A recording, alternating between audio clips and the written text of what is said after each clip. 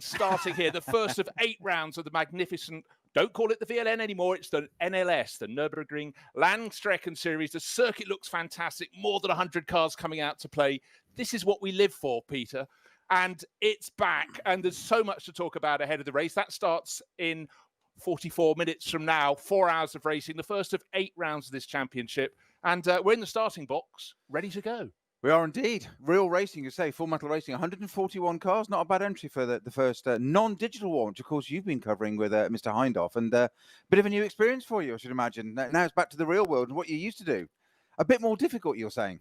Well, let me explain why we don't have as many cars. We have 50 cars on the digital NLS, but split between 4 classes. It's a doddle, then. It is a doddle, but I tell you what, you have cameras, imaginary cameras, at any point on the circuit. It had been amazing, whereas, of course, with a circuit that's 24.5 kilometers long, it's very, very difficult to, indeed. If you had endless budget and endless operatives, you could have cameras on every corner, but or the replays and everything, all super easy to call up. It's been really good. The real world drivers mixing with the sim racers, and it's been an eye-opener for the real world drivers because when they got in, they found they were lagging behind. But the rate of progress in which they learnt their craft was phenomenal. Not just the drivers, but race engineers as well. And I think a lot of drivers will now be racing pretty much every weekend of the year. If they haven't got a full metal race, they will be doing digital racing. It's kept them sharp. It's actually developed their craft. But what we're seeing on the screens at the moment is something new, and this is forced by social distancing. The cars aren't operating out of the garages. They have their awnings, as you can see, in the paddock behind with a one-way system, an in and an out, and then they peel back under the pit building into the pit lane. And there's a fast lane, there's a working lane in front of the tents at the back. And so it does have a different feel. But I tell you what, you had a chance to have a look during the week, just how much testing's been going on. Absolutely. It's like a coiled spring at the moment. Yeah. Well, as you say, coiled spring, that first lap, it's obviously a very, very long lap here, but let's just see. Pit lane being used only for refueling this weekend, so I understand. That's the only bit where the pit lane gets used in that sense. Correct. Doesn't that point to any drive-throughs, penalties? How are they going to be officiated? Presumably pit lane.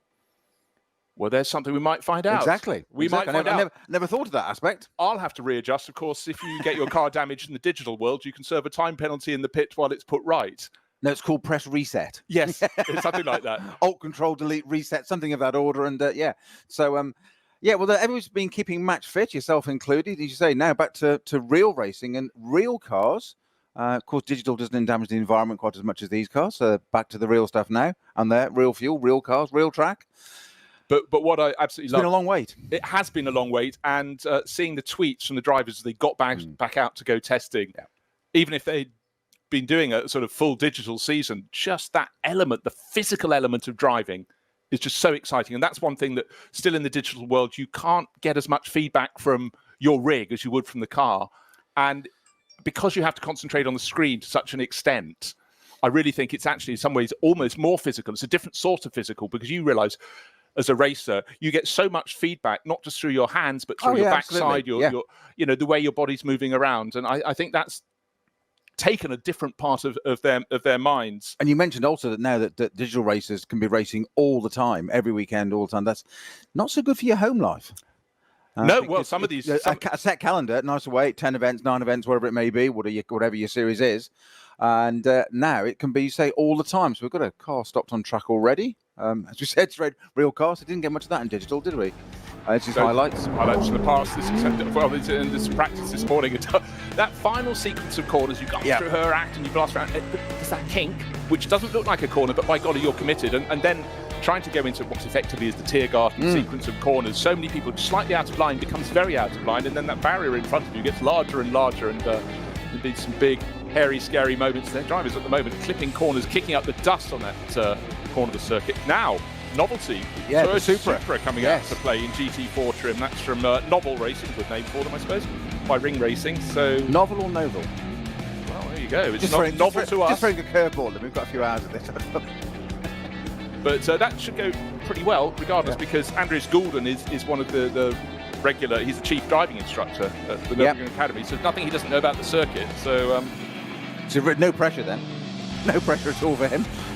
One of the very few non-German manufactured cars, along with the 488 Ferraris now, haven't they? They've upgraded this season, from the venerable 458. Yes, I mean, when you come and look at the NLS and its predecessor, the VLN, bits and bobs in the track there, so there's been a bit of contact. But it really is a case of old cars, new cars, and cars that are introduced coming for the future as well. We always have to keep an eye on that. But I must say, looking at the mix of cars, we've often been a little bit Ferrari light, but good to see the Octane 126 team. 4 drivers coming out to play in that one. And it's just variety. We as motor racing people love variety. But in terms of pace this morning, it was the number 6 car that rose to the top, Mauro Engel, who's just such a star. New team. Used to be Black Falcon Racing, or Falcon Racing ran a fabulous fleet of Mercedes, but that's not been the only victim of the COVID pandemic. It's a Hout Racing team, almost all the same people. Black Falcon is represented, but in the sort of junior subclasses, if you will. But the Hout Racing team has got a full program this year. And in fact, when you look at the entry list for today's race, all the top teams are here, and not just with single car entries either, but it's great to have the Rover Racing team with its BMW top mix of drivers. What I am seeing in the distance, it's a fine day, but it's a grey day in the Nordschleife. You know how we like to look out over the Eiffel forests and see what lies beyond. But for the moment, no clouds over the Hout Racing team. Hubert Hout has raced for the Black Falcon team for a considerable number of years. Was that one size fits all sort of description for the weather there, isn't it? It was changeable. Changeable, yes. I'd already written that bit of script before I left home. In fact, I tell you what, it wasn't changeable in any of the DNLS rounds. It was bright sunshine every round. But can you change that? Can somebody somewhere on a server suddenly say rain now and press a button? You know, to make it a bit more interesting? Only complaint, which isn't a complaint at all, in the first one of the DNLS rounds we did, which is the second round of the championship, was the scenery looked fantastic, but the leaves were in full tree. The trees were in full leaf. The leaves were in full tree. But you know, in the Eiffel Forest, the leaves come quite late because it's relatively cold. But ever the purist, Bruce. Ever the purist. Yes, I do love a sylvan session. I'm sorry, but the Pantone of the leaves wasn't quite right for that time of year. It wasn't seasonal. You can tell I was fishing around for something to say that it wasn't just overall praise and overarching praise. Devil's in the detail, as they say. But so we just mentioned Mauro Engel on pole, so that's for the new team HRT. Second on the grid, Phoenix Racing, Michele Beretta. He's sharing with Kim Lewis Schramm. He's in one of the Phoenix Racing Audis. So great to have different manufacturers sharing the front row of the grid, and we will let you know the rest of the grids further down. But it is a grey day. In fact, it looked a little bit brighter about 10 minutes ago when we flicked on the screens. But right now, I think for a lot of these drivers, it's just so good to be back involved and building towards whatever seasons they're building towards, whether they're just going to be doing the NLS or if they're going to be doing, let's say, the GT World Challenge Europe. But for all these championships, everything has been compressed into this second half of the season. You know, just getting ready to go in the end of March and then lockdown. And I think every championship must be effectively on about Plan D. Plan B, we'll do that. I know we won't. I think it was you and I or John discussing earlier in the week, and they're saying that there simply aren't enough weekends now in the year to get as much motor racing in as we want to because of the 3-month lockdown. So nothing happening. So everything's compacted. We've seen it in Formula 1 with double headers and 2 Grand Prix at different circuits. I think that starts is it next weekend? F1 starts again. So very similar here, trying to compact everything in as much as possible in a short time scale. And of course, they've got the Nürburgring permit. These drivers have to go through the process. I know 1 or 2 people have been doing that in the lockdown, using that process to do the theory side of stuff and getting that done, keeping match fit, as it were, like yourself doing the digital, keeping your eye in, or your voice in your case. But now it's real cars, and a lot to get in. But what a way to start with this. Well, 4 hours straight out of the box. There you go. Luckily, not just for each driver. Obviously, that's the element. We generally have 3 drivers, some in 2 and some 4. But again, we've got the full mix of cars. Whereas in the DNLS, we had the top class, the SP9 class, and then Porsche Cup class, the Cayman Cup class, and the TCRs.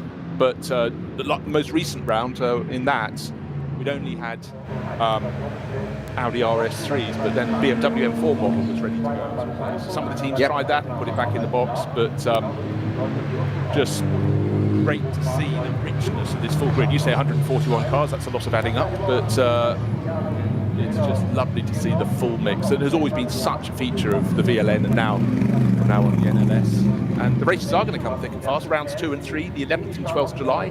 Quite unusual. We're so accustomed to having a Saturday race, but it's a Saturday and Sunday to make it all fit in. There's a lot of motor racing to get in before the end of the season. But organisers doing an amazing job, and just looking at the camera there, looking at the pit lane, fantastic measures put in place for the social distancing, which is logistically not an easy thing to start to process when you've got 141 cars out there, driver changes, you say sometimes 2, 3, 4 drivers per car, mechanics, crew, refuelers, crew chief, etc. And that's just look at one team. And they've all done it extremely well. All their, say, measured little area in the paddock. I think it's 6 by 20 metres they've got, little space with their awnings. And very much on trial here, but a bit of motor racing on trial here for us, actually, just seeing how we can cope with the new social distancing rules. That's all going to change, I guess, as things evolve. We know it's a very fast-moving situation. I don't just mean the cars on track, but the pandemic. I see what you did there. Yeah. But that was unintentional, though. But you picked up on it. Well done. You're ahead of me again. Paying attention. But I think one of the beauties of the NLS, not just because it's got this brilliant circuit to go racing on, but it's the fact that whatever they sort for this round is going to be good for the others for as long as it's exactly. needed. But if you've got a championship that's going from circuit to circuit around Europe or Asia or wherever, or around the States, you've got to manifest those changes at each and every one of the circuits. It's a very good point, yeah. So there may be things they tweak and fiddle for the next time around, but I've been really impressed by the plans. But not every circuit races series go to have a paddock as sizable as we have at the Nürburgring, and so they're fortunate there. And also social distancing, they can spread the cars out around 24.5 kilometres. There you go, that's the plan, Stan. So rather like your digital racing, it's a bit of a beta test, this, isn't it? See how it all works. But I think you can guarantee that racers from all series are just watching this weekend. Championships are just kicking off around the world, and they're looking and learning and just seeing, because most of them will be racing again within the next few weeks. And around Europe, the championships really starting to swing into action. So, how different is it going to be in a month or 2 months' time? That's the point. It could be more, it could be less. Who knows? It's watch with interest, and that's off the track, and in mind on the track. No, entirely so. But I also think because the seasons are necessarily now compressed, do not crash the car is a message that more than one team manager will be stressing with some vigour, one feels. And one car we haven't really talked about, just rolling into the background of the scene, is a Ford Mustang. Don't get many of those to the pound. And fantastic scheme on it as well. Livery. I think quite a few people have really done. They've used the extra time to great avail. In fact, some of them have developed their liveries through what they've managed to put on their digital car, and some of those are changing week in, week out. What looks good, what does not look good. But what's the old phrase? Art imitates life, or life imitates art. Which way round is it? It's they say do it digitally because we can. Then almost says, hang on a minute, why don't we just print that in vinyl and put it on the car? And you said 2 months ago they probably wouldn't have thought of that. No. There has been a chance, and also, of course, if you're on a digital world, you can spin the cameras around and see the cars from all angles at all times. So it does really give them a sort of rolling test bed. But one of the colour schemes that just remains so strong and so popular is the Grello, the bright yellow and bright green Porsche from Manthey Racing, and that's rolled through our shot, going towards the front end of the grid. And single entry this time, isn't it? Manthey, just the one car today. Yeah. That is correct. But we've got a good field of SP9 runners, and Manthey Racing, Julian Adenauer, Matt Campbell, so Frenchman, Australian, and Lars Kern, German. Again, typical of the teams at the very front end of the grid. So cosmopolitan in entry, but obviously Adenauer and Campbell in particular are very well supported drivers on the Porsche books.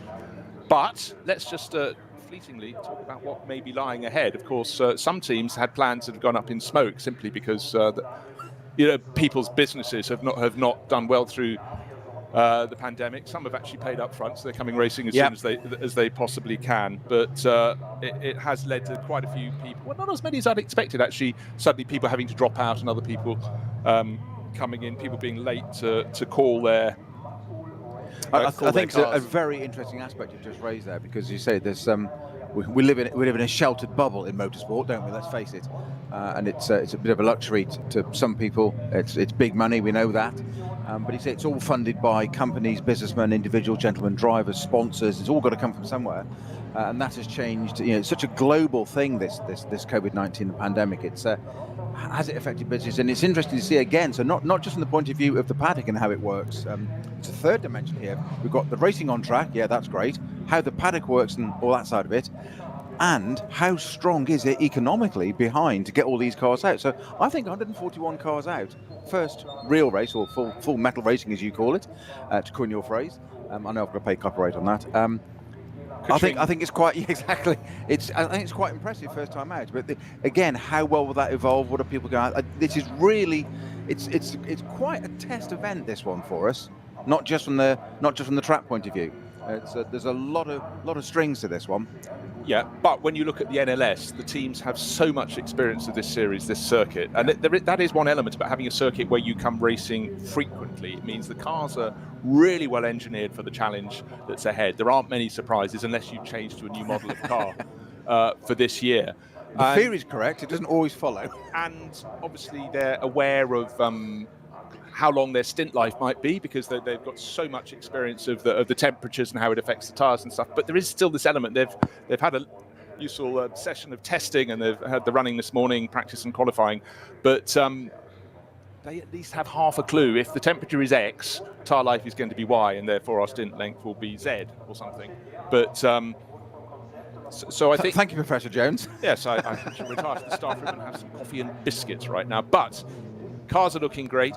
And again, it just stresses to me when you start seeing a long grid shot, just how many cars are coming into the background. And then, of course, we set off in batches as well, so there'll be the gap in between. So some of the cars we cannot see, they're out around the corner. But the SP9 cars looking very, very cool indeed. The number 006, or in fact it's number 6 really, is on pole. That's the new team headed by Hubert Hout, long-time Black Falcon racer, but he's now at the helm of the team. Patrick Assenheimer and Mauro Engel. Aren't they still working out of the Black Falcon workshops while they're building a new HQ? I think I read. I believe that's the case, because it's only just been announced. Yeah. So it really is that new. I mean, there are still 3 Black Falcon cars coming out in this race, including very interesting looking one down in SP Pro, which is car number 350. Yep. Black Falcon Team Identica, very famous, connection of names. Marek Bachmann, Tobias Muller, and Carlos Rivas, all huge experience on the Nordschleife. It's a 911 GT3 Cup MR Manthey Racing. So that's how it's been developed, and let's see how that progresses. I'll let you know where that is when I've looked down the grid order. But for the 51st Adenauer ADAC Rundstrecken-Trophy, it's that Team HRT Mercedes on pole position. Predominantly black car with orange and white flashes on it, and it's the yellow Phoenix Racing Audi with Michele Beretta on the outside of the front row. Now there was a name associated with endurance racing. The Berettas. Indeed. Yeah. Indeed, but there are many Berettas. None related. No, they're related to their family, but yeah, a great cluster of cars. And actually, for the first time, I'm seeing some really great new liveries. I really like the red and white number 2 Mercedes from Team Getspeed. That's one shared by Fabian Schiller, Maxi Buch, and Raffaele Marciello. That's not going to be weak, is it? Good grief. No. What a lineup in that one. So that's not on the front row, but it's not far behind. Still wheeling itself around to try and get into grid formation. And where did that car qualify, Bruce? It was just waiting to let you know. Just waiting for those. It's a strong contender there, but you don't need to be. I think there's always bragging rights and Prince being up on pole and front row, whatever. But it's a 4-hour race. Yeah. You've covered enough of it, more than most people, and we know it's doesn't all matter at the beginning. But there is certainly that psychological thing. I think it's probably more prevalent amongst the drivers. You do want that bragging rights of being up there, the fart of that, even if it's just a 1,000th or something. It's that. It doesn't matter. It doesn't really matter how much quicker you are. The word is quicker.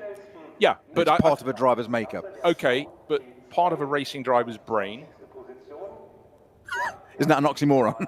I did stumble for a second exactly. there. But how did your psyche change when you were all set through the close season to go racing in March, maybe April, True. and you've been held back to the end of June? Yep. How many drivers do you think will get that little rush of blood to the head when they go down to turn one? Thank goodness it's a wide corner with a considerable amount of runoff. So it does tighten up though. If you're on the left-hand side, that's one thing. Going down the inside, you can suddenly, it's pincers like a Venturi, isn't it? You suddenly get to the point, and then you're into a lockup, and hopefully we're not going to see that. No. But no, I've always, I think this is probably why you and I like endurance racing. I've always liked the fact that it's such a team event. It's not so single. You've got that thing 2, 3, maybe even sometimes 4 drivers.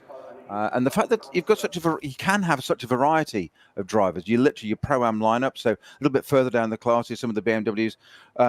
Not so much gentleman driver, as I don't mean to be denigrating that, but people that are paying to do this and have the fun, but are against the Black Falcon cars, etc. But you can have such a range of ability and talent and experience in a team, but you've all got to work together because it's the same car, it's the same chassis, it's going around all the time. So you've got to engineer it the same way, your strategy's got to be right.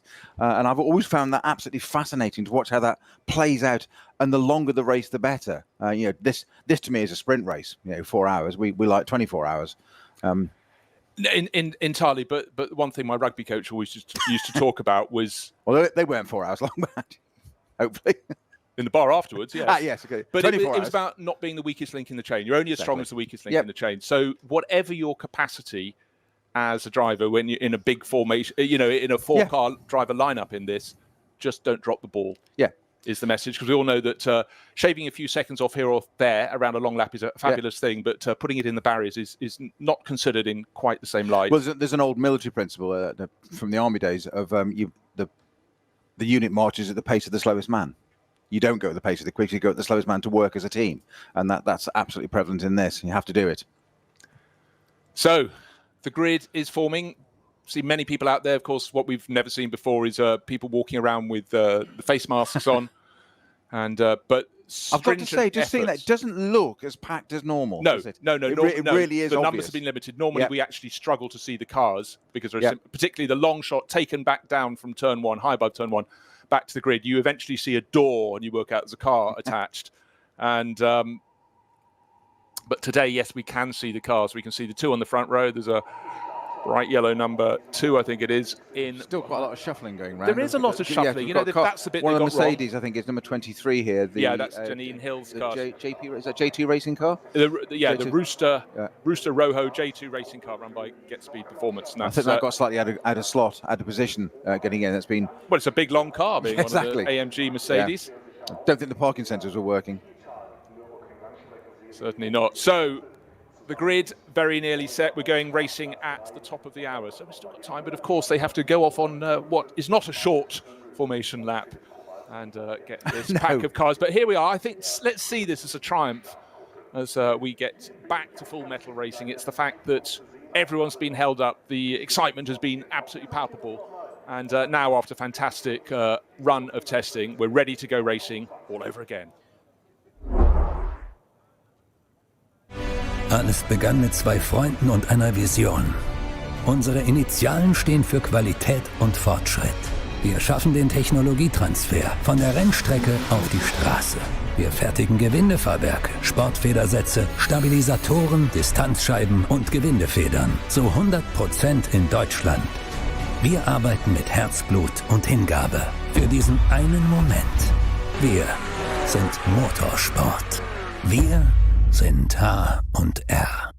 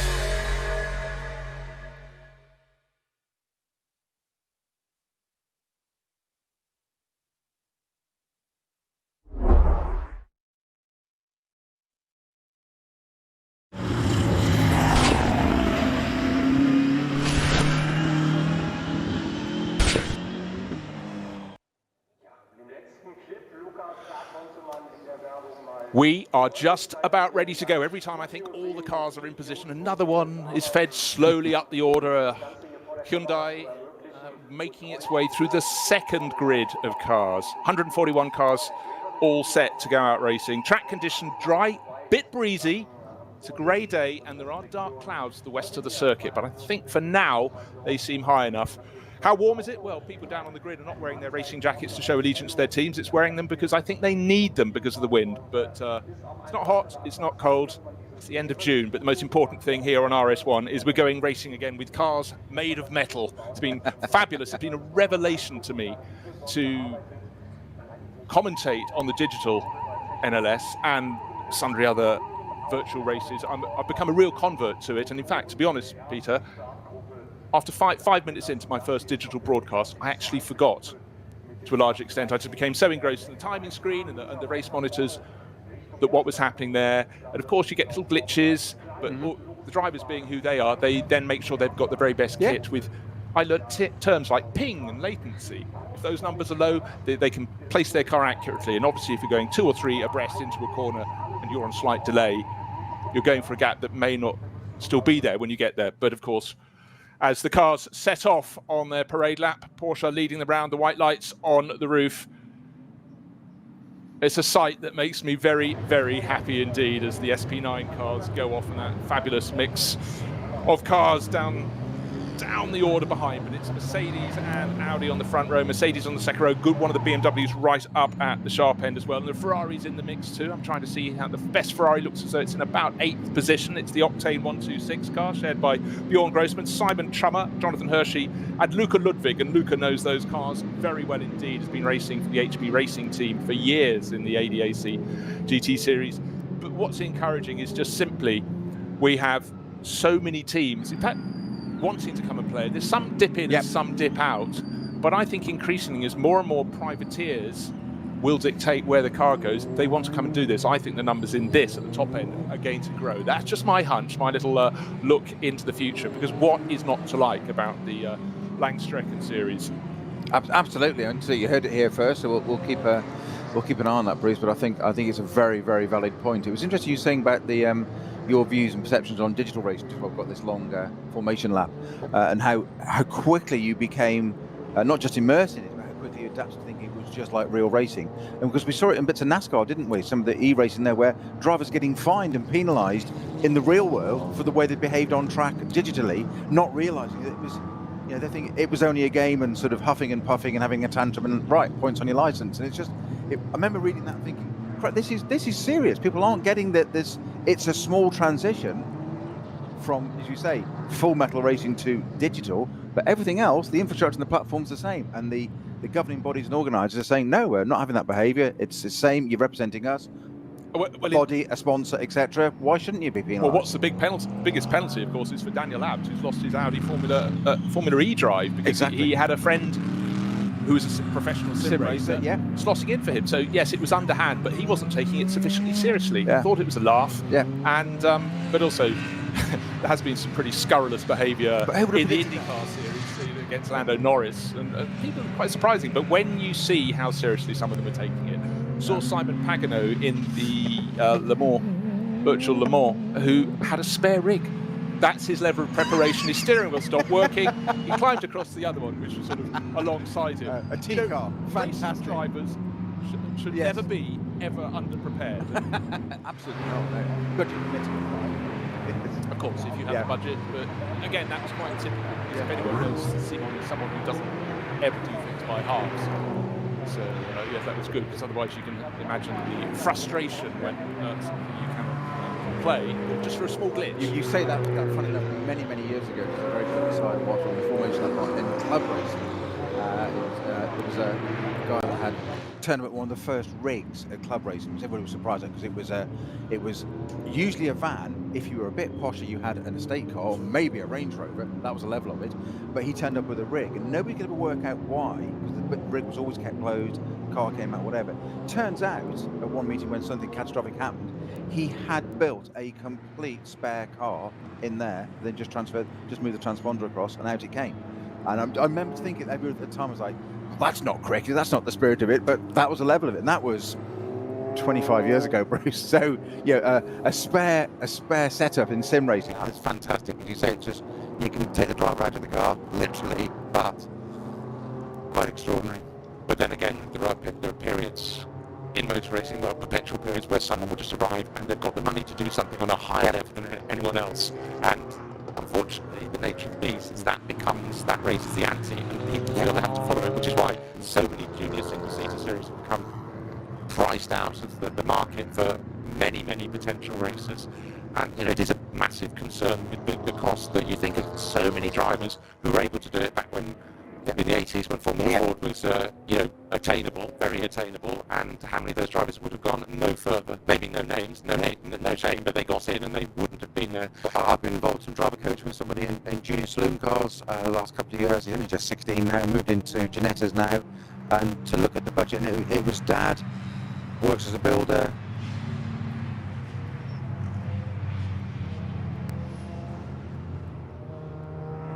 The budget for that, I think, was 15 grand the first year. And there's nothing more will.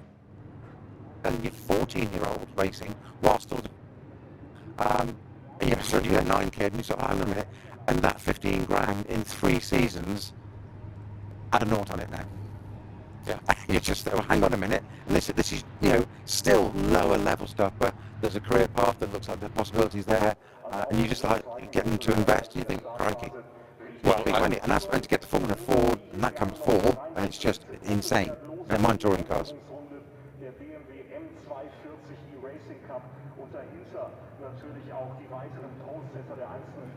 Strong supporters of the NLS. They really, really use it. And some of the very best racing we've seen over the years has been between their sort of one-class series within. And we've got a new model now this season, replacing the 235, 240.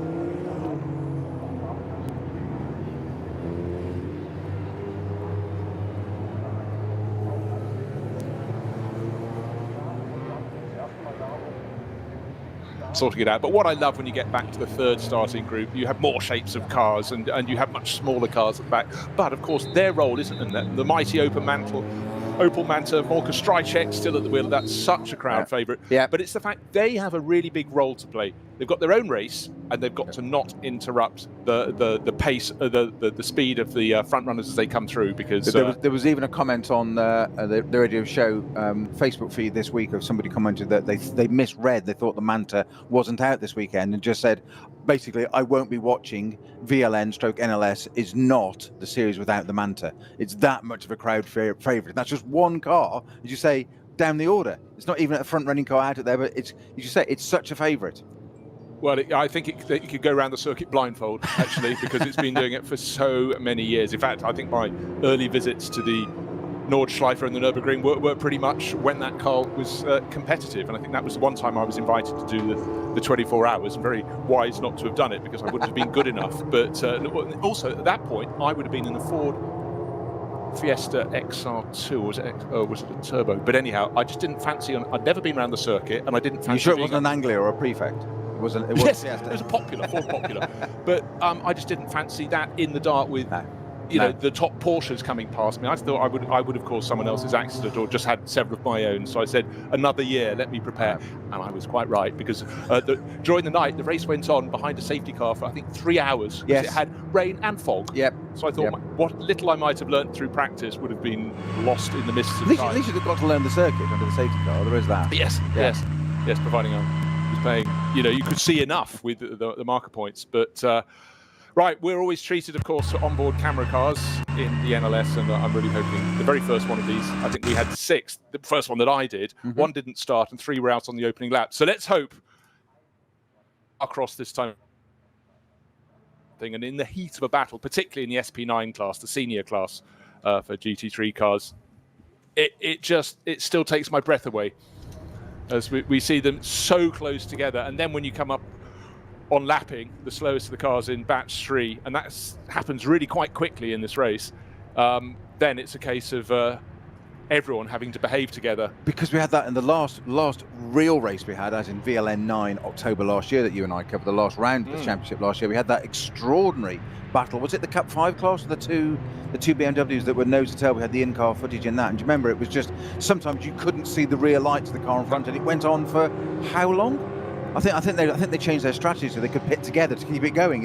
They were obviously enjoying it that much, and that was one of the absolute highlights of that race. And that was, I think it was Cup 5, wasn't it? Down that order. Yeah, that's always a competitive class. I mean, I always feel that the director has a really difficult job to do, not just because the circuit is so long, but there are so many classes that are having inter-class battles, and it can, the easy one was always go to the BMW class cars because they're so evenly matched. There'll be 6 of them fighting over the lead. Now, Bruce, in my headset, I can hear real engines. I can hear. Is that doing something for your soul, Peter? It hasn't got as far as my soul yet, but it's certainly doing something. Real engines. First time in 8 months around the Nürburgring. It's visceral. Absolutely. Add the images. Note the windscreen wipers are going a little bit at the moment, but that might be just checking the systems as we ride on board the number 25, which is... How race cars are developed now have an intermittent wipe on windscreens. Unbelievable. Lucky to have a wiper. It was Huber Motorsport, number 25. Sorry, I just looked across the wrong line. That's good to have them on board because, of course, they largely race in series like the Carrera Cup Deutschland. They're up in the GT3 class now, in SP9. Marco Holzer, Patrick Kolb, and this is one for you to say, Lorenzo Rocco di Torrepadula. So I didn't quite catch that, Bruce, sorry? Yes, you did. Hopefully he'll go very well. Driver from Switzerland, but to me, that's the fastest name in the field. We always feel the fastest names, for some reason, they're Italian racing drivers. It just sounds names. Fast, doesn't it? I think it's just growing up. Just as you gradually learn people in international motorsport and that image of Ferrari and all that's around. A bit of blue sky in the distance now, so weather appears to be improving as the cars go around on the formation lap for this, the first round of 2020. Much delayed. And definitely social distancing on the top of the castle turret there, viewing the race from there. That's definitely keeping a bit of social distancing out of the paddock. Yep. And they counted how many were up there. Too many. Off they go. Yes, throw them off. Yes. But what a great very medieval. What a great backdrop. Brilliant circuit, but it's such a beautiful part of the world as well in the Eiffel Forest. And anybody who hasn't been there, you know what you've got to plan. As now the travel bans are lifted, you have to go. Take your road car and do drive the circuit if you can. But even if you don't feel like it, go and look at the various vantage points around the outside of the circuit. There's so many brilliant places to watch around the Nordschleife. Places like Brunchen are just fantastic to watch. And you pick your favourites, but so much to see.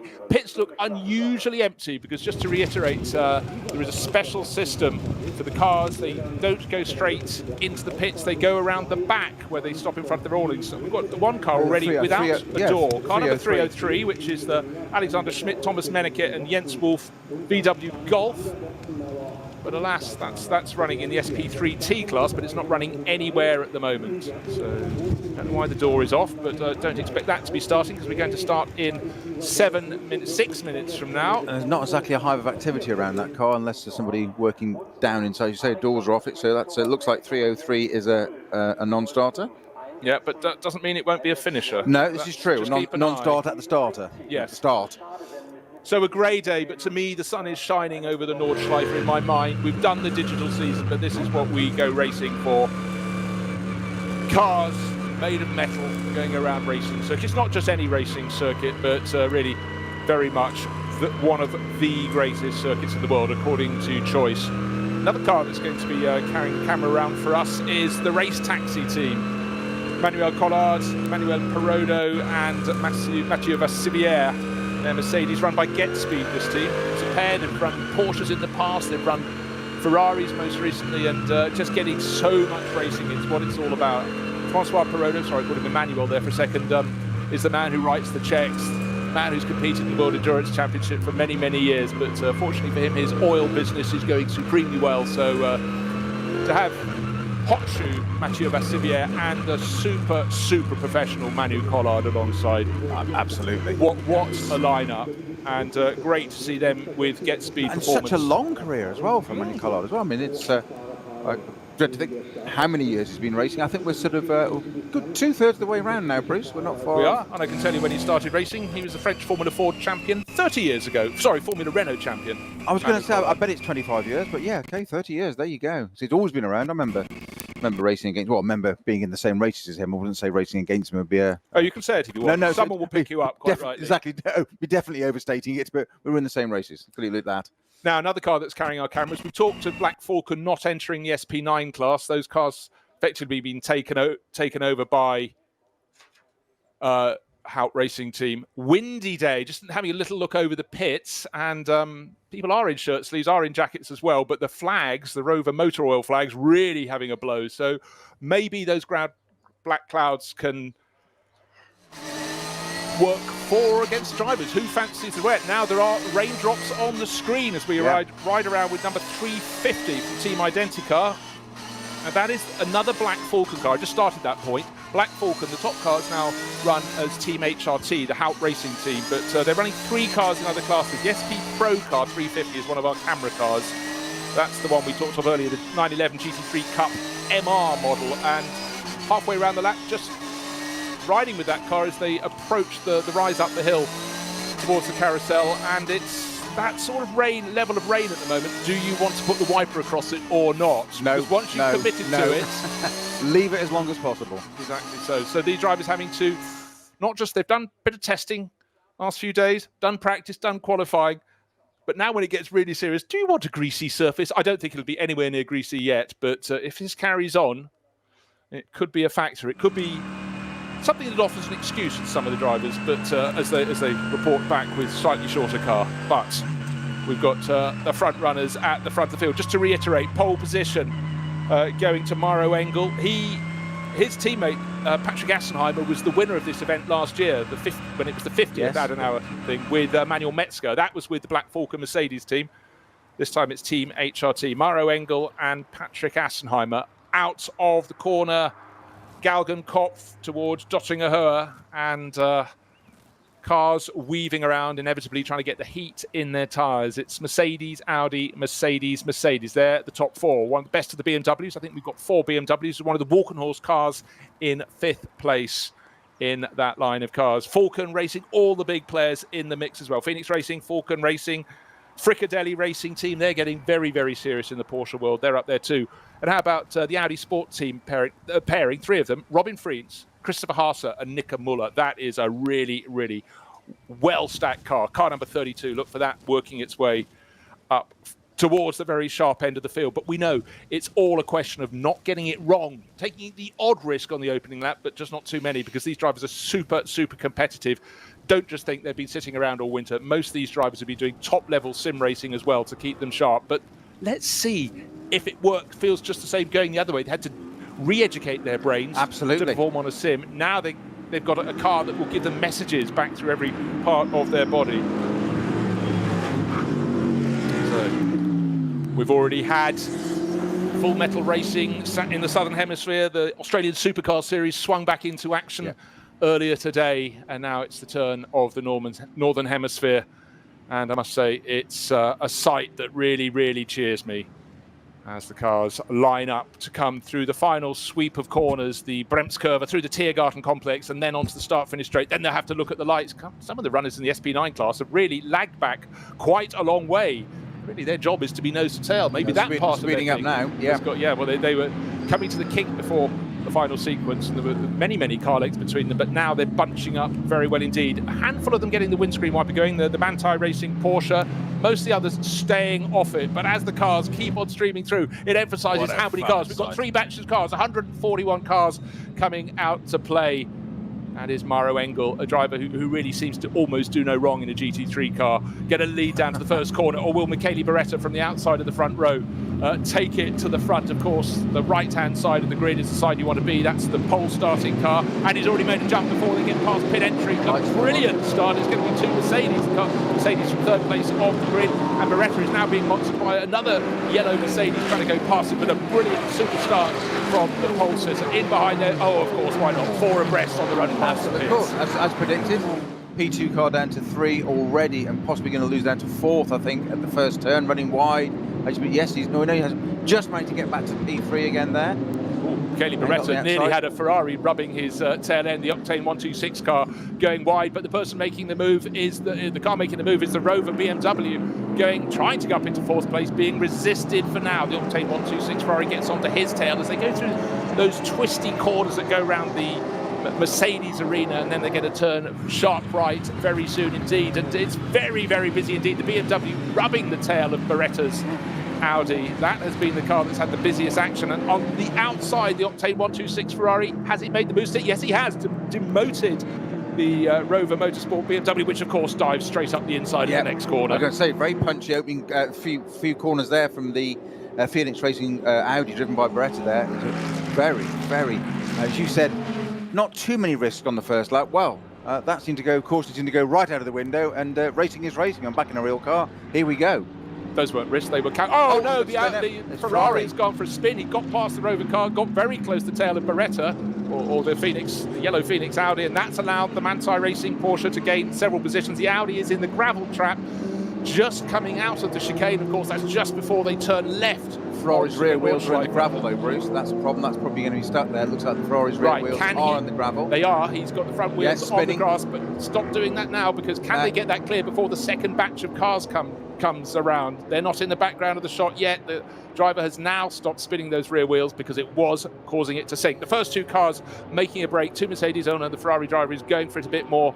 No marshals can yet get close. It's a very long run through the gravel trap for them to get to that car, but then of course it's going to be compromised if you have the second batch of cars coming around. So very, very feisty first few corners and making progress, the Octane 126 Ferrari, but I'm afraid tiny bit of contact, and just got very close to the yellow Audi from Phoenix. The BMW drive through the gravel, and now by the better placed of the Motorsport BMW. So been a lot of shaking of the order up there. Ferrari unfortunately came unstuck at the chicane, and we've got a safety car out on the track with a klaxon going.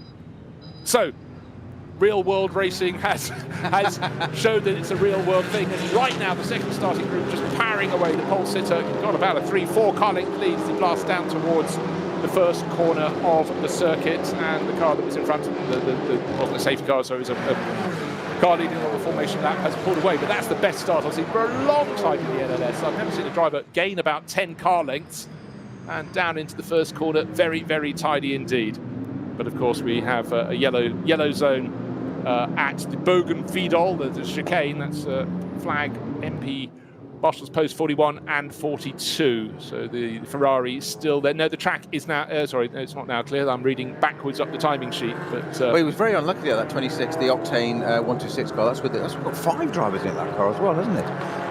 On the entry list here.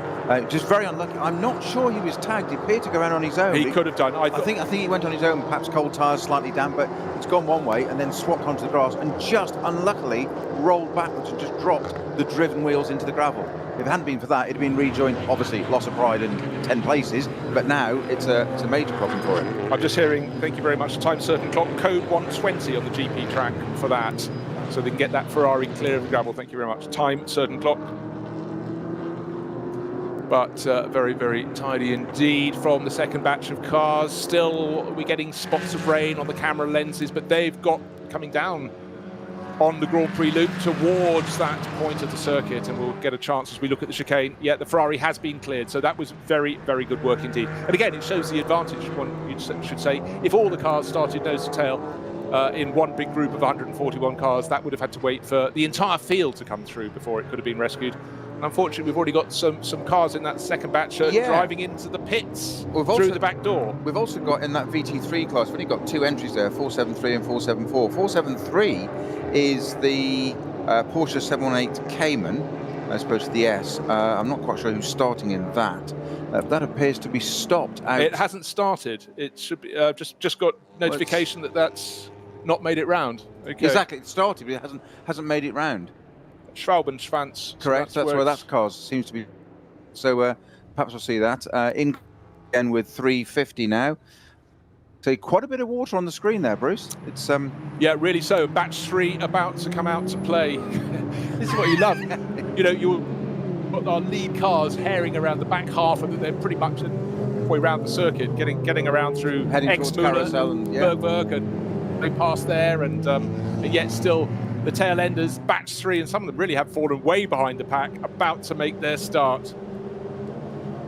Regular front runners in the group at the head of that field. You do get the sort of pattern you expect from them, but again, not as good a start as we saw for the pole starter in the second batch. That was just textbook, wasn't it? Yeah, he'd started on the Friday, and last week again, nice and tidy. You're side by side in this.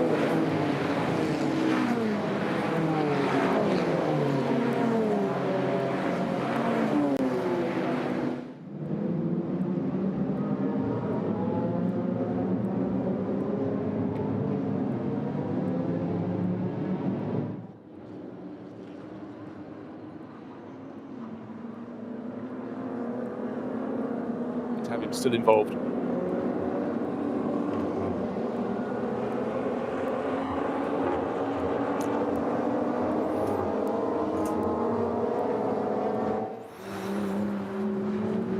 So, little pause there as we're just listening to the sounds of real engines, not digital, but real engines there, Bruce.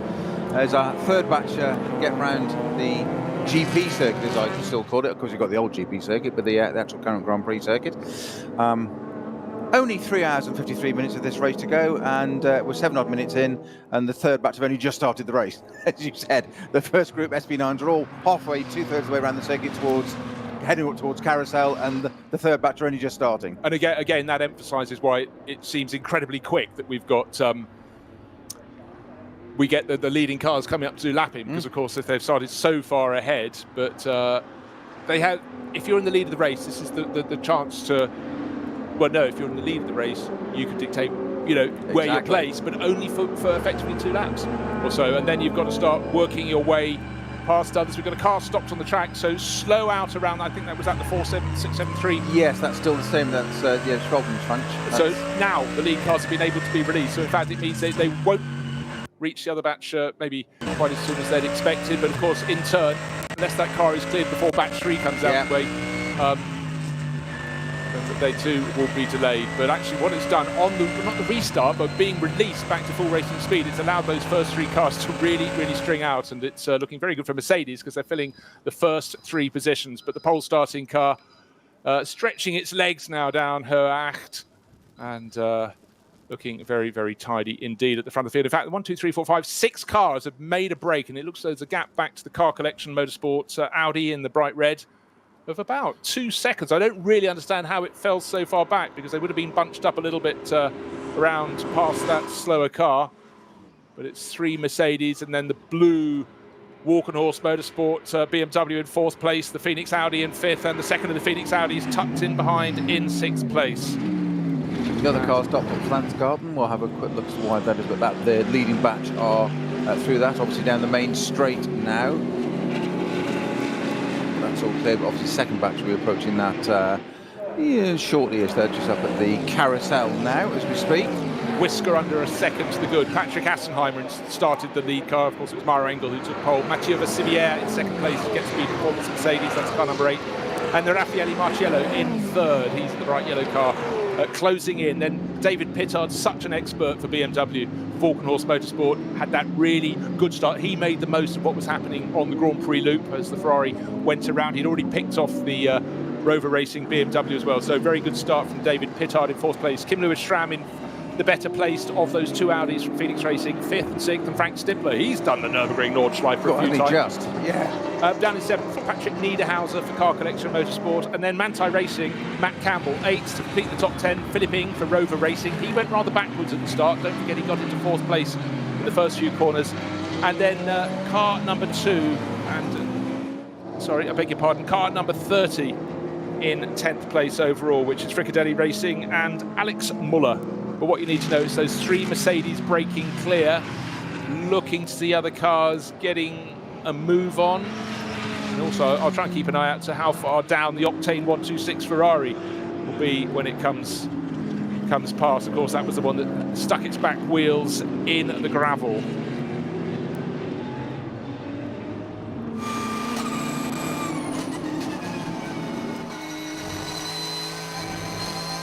Again, just fabulous looking at the cars, doing what they're supposed to do, going racing, and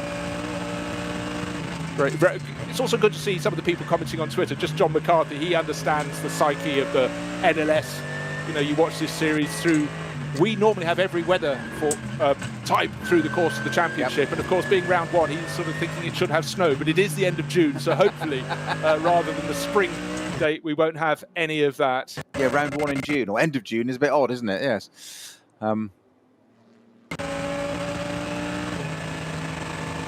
Again, just great to see the cars doing their craft, but at the moment, Kim Lewis-Schramm riding on board with him, looking at David Pittard, who's starting to make a break in fourth. Pittard now all over the tail of Mathieu Vassivière. No, it's Raffaele Marciello. He's trying to go around the outside of Marciello, unless I've got numbers back to front. But what's interesting is Assenheimer is out of shot. I know it's one's a long view, but Pittard trying to go around the outside. That could be, I remember, diminishing returns from Mats. He's got it. And my bank account.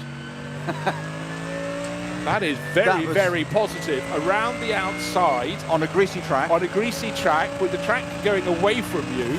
Adverse camera, as you say. That was. I wasn't sure he was going to pull that off. I didn't think it was going to be a moment. I just think he was actually going to pull the manoeuvre off. But he set it up perfectly to get down the inside. So it's a place again there. So the fourth place BMW Falcon Motorsport with Pittard is now twitching as well there. That proves how greasy the track is. He's on the absolute limit of adhesion there in that BMW M6, but that's now up to P3. So the 1-2-3 Mercedes is now, stranglehold is now broken with the BMW of Pittard. That amazing manoeuvre around the outside of Marciello to grab third place. And Marciello actually dropping back a bit now into the clutches of Schramm, if I'm not mistaken, in the Phoenix racing car, Bruce.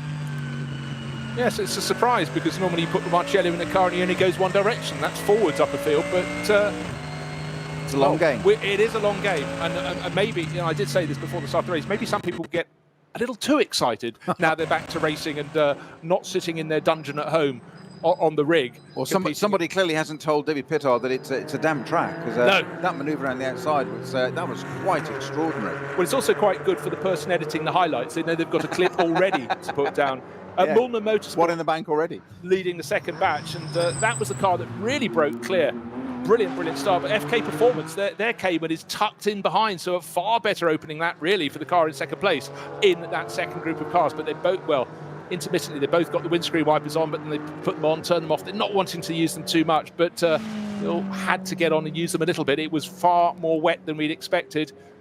Third place car trying its best to hold on, but those two making a break, and you have to say 9.76 in second place in that group. FK Performance is looking very strong indeed. Yeah, these are the Cayman GT4s, aren't they? Which are good strong entry for those in this race. Quite a lot of them. Well, of course, you can do your racing in. That's the beauty of various championship categories. And the GT4 one, you can pretty much race any circuit in the world you want to do. It's been such a popular series in that. Rain, I would suggest, at the far side of the circuit. Actually, no, it's the early part. It's of the Nordschleife. Still raining, but not as it was before. I think we're just getting a little bit of spray coming back. But again, that's just what the drivers don't want. They don't want it to be half of one thing and half of another. No, the one thing or the other. And frankly, I'm not sure many would want a full wet race right now as they're getting their hand back in.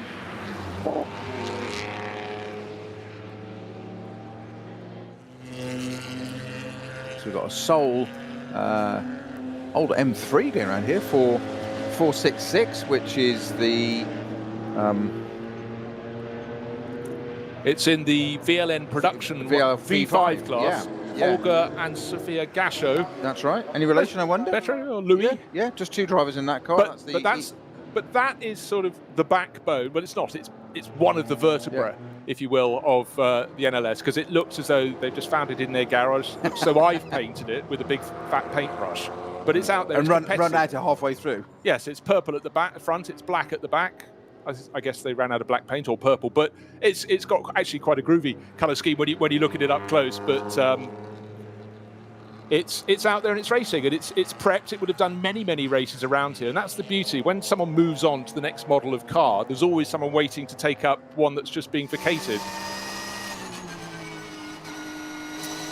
So up front, Patrick Assenheimer waiting for him to get through the next timing split. On the start-finish line, he was 0.8 of a second ahead of Mathieu Vassivière. Marciello was third, but of course we know he's been deposed.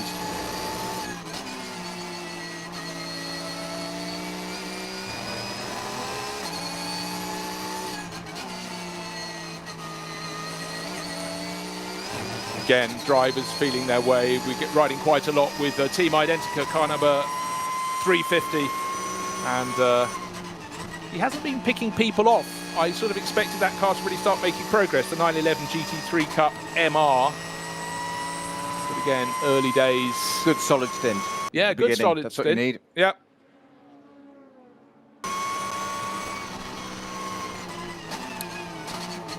Now we've got a slow period on the track. Yeah. Suddenly the car at the field bunching up in front of that was 350 Team Identica car, because actually it came as a bit of a surprise. Didn't it just? The driver of that. Not fully on the anchors, but on them sufficiently to get to see those 4 Audi badges right in front of him getting larger. Definitely put a heat cycle into the disc. Yes, he did. Yeah. He did indeed, and he. Now we just see they've just gone past. They're towing a car back, which is why that's the suddenly slow period. I think that's going to clear any second now. Little bit picking up speed again, but I just saw a recovery vehicle, so that's why we've got this slow period. The yellow flag. Yeah, but for Marin, indeed, that's cleared now. That was a bit of a concern. One. We got quite close. I think it's the back of the EFP car collection by Techie Audi. Certainly got to see it rather large. I think I'm seeing in the background the 126 Ferrari coming back through, this is going to give it a chance to catch up with that bit of groove. That would be an amazing recovery, is it?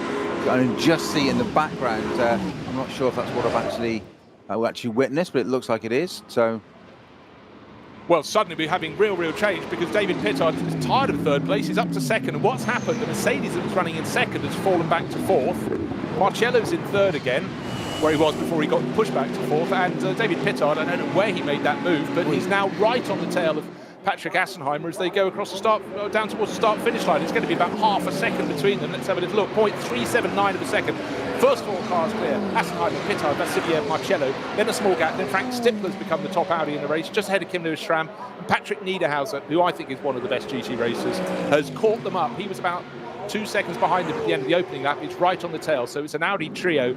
Then Matt Campbell starting to make progress in 911, the Grello Ferrari. But the driver who's really got progress as his middle name is David Pittard in this early stage of the race. He's all over the back of Patrick Assenheimer's Mercedes. We could have a BMW in the front before long. And he's looking poised now. I mean, I think Pittard's had his 3 shredded wheat for breakfast, but that preceding lap, what a stunning lap for David Pittard in that M6, the Falkenhorst blue BMW. And he's not relenting, is he? He's not just caught up and got that. He's gone from 4 to 3 to 2 in 1 lap. I appreciate it's a long lap, obviously, but did some amazing manoeuvres to get there. Certainly that change for P3 to get himself in effective play. And he's now even having the audacity to flash the lights at the Mercedes in front of him. And what have they got? They've started lapping already, but what we're starting to see as they go past the little Honda is the fact the first 2 are now making a break, and Marcello is being pushed very hard indeed by Vassivière in the bright yellow Get Speed performance car. And in behind, it's very busy indeed. We've got a 4-car train, 3 Audis, and then Matt Campbell in the Porsche, then the Rover BMW. They got caught out in the opening lap, Philippe Eng, but Philippe doesn't stay down for long. He'll be really attacking. You get hung out around one of the tail enders, and it undoes what good you've done. The Falcon Motorsport Porsche is also pushing on hard with Christian Engelhardt across so many years. You just get used to Engelhardt being a Lamborghini man, but of course he started in Porsche, such a star in the Porsche Super Cup. And no Lamborghini this race. Unheard of. I think it was on the original entry list. I'm sure I saw a Conrad car at some point. Yes, on not the here, not out today then. No. And again, you have to get used to it at the moment, because as we come back racing, a lot of the driver lineups that had been suggested for reasons of fully understandable reasons aren't necessarily all making it out to play straight away. And let's face it, if you're racing a series like the Super GT Championship, a lot of the drivers from Europe can't get over there to go and do their testing. Right, we had the 26 Porsche, the Octane, Porsche, what am I talking about? The Octane 126 Ferrari. And Jonathan Hershey at the wheel of that at the moment. That was the car that went for a rotation. Yeah, now running 40th. Now running 40th. So effectively at the back of, or working his way from the back of the lead pack, but he's got a long way to go. At least he can concentrate on his own. He doesn't have to worry about others, but the sky suddenly looking a little bit darker from that angle. Also looks particularly dark on a dark grey Ferrari, but was it blue? Can't tell. So no, sorry, beg your pardon. It's bright. It's dark blue. Swiss flags on the end plates, which is very suitable for, particularly for Bjorn Grossman, Simon Trummer. look at Ludwig, I always thought he was German, but he clearly is happy to race under the Swiss flag on the back of that Ferrari, but brought in as a Ferrari expert to that crew. Now, right, car 25 still in the mix, still at the front end. Cuba Motorsport, Porsche 911 in the mix, 13th place overall. Going past the Toyota GT6, although it's not moving enormously fast, even though it is. And again, these early laps, trying to go around the outside, you're off the racing line, might be a little bit more greasy than it was on the racing line, and the Falcon Porsche getting hung out around a BMW, now straightening it up all over again, and it's left and right. It's effectively like going past a moving set of slalom gates. Absolutely. And this is the beauty of, and also the challenge of endurance racing, having to pick your way through, keep your momentum, not lose your pace, but find your way through and still, while still racing, of course. Just as an aside, so talk about multitasking. Say men can't multitask. Men and women, Peter, move with the times. Yeah, of course, yes. But again, it's always, as I said before the race, I could just sit and watch onboard footage around the Nordschleife all day. There's something wrong with me. No, there isn't. No, there isn't, not at all. You're perfectly natural. We're all part of a clan. Perfectly here, well balanced, absolutely. You're amongst friends. Well, and again, we talked about the teams, the drivers. They're getting the kick of being racing again, but seeing the comments, Sarah Rigby just say it's the noise as well, isn't it? The noise is the thing. When you go to a track for the first time every season, the close season's over, and even if a car's going as you're arriving, I just can't wait to get out of the car to go and get that, the feeling up the sternum, that real visceral feel and it's just excitement. The season is going again, and obviously for a lot of go. Engelhardt and the Falcon Porsche there really twitching around quite a bit, and whether that's a sign of it's just damp or whatever, but compared to some of the others, he's having quite a little bit of twitching around, which is allowing the Huber Motorsport with Holzer at the wheel, which is a Pro-Am car right behind him, sitting right, and they're glued together through traffic on I was going to say a piece of elastic, but it's not actually varying that gap between them, and it's a solid bar. It's a credit to both those drivers and all the back markers, because that's one of the dangers of the back markers. In some ways, you want to keep out of the way of the bigger cars. You try and do your best. In actual fact, in your desire to be courteous, but you probably don't do on the racetrack that much anyway, but some people do, you try and keep out of the way, and actually you manifest the problem. Some ways you're just better off getting on with it, stay where you are, let the quicker cars sort themselves out. Golden rule, the racetrack, faster cars, a job to get around the slower car. But I know people have tried in the past, we saw you coming through, you're a quicker car. It's like, no, you just do your thing, entirely. We'll sort it out. And that can be where you can get tripped up. But I was just surprised there, and that's the element of the track we're watching that there, where the leading batch are, just how twitchy that Porsche was.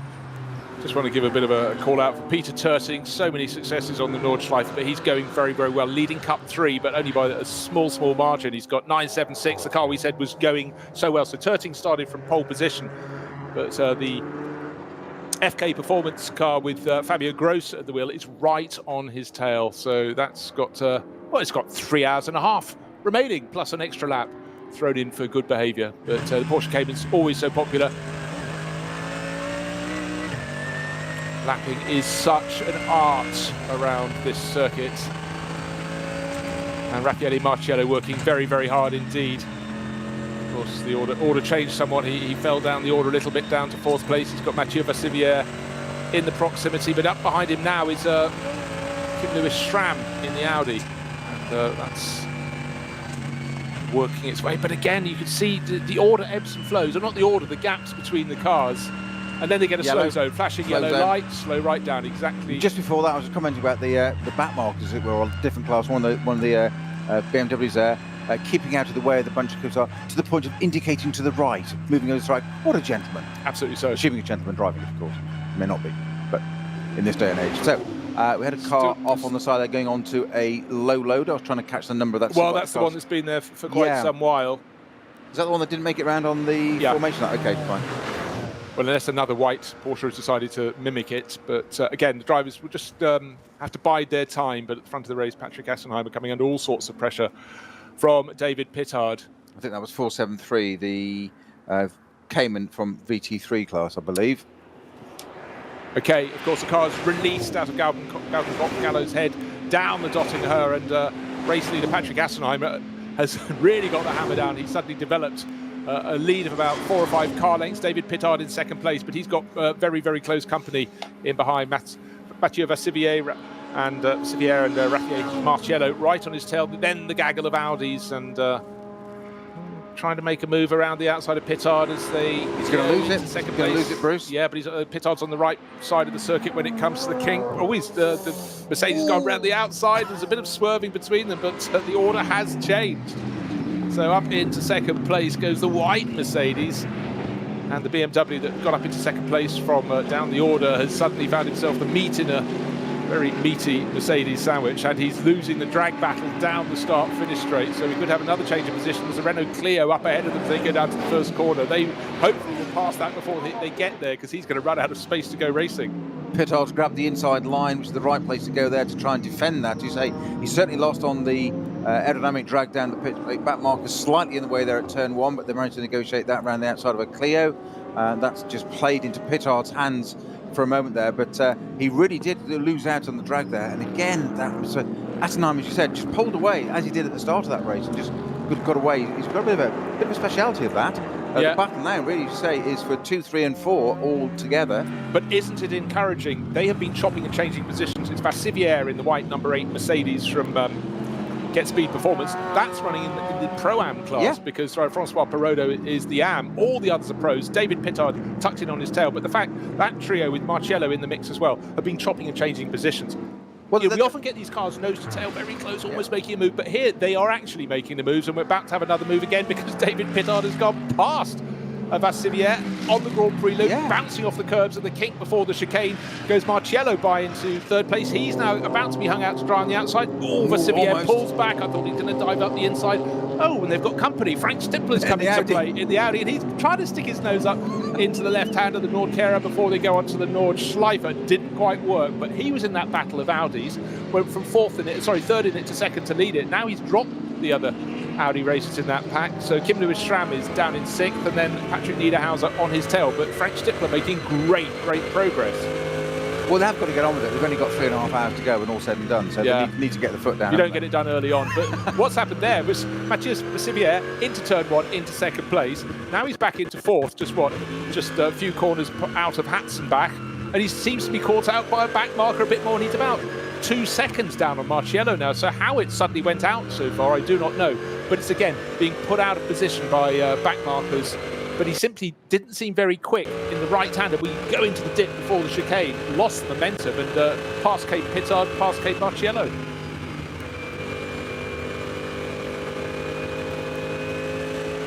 So, apart from Assenheimer up at the front there, it's the battle for... I mean, the gaps between first and second, 1.4, 1.8, 1.9, just all in that first 4. As you say, Stippler just suddenly saw the opportunity. You say it wasn't just that he joined in and get the back of that group. It was like, joined in, and I'm in the mix of it. Little look down the inside. I think we might have another slow zone. Are we? No, it's just a bunch of cars. So what's happened is Vassivier is now right on the tail of Marciello. Not so long ago, it was 2 seconds away, but Pittard's made the better run through that gaggle of cars. But you can never be sure the next time around it will be your advantage, because they're coming across them probably about every third corner at the moment, which is making it very, very lively for them indeed. And you can do everything right and then just guess one of them wrong, and you undo all the good you've had. But I must say, if this was a championship where people had never raced on the Nordschleife before, this would be so difficult. But the fact that so many of these drivers have 10 years of competing in this championship, 8 or 9 races a year, it does mean they're wise as to where to place their cars. But the thought of a group of novices trying to perform at this speed with this many cars on the Nordschleife, it would be a steward's nightmare. But the advantage obviously is a considerable amount of experience. And must be said, what giveth gets taken away, and now Marciello is catching on the tail of Pittard, but he's lost Vassivier for now. In fact, we've just had a run of 3 corners without a back marker in front of them, so this is giving them a chance to actually settle down to their natural pace.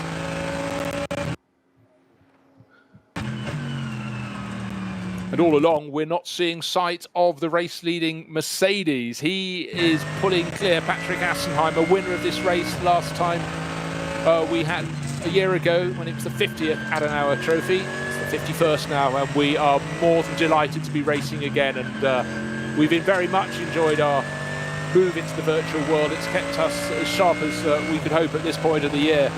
But It's great to be back. It's that noise as much as anything. And I must say, though, on the DNLS, the digital NLS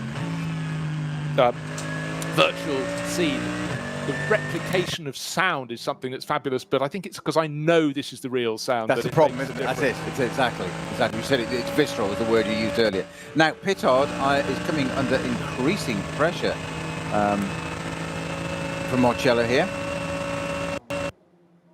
They really seem to ebb and flow, these two. So Pittard seems to have almost, it's not a couple of seconds, but a third of two-thirds of a lap where suddenly that BMW seems to work, and he can suddenly gain, not just gain or be in the group, but gain an advantage, 2 or 3 places, it was there, and then it's almost as if that puts a bit too much heat into his tyres, has to back off a bit, Marcello comes back, and it's a real Tom and Jerry cat and mouse thing here. That's these two swapping places, and Marcello not relenting, and why should he, on Pittard there. I've got to say that, what a fabulous job from Pittard in this opening. What have we had, half an hour of the race so far? Yeah, 32 minutes. Yeah, we've nearly there, but down out along the Dottinger race leader, sitting on a very, very comfortable lead. Just for reference, the start of lap 4, it was 1.4 seconds from first to second, but we've got a course vehicle coming back. That presumably is the flatbed as it gets towards the end of the lap with presumably that white Porsche Cayman that was landed. Or are they just getting that back into position, because that's a long way round from there. But anyhow, be that as it's may, David Pittard has got his work cut out for Walkenhorst Motorsport. He's remember with the risks he was taking in the opening lap, where he was really happy to push and dance that car on a lightly greasy track. The rain has eased for now. It was only a light flurry, but it was enough as they went around the formation lap to just put that seed of doubt in their minds. Now that battle now, they're encountering back markers, so they've got to be clean and clear there, keeping out of the way. Pittard through Marcello, gained a little bit of advantage there. Pittard wasn't exactly tardy going past the back markers. They're using all the runoff on the exit there. And again, back marks in the way, Pittard through quicker. Marcello follows through, got us a little bit of a gap there. An extraordinary battle for these two at the moment between the BMW and the Mercedes. Marcello losing out a tiny bit there. And it's real ebb and flow for these two. They'll be clear of these back markers in a second. Now that's cost a lot of time for Marcello relative to what they've been doing so far. I'm saying a lot of time, maybe a tenth. But in relative there, that's put effectively 5 car lengths between them now. Whereas they were literally nose and tail. Now 5 car lengths. You've got to do all the work again. But it changes once again. Pittard, back marker, as you say, corner later, all of a sudden back marker, slightly different, bit of positioning, did the right thing, bit of caution, and all of a sudden Marcello's back there again. Now, one feature of the Nürburgring, apart from the fact the track never stays still, it's going off one way or the other, you have lower curves and you have higher curves. And just looking at Pittard taking the risk, he was hitting some of those curves and you could see the car settling down again as he came back onto terra firma, and he was already changing direction all over again. But for Patrick Assenheimer, it's been a very, very nice lap indeed, because he's just been able to eke out his advantage. In fact, I think he's probably quadrupled it. It might be about 7 or 8 seconds at start-finish line. Lights flashing in behind as Marcello tries his best to catch up with Pittard. Lights flashing, of course, from the race leader. Doesn't want to be delayed, doesn't want to lose that advantage. What was it, 1.4 seconds? 1.4 seconds last time around. Yep. Pittard has got still those 5 car lengths that he managed to do just getting around one of the BMWs at the tail of the field. And then the Audis are closing right in again, and Vassivière has been passed. Stippler's got up into 4th place, and it looks as though Kim Lewis-Schramm in the other Phoenix Racing Audi has already made a move as well. So Stippler in the blue Phoenix Racing Audi looks like he's just lost momentum as he goes through the final sequence of corners. The driver who's gone backwards is, it's because I sung his praises, Patrick Niederhauser. The curse of and all that. Assenheimer, the fastest car on the track at 8 seconds. There we are. I wasn't entirely out on my estimation. That's 8.1 seconds. The advantage the race leader Assenheimer has over David Pittard. Raffaele Marciello another 0.8 of a second down. Kim Lewis-Schramm just got ahead of that final sequence of corners. I thought Stippler had been blocked, so one Phoenix Audi goes ahead of the other. So Schramm in number 15 up to 4th place. And then a massive gaggle of cars, of SP9 front-running cars, the ones at the tail end of the top 10 and down towards about 15th place, nigh on nose to tail. Patrick Niederhauser in number 44 Audi in 7th place. Then Muller tucked in behind, number 30. That's Alex Muller for Fricadelli Porsche. Philippe Eng still tail end of the top 10 in 9th, and Matt Campbell. They're going up and down the order, but these cars are all covered by, 5 of them covered by no more than half a second between any of them. That's why they're nose to tail. Philippe Eng right in the middle of that battle. Tucked in behind him, he's got an Audi as well. And in fact, he's just lost a position since going over the start-finish line to Matt Campbell. So Matt Campbell's making moves in Grello. Bruce, Assenheimer's last lap is a new bet of 8 minutes 7 seconds. I say that with emphasis because Pittard in second is at 8 minutes 13 and 8:14. 7 seconds quicker on one lap all of a sudden. I think that is down to two things. He's a quick driver who loves his circuits, knows his circuits. 7 seconds quicker. But the others got compromised considerably by traffic, and I think it's also, it's just simply how the cookie crumbles. Coming across a gaggle of 3 cars. Yeah, but I'm just looking at that. So looking second, third, and fourth. So we've got Pittard, Marcello, and Tram. 8:13.9, 14.7, 15.2. Pretty close. Leader Assenheimer 8 minutes 7 seconds. That is phenomenal. I'll be interested to see what happens at the end of this lap and how that equates and see whether that was but that's it's just stood out to me all of a sudden as a heck of a lap from our race leader Adenauer. And only do that amazing restart, as it were, behind onto the slow section. He's banged in a lap 7 seconds quicker than anybody else on track. Well, it's almost as though he played his Joker card, which clears everything out in front of him. Someone's just kicked up some dust. It's one of the back markers, which is as the Ferrari tries to pick its way up the order, riding car number 25, the Huber Motorsport Porsche. When you see a puff of dust in front of you, you never know what's going to happen, do you? You're already in a gaggle of 6 cars, nose to tail. So Marco Holzer, yeah, very, very. Keep your foot in. Keep your foot in and pray with the other hand. Unless there are stones and bits coming through the windscreen, keep your foot in. It doesn't affect you. Yeah, it was Nikolai Rogovu who was just up in front of him. Oh, the Manta. The Manta with the foxtail on the aerial. Yes. Probably your favourite car here. No, not really. I've never. I love it for its entity. Is favourite too strong? Is it? Yes. Yes. Yeah. Well, but also I never was a particular fan of the Opel Manta because I always thought it wasn't quite the right shape. Sorry, heresy. I'm sure in certain quarters, but honesty is a good thing too. Also starts with an H and ends in a Y. But the fact it's still there, it's still. Is it competitive? It's still there, but it doesn't matter. It's one of those exactly. That's not the point. It's one of those cars that it's evolved its own history. It's got its own life. It's created its own little bit of chapter in the book. Certainly here, as you say, been every single race it's done, isn't it? Yeah, I believe so. I did have the facts at my fingertips last year. It has surfaced from time to time. Pleased to report that the sky is a little bit brighter now. The little flurry, and it only was at best a little flurry, as they went on the formation lap around the opening lap or so of this race, seems to be behind us now. And conditions a little bit easier. It's just slightly greasy. Of course, the car that lost out was the Octane 126 Ferrari that had a stunning first few corners, got up as high as 4th place, but round it went and stuck the back end in the gravel at the chicane, the Vidal chicane, and fell to the very, very back of the order. Last time we looked, it was down in about 40th position.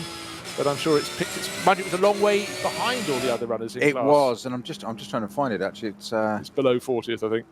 It's dropped down again. You know what? I think it might have made a pit stop because I'm fairly sure it was started by Bjorn Grossman, and last time I saw Jonathan Hershey was at the wheel. So correct, it was Hershey at the start. Yes, had that spin. We've had a change in the Cup 3 class. That was Peter Turting who had the brilliant start and led away in that. But 9.76.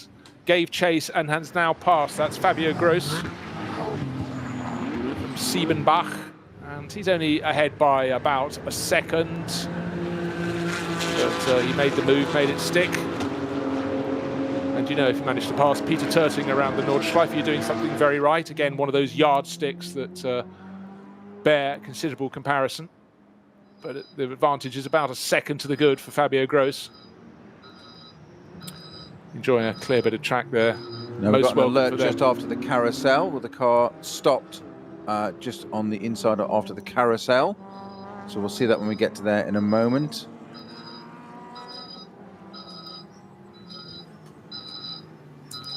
So slow zone at the carousel exit. So just worth reiterating, we are going to look at lap pace at the end of this lap because an advantage of 7 seconds on one lap. On lap 4, Patrick Assenheimer went from 1.4 seconds, best part of 7 seconds faster, than 8.1 seconds clear of David Pittard. Of course, though, Pittard, Marcello, and at the start of that lap, Mathieu Vassivière all fighting together, which of course delays them as a group, but whereas Assenheimer was fighting with no one, just far enough clear But Pittard 8.1 seconds down in second place in that walk and horse BMW. Just waiting to see the lead runners and see what sort of traffic is sitting in front of them. When you said it was an 8-minute 13-second lap for Pittard, it was 8 minutes 13.999. Exactly, Let's call it 8 minutes 14. I know drivers always. I'm sorry. The driver bit is no. It's 18. No, it's 18. But yes, it might just be there, but it's that little bit is important. Yeah, hugely important. It is not an 8:14 because that would be slower. Okay, much slower. Yes, it might get rounded up. Marcello's still all over the tail of David Pittard. Sorry, Bruce. But just not managing to make any progress to get up Patrick Assenheimer, who just had such a fabulous season last year. Car number 713. Not in the pits. It's being pushed back into under its pit order, its team awning. That is in the paddock, don't forget, because if you want to be serviced, you don't pull up in front of your pit. You go to your pit tent. There's a one-way system, there's a fast lane, a working lane, and you can be pushed back under your awnings. 713 is a V4 car. Christian Schott. Got his teammates in that. It's the production series. Sole driver, 325. Sole driver. Yeah. But he's got out of the car. Really wanting some repairs, but it's going to be helmet off for him, so it's not something that's going to happen in short order. What may happen in short order, though, is a change for second place. David Pittard switching in that walk on horse step 6, bouncing over the compression, but foot still absolutely flat down on the boards as he pushes on. But the way the tail of that car was waggling as it settled, you commented on that already, Bruce. And you said the difference between the heights of the curbs and what it seems to be using and where it settles down again. But it's also, it seems to have a sort of doesn't have a great deal of mid-corner stability, that car. It's twitching quite a bit. And I'm not talking about hitting a curb or whatever. And he is certainly in that particular sequence with there, just all over the place. But then again, as is Marcello right behind him, using all the exit curbs to try and get it. And again, Marcello sits in the drag of Pittard's BMW, and I think he's going to get down. He's got to go around the outside here. That's going to be brave. I think Pittard's going to have to relent. Indeed, Marcello reclaims that position, so he's back up into second overall in the bright yellow Mercedes, with Pittard's M6 now tucked in behind that. And once again, this cat and mouse, now back markers onto the pit straight, so that gives Pittard an opportunity to get the revenge on the draft of the previous lap, wasn't it, and get the run down, but he can't get down the inside. So it's going to be Marcello for the moment down to the inside into turn 1 onto the GP circuit, and David Pittard's got that work to do all over again in the Falkenhorst M6 BMW. But I'm sure that further around the lap we'll see that replay once again, and he'll be back in contention. A little bit of a gap at the moment for those two or three car lengths between them. Just let it settle for a moment. It must be said, though, when you have a drag race, it always seems the Mercedes a little bit better. So that's fantastic when you're heading onto the Her Act and again down the start-finish straight. But on the twisty bits, we've seen that David Pittard is able to really, really push. But it was the Grand Prix loop last lap where he suddenly pulled that manoeuvre and got 2 places, or was that the opening lap, wasn't it? It was on the Grand Prix loop he did that. Just coming off it. It was after the Ferrari had gone round. Okay, so maximised. Technically you're right, going onto the north side. Maximised that moment. Car number 177 has just pulled to the side of the circuit. That's the Allied Racing, Jan Kasperlik, Nikolai Moller-Madsen Porsche Cayman. So not everybody having a smooth run. Now, interesting thing for me, there were problems out on the circuit. Oh, delighted to hear that Paul Troswell is listening in. Great and watching. Paul, great to have you listening. And hello, Paul. Hello from all of us here, and looking forward to working with you again later this year. Hope all is well with you. But right now, all is well with Raffaele Marcello up into second place. So now, first the pit visitors at the top class, car number 32. Thought it was like loose front bodywork. Audi Sport Team. That's Robin Friedrich, Christopher Haas, and Nico Muller. Yep. And that isn't a planned pit stop. So this is a training run for them now. 30-second, no, it's number on the windscreen, but changing the wheels all round, and again, social distancing being respected. Of course, only 2 mechanics can work on the car at a time, because one steps back and other steps forward. But that isn't a planned pit stop after just 5 laps. So things are changing for an absolutely stellar cast of drivers, and you have to say, if you've fallen away from the very front of the field, it is what it is. Alles begann mit 2 Freunden und einer Vision. Unsere Initialen stehen für Qualität und Fortschritt. Wir schaffen den Technologietransfer von der Rennstrecke auf die Straße. Wir fertigen Gewindefahrwerke, Sportfedersätze, Stabilisatoren, Distanzscheiben und Gewindefedern zu 100% in Deutschland. Wir arbeiten mit Herzblut und Hingabe für diesen einen Moment. Wir sind Motorsport. Wir sind H&R.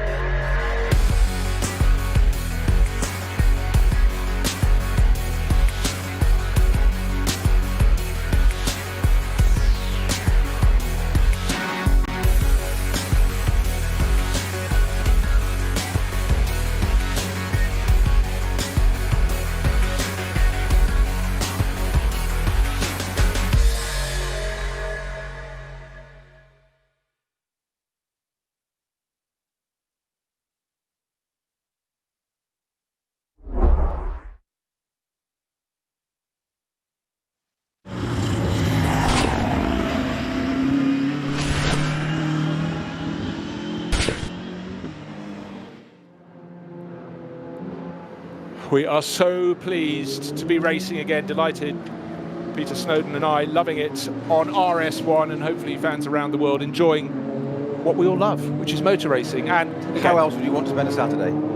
Apart from probably being in one of the cars. yeah, well, I'll tell you who's having a really good battle. We talked about the Cup 3 class, and that's about to maybe change the other way. Peter Turting in the car that led away beautifully from pole position, the car from Muller Motorsport, very nearly clipping the back of his rival, which is Fabio Gross. They were so close going past the pits, and now through the Mercedes arena, trying to tuck his nose up the inside. Fabio Gross just deciding, I'm not going to block you, but I think I've got a better line on the outside. Please don't stick your nose up the inside. And driving as though, in some ways, Peter Turting isn't there, which is probably the best way of doing it, but it does mean that Turting, if he gets a good run, will be able to take his nose up the inside. But I think having had Gross past Turting, Yep. he can see where Turting is really strong. Identical Porsche Caymans, so there shouldn't be.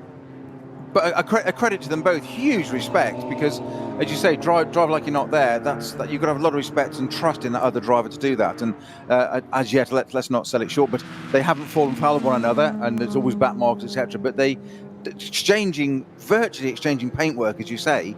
But with huge respect and not actually contacting. And what a little battle there. This is what 976, 979, isn't it? These two. Yeah, Cayman GT4s. Be together from the start.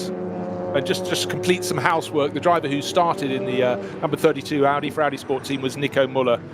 Very, very solid driver who's had a spectacular couple of years in the DTM and Formula E, and definitely a driver going places. Second last year in the DTM, 3 wins for Audi Sport Team AB, so a driver who's very much got manufacturer support.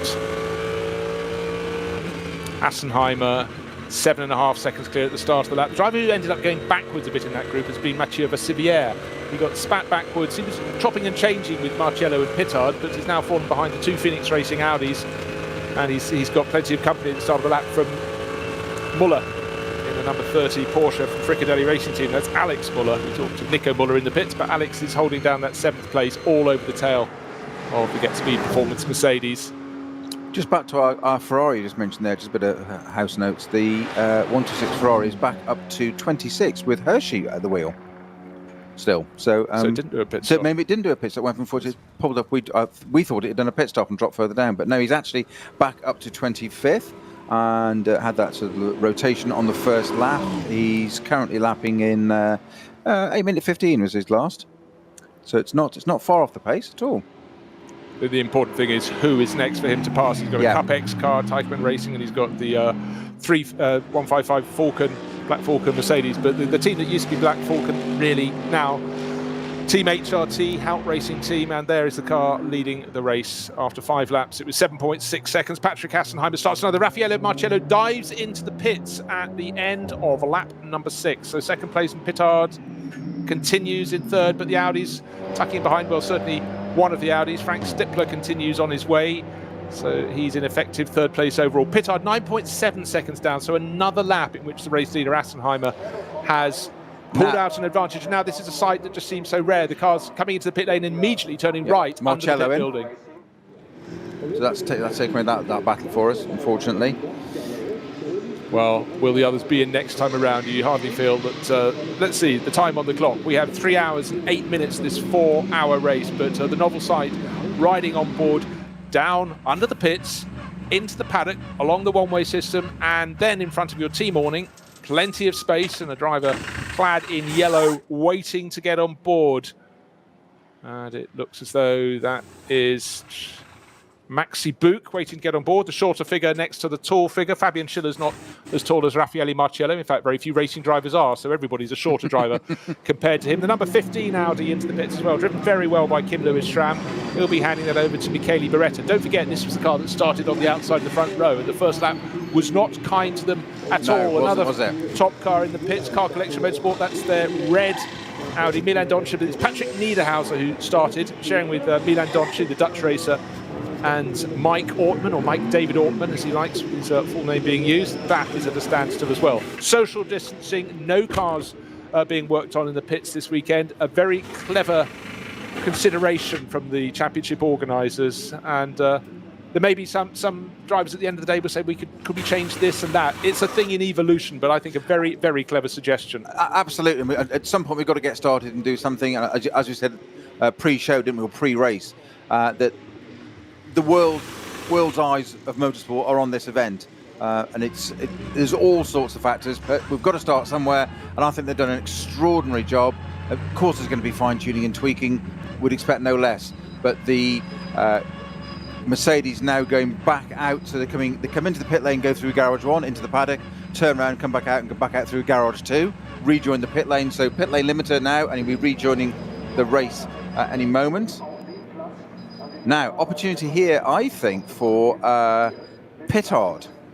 One thing they have to do, they only refuel in the pit, so it's a 2-part pit stop. They've been worked on in the paddock. The driver change is effected there. Mathieu Vassivière into the pits. In fact, he's now driving from his garage, not his garage, his awning area, back down to go through garage 2 into the pit lane for fuel as well. So it's stage 1 of his pit. Exactly. How many drivers can remember 2 stages? That's I was going to say, driver spotting pit boards is one thing. This is beyond us. But for the teams, of course, they've got a split crew. Some in the paddock waiting to service the car, and a limited crew waiting to refuel. And also, so unnatural to see cars going opposing one another anywhere on the track, let alone in the pit lane. Oh dear, we've got a spinner. Number 11, Audi. That was the EFP Car Collection Audi, and has rotated and is now with Sluiten, who was a late joiner to this team. It's Ilya Earhart, Pierre Kaffer, and Simon Riker as the regular drivers, but a late rejoinder there, and a late rotation.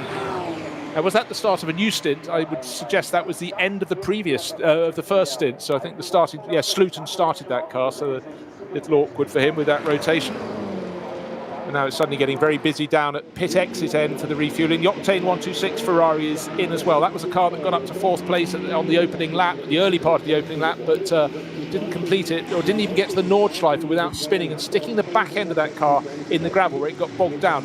bodywork behind the front right wheel from the driver's point of view looks like it's taken a bit of a knock. We don't think it was contact in the spin, but the mechanic leaning down to take a look. Jonathan Hershey walking away. Maybe he'll keep walking. Who knows?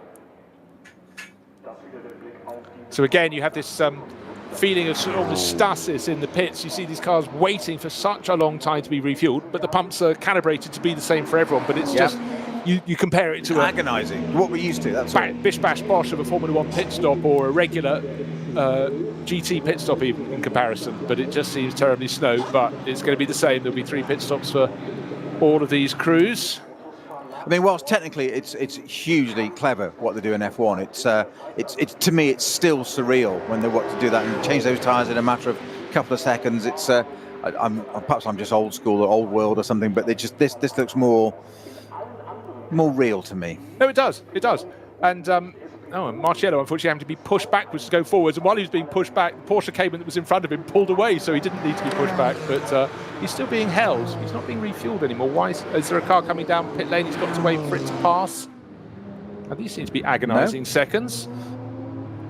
What is it? He's waiting. There may be a rule that I haven't dug deep enough to find, but as the Octane 126 Ferrari comes onto the pit apron to wait.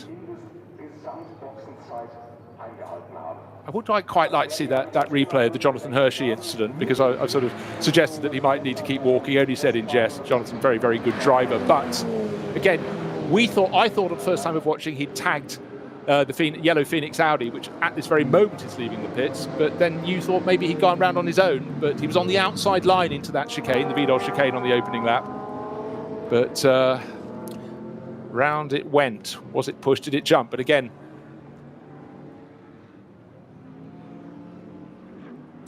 now, a little suggestion being thrown my way. Why was Marciello being held for so long when the refuelling had been completed? Because certainly it allowed the yellow Phoenix Audi, now with Michele Beretta at the wheel, to catch up. And there's a suggestion that was there a time penalty from qualifying?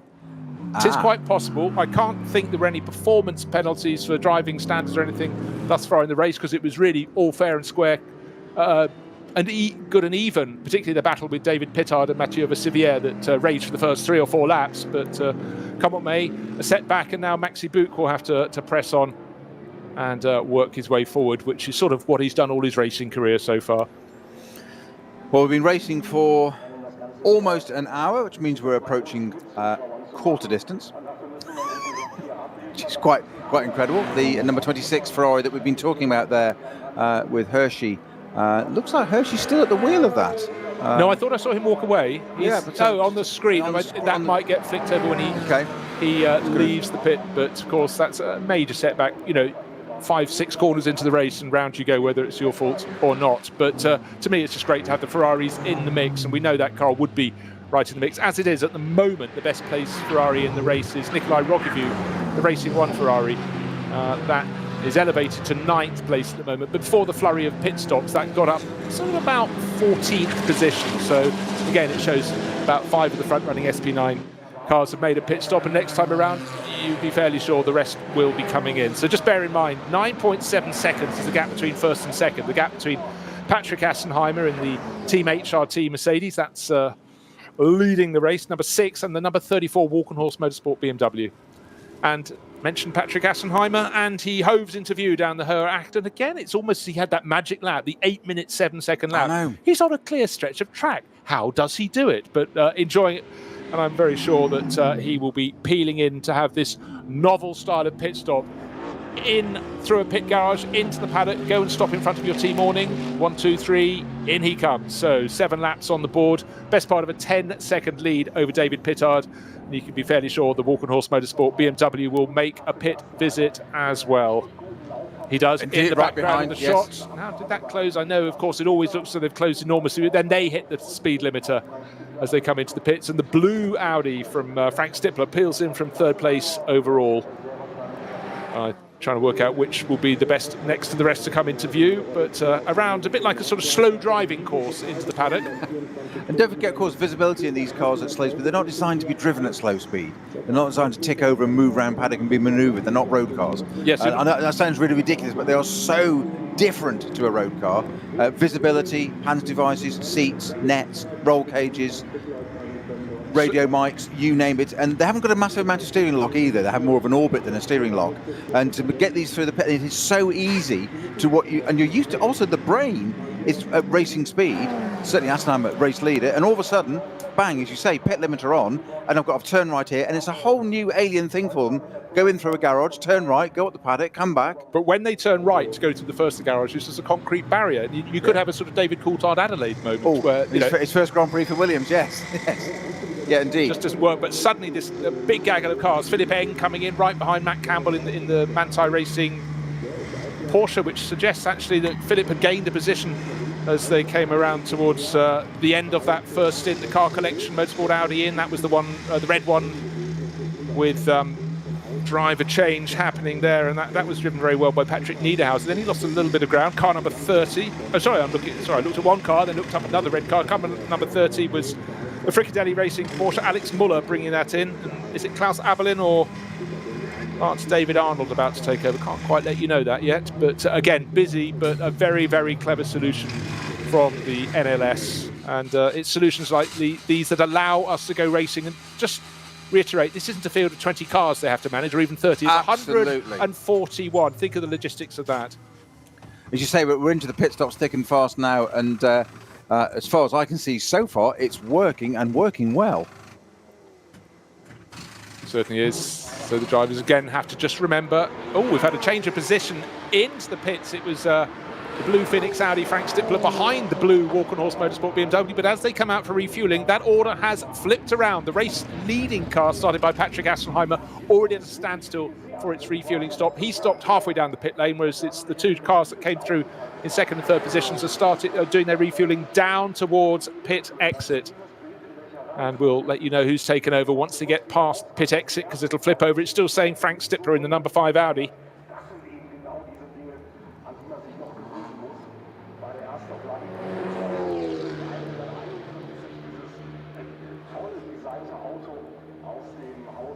And again, elements of these pit stops do seem, so they're slow in comparison to a regular pit stop, but think of the machinations of what they have to do, where they have to go. And as you pointed out, the fact that you could, even though you can come through at 40 kph into the refueling area, it still must seem like a dawdle in comparison to what's about to follow. And it's a transition as well, having come off the track for nearly an hour at racing speed, and basically there's a white line where you've got to get down to A speed, hit a button, and all of a sudden your brain hasn't caught up. And you've got to suddenly do this paddock bit and back out and again and going out and not lose time. But they all seem to have done it well. The Manthey Porsche is just coming around the pits to have its refueling, so that's gone to its second stage of its pit stop. So quite a gaggle of cars there in the pit lane now. Well, refueled. It's equal for all of us. They came in together. There was about 6 cars in that group. Remember, I just commented the start of that. There was no gap between this gaggle of 6 cars of more than 0.3 of a second. That's how tight it was the start of the previous racing lap. And of course, some came in, but we saw that. Interesting that the Phoenix Racing Audi that was brought in by Stippler, we'll see what the driver change is on that, is quite provocatively or punchily positioned at an angle to go out of the pits lanes, or he's not pulled up straight at his fuel rig.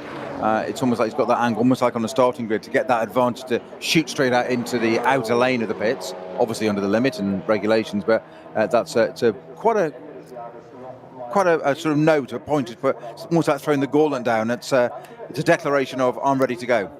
It's sort of Rupert Keegan on the grid at Thruxton in Formula 3 in 1976. It might be purely not that I'm old. So you read about it, didn't you?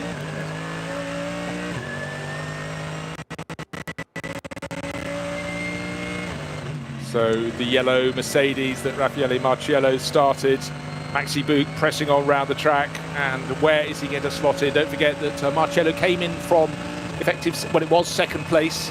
Patrick Assenheimer continued in the race leading car, but effectively whoever takes over from David Pittard in the number 34 Walkenhorst car was so close to the number 2 Mercedes, but Mercedes pitted a lap before, so Mikkel Jensen, Christian Cronjes, whichever of those drivers, the Dane or the Norwegian, takes over after David Pittard's stints. Where will they come out? Will they come out right alongside the number 2 Mercedes from Team Get Speed? Maxi Buch pressing on Patrick Assenheimer's car, now about to lead. It had that 9 point whatever second lead comes out from its refueling stop halfway down the pit lane, has to trundle on slowly towards the end of the pit lane. Should be sitting on a tidy lead. Look in the background of the shot. Is there a bright yellow Mercedes? Oh, yes, there is. So Maxi Books had a really good lap. And they're going to be literally side by side. And in fact, I would suggest we had a change for the lead around on the outside line down to turn 1. About a second clear it goes. We have the change of lead. So that's been a really, really good lap for the team Get Speed. Number 2 Mercedes, it was 9 seconds down before the pit stops. And as Assenheimer's car heads out onto the circuit, just waiting to see if they've done a driver change. Still listed as Assenheimer, still listed as Pittard. So maybe those 2 drivers who were running first and second stroke third are doing a double stint early in the race, in the first half of the race. The number 5 Audi from Phoenix, now in the hands of Vincent Kolb. So they at least have had a driver change, whereas the top 2 cars still nothing listed as yet. But really, that was a very, very good lap indeed for the Team Get Speed car. Of course, they're a lap further into their stint, but the important thing for them, their nose was still in front when the Team HRT Mercedes left the pit lane. Maxi Boot looking very comfortable out towards the curbs through the end of the Grand Prix loop, out of the chicane, and then unfortunately for the erstwhile leader, as that came up towards the Nordkera, there was a back-marking Renault Clio in the way, and it's cost him half a second to start with, so that was very unfortunate indeed. Still getting a host of pit visitors. Number 128. Now, of course, is the Gitti WS Racing Audi running in the SP8 class. Nicholas Cry, Carrie Schreiner, she's a really, really good driver of that, and Henrik Boleslev. But again, the pit stops, it still gives me a double take to see mechanics in masks, cars being serviced in the paddock. You know, to us, the car being serviced in the paddock is because something really quite serious is wrong and the pit garage hasn't got enough space in it to perform that. But what I also noticed is the yellow on that car is getting increasingly bright because the sun is starting to break through. It was very grey at the start of the race with threatening grey clouds. We had the little flurry of rain, but it looks like the day is getting better. I've just gone past the quarter distant part in this point in this race. The 128 having the front bodywork attached a little more strongly, so clearly has been slightly in the wars. It wouldn't be an endurance race without gaffer tape on the car, would it? You've got to have at least 1 or 2 cars with that on it. You were just saying a few moments ago, Bruce, quite rightly, that a flurry of pit stops, mainly in the top order, but also various down the classes as well. The Rowe BMW in there as well to go 191. That's just leaving its paddock bit to go and start its phase 2 of its pit stop, which is the fuel ring in the pit lane. But of course, normally we're quite used to it from a commentary point of view, just saying, right, we get this gabble together, it'll all settle down and reset in a minute. Of course, that takes so much longer at the Nürburgring because their outlap can be 10 minutes by the time we've done that. So you've got a longer wait until it really does settle down. So it's I'm sitting there looking at the screen with anticipation, eagerly awaiting that reset where we can say, right, who's fallen where, who's got ahead, who's had an advantage. We commented on the Stippler car, didn't we? And but we've got to wait 10 minutes for that. Yeah. Well, we've got 3 hours, so that's okay. Oh yeah, we will eventually. There is that on the other side. We will eventually catch up. But that was actually one thing with the digital NLS. We had 14 time splits, so you didn't have to wait very long at all until your supposition about who would come out of the pits in which order was either proved right or wrong. But at least the answer was achieved very quickly indeed. So really, all the SP9 runners made it into pits. Top of our timing screen is still listed as Nikolai Rogivu racing one Ferrari. That's because he's in the pits, but still ahead. But it's Maxi Book leading the race. Just waiting for confirmation of that on our timing screens, as he seems to have disappeared off mine. That's interesting. More to follow as I start scratching my head on that particular one. But we saw the pass on the start-finish straight down before turn 1 and the yellow number 2 Mercedes into the lead of the race as the car that led the first hour effectively. Team HRT number 6 Mercedes back into second place. The course vehicle, white Audi, keeping out of the way, but lights flashing as it went up to the chicane. They're getting very busy out on the circuit, and car number 36, one of the BMWs from Walkenhorst, that's in their more traditional white with red and pale blue livery. That's the one shared by Henry Walkenhorst, Andreas Zegler, and Peter's favourite driver, Dr. Friedrich von Bohlen und Halbach. In fact, he's one of 2 drivers from that family in the race, because Walkenhorst also running Mario von Bollen and Halbach in the SP8T class in a BMW M2 CS racing model. Well, whether The car we see a lot more of. Yeah, the car you were just talking about, I mean, quite a slow few corners on its outlap, having just literally just left the pits, and that seems really obvious. But it was getting hounded by an SP10 car, 192, the Hopeful Racing by Bonk Motorsport of the M4 GT4, to the point of normally you just sit behind that with a higher class car, and he wasn't. He was having a few little nose down the inside thought. And I think, where's the point really? Because it's only going to come past you again, unless of course. The road car had an issue, so we'll just keep an eye on that. I was surprised how many corners into the outlap he was still going slowly, is my point. No, I agree. I found myself scurrying. A very long way of saying what I should have said straight away, really. We have plenty of time, Peter. We have plenty of time. But again, I have to sort of pinch myself. We are real world racing again, and that is fabulous. Of course, being the optimist, I'm saying it's getting brighter. It is around the pits, but I noticed if you look down her act, to the start of the straight, it's quite dark in the background. Whether that's a dark cloud that's just kept on moving and gone past, or something is coming, I cannot tell you right now. But of course, it is the Nürburgring. It's not snowing, so there could be any other form of. But it is only round racing. one. Remember, it is round one, so it's it could be snowing. It's spring, just at the end of June. Yes, yeah. Well, I've been there. Ignore the details. Yeah, but I've been there when I think it might have been May. It's so long ago. It was Formula 3000 cars waiting to go out, and I remember the snow didn't just start. It came down really heavily, and one of the officials going, "But these Brazilian drivers have never seen snow before." Well, they'll soon learn. They'll soon learn. Come and race. I do remember doing a morning warm-up at British GT in 2008 at Alton Park in the Aston, and going out on stickered slicks. And as I went down Cascades, got on. They asked me how was the car, and I said, "Difficult to tell because it's snowing." Yes. Thinking, seriously, are we doing this? So we've got another alert at Hatzenbach.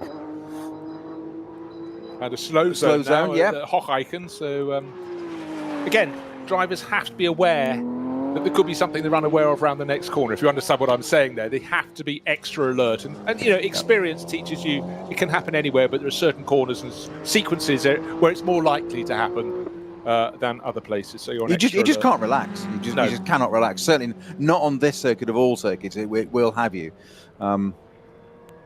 Despite me, it's also a very fast circuit. So there's some really, really, truly fast sections on this circuit.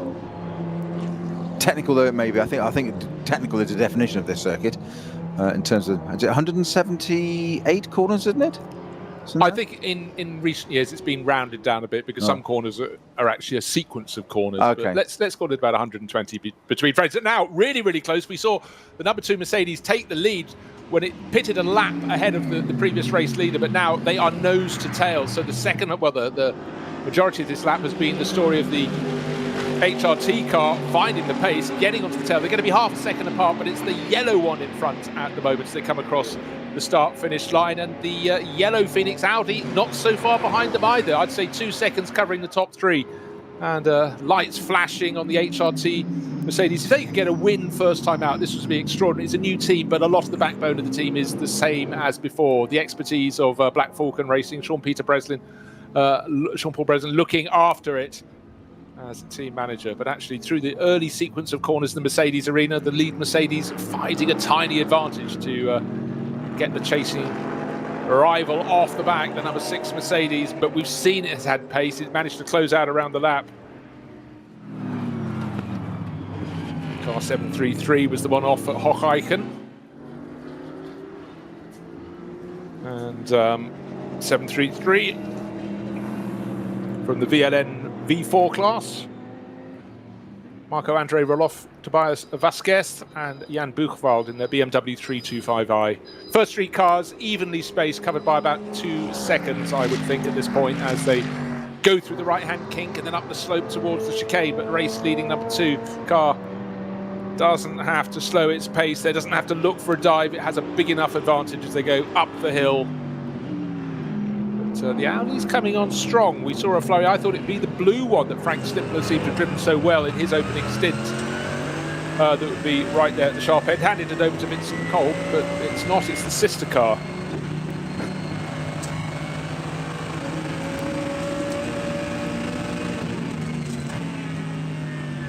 onboard camera for the number 2 bright yellow Mercedes from Team Get Speed, Maxi Buch, coming across the course vehicle again. 2 course vehicles, and there's a yellow BMW at the side, yellow and blue BMW at the side, which we think is the 733 off at Hocheichen. But the rescue vehicles have got there. A bit of what would you reckon is flapping under in the nose vent, the upper side of the bonnet.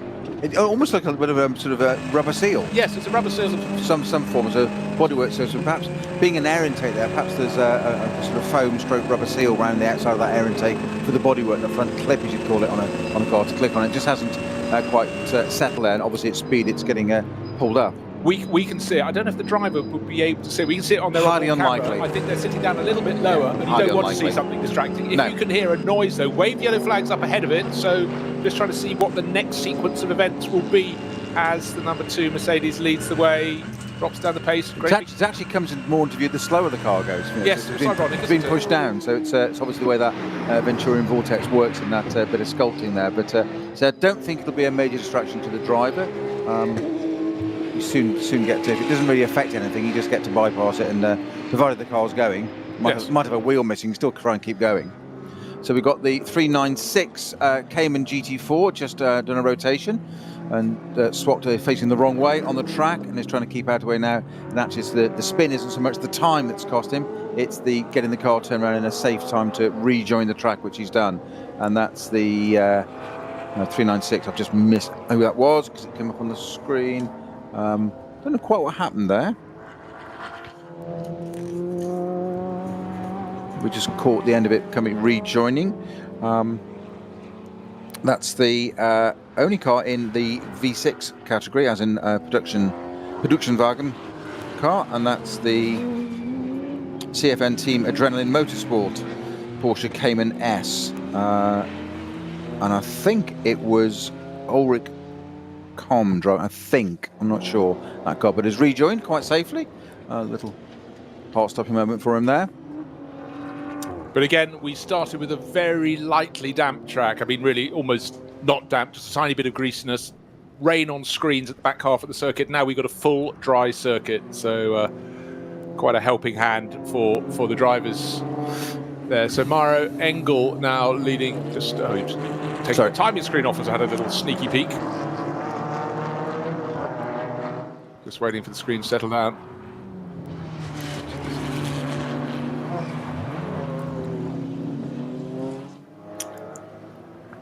Dry conditions on the Nordschleife, fabulous mix of cars. It's been the story of Mercedes leading this race, several Mercedes fighting at the front end, but Audi have been there or thereabouts. And of course, we've had the walk-and-horse BMW that David Pittard drove so very, very well in the first part of the race, largely, and got himself up to 4th position, then 3rd, then 2nd, then got close to the leader, but then Assenheimer was able to pull clear, and then it was a real battle for the majority of the remainder of that stint with Raffaele Marciello. Made for fantastic watching, really, really good viewing.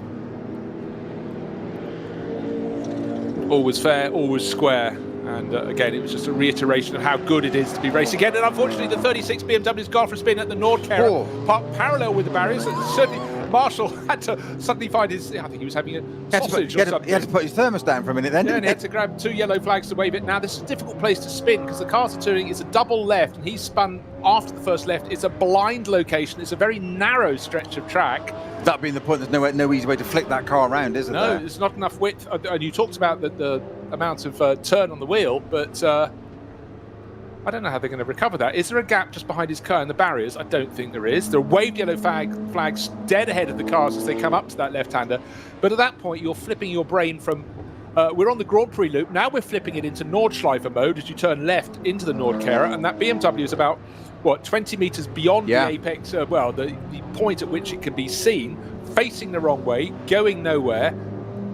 And actually, with 140-odd cars probably still in this race, he could wait a very long time to be given a signal to go. Just starting to roll at the moment. But because he's going to drive into the apex exit of that corner. That's possibly or potentially the worst place to spin the car on the circuit. That's almost impossible to rejoin there safely. Well, very, very tricky indeed. Beached on the curves as well, just for good measure, so you can't even get a clean run at it. And now Well, it's inevitable. If you ride with an onboard camera, you'll see moments where the driver in the faster car carrying the camera is able to pick his way easily around some of the tail end BMWs, and other times when it just comes unstuck. And we've just witnessed one of those, the Black Falcon number 350 Porsche that's running in the ST Pro class, shared by Marek Bockman, Tobias Muller and Carlos Rivas. But you can't guess all of them riding. It takes two drivers guessing. Experience is a helping hand as well, but you know, hopefully you can make it all up again and nothing untoward occurs. But again, drivers have to be ready for those moments, particularly if you're in one of the quicker cars, Peter. Absolutely. As we said only a few minutes ago, you just cannot relax. You have to be on your guard all the time, and that, if anything, it's more about those sorts of moments. That's what can cost you not just time, but it can actually cost you the race so quickly, and you can always be left dumbfounded of sitting there stationary in a steaming wreck, going, what happened? Because one thing they don't have today is wet grass beyond the curb, because that obviously magnifies any particular problem. If it's dry grass, you might be able to negotiate your way back to the track. And for those who've never seen the Nürburgring Nordschleife and gone for their first visit, the barriers are very close, are they not? Yeah, they are indeed. And wet grass and motor cars, and not a happy mix. No. And they always pick up speed, and the horrible thing is it goes quiet. And you go out of control, and you just know I think it's Brundle's favourite one of his phrases, straight to the scene of the accident. And you fight it, get away, then also it's on the wet grass, like, oh, here we go. Now, back at the front, these two Mercedes, the black and yellows, sort of wasp colours there, sort of between them, battling it out down the set, flashing the lights, the second place car that's led that was the Adenauer run car, driven car to start with. Well, he stayed on for a second stint, and David Pittard also stayed on. Well, no, did he? Well, at the moment we're listed as Maxi Book, effective race leader. We're waiting for three more cars that have probably dived into the pits. But effective race leader Maxi Book by the enormous margin of 0.349 of a second. He's listed as fourth overall, but it's effective leader. Patrick Assenheimer stayed on for a second stint, and he's got an advantage of 3 seconds over Michele Beretta, who took over the Phoenix Racing, the yellow Phoenix Racing Audi. So though the pit stop sequence was good for the yellow Audi, it's falling away. It's the story of Mercedes just having seemingly the right pace for today, but if the Audis can have a consistent run, they could still be in it. And don't forget, always, Peter, it's the fact you need a good balance across all of your drivers to deliver in a 4-hour race. Absolutely, as we said, Team F go at the pace of the slowest driver, etc. We've got another slow zone. Quite early, the Nordschleife transition, but we know what that is. That's the corner we've been talking about. Now, two Mercedes in the thick of the back markers. Are going to be a change of position there, and absolutely number 2 just got completely sold a dummy there, straight into the back markers, as it will, into the thick of the mountains, tucking in behind them, and that allowed the Assenheimer car to go straight by and retake that position. So Book was actually just sold a dummy there. Assenheimer shot past him, very neat and very deftly done. Car that's lost a lot of time and position is Francois Perrodo, the AM in the number 8 Mercedes. He took it over from Mathieu Vassivière. Don't forget that was fighting over 2nd, 3rd and 4th positions with David Pittard and Raffaele Marciello. But that is now down effective in 12th place in SP9. Another slow zone, and we've got Patrick Assenheimer now in front of Maxi Book, so that was a change for the lead, and we've still got that blue and yellow BMW being pulled away, but at least it's being towed, and they just have to wait for the green flag, and off we go again. Suddenly the race restarts, if you will, or proper racing restarts on the Nürburgring Langstrecken.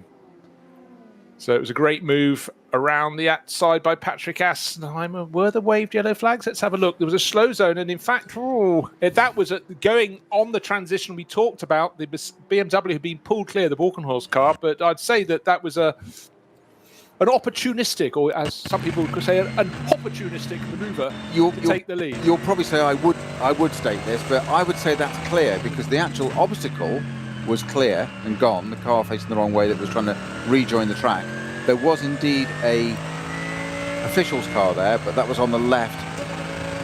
Does its flashing light denote a double yellow or waved yellow? No, I don't think so. They're just lights illuminating the vehicle to a warning that it's there. So I would say, absolutely right, opportunistic, and maybe that's what caught Brook out. He just thought, should I, shouldn't I? And Assenheimer's went, I will. Maybe it's as simple as that. Split second, you know. Split second on one of the narrowest bits of track as well, because that little transition, it's 2 car widths. I think you summed it up in your very first choice of words, opportunistic. You know, chat it out with the stewards later. Yeah. In the meantime, I've got track positions. Get on with it. I did my job. I'm a racing driver. What do you mean, Gov? I think it was also the junior class BMW was in the way was particularly slow. But again, it's a blind corner until you're nigh on in it.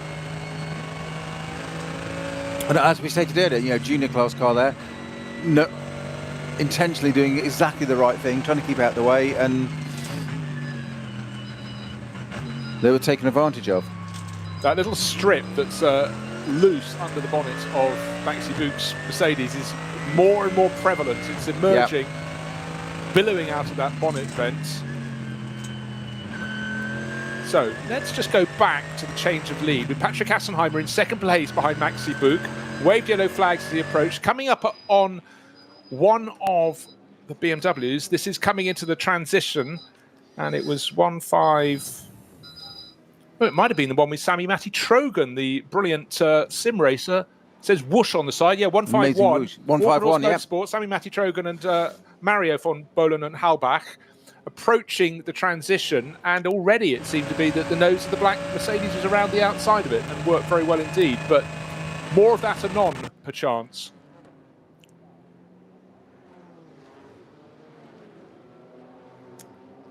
So all is calm, all is bright. Well, it's bright, but it's not calm. It's the Nürburgring Nordschleife.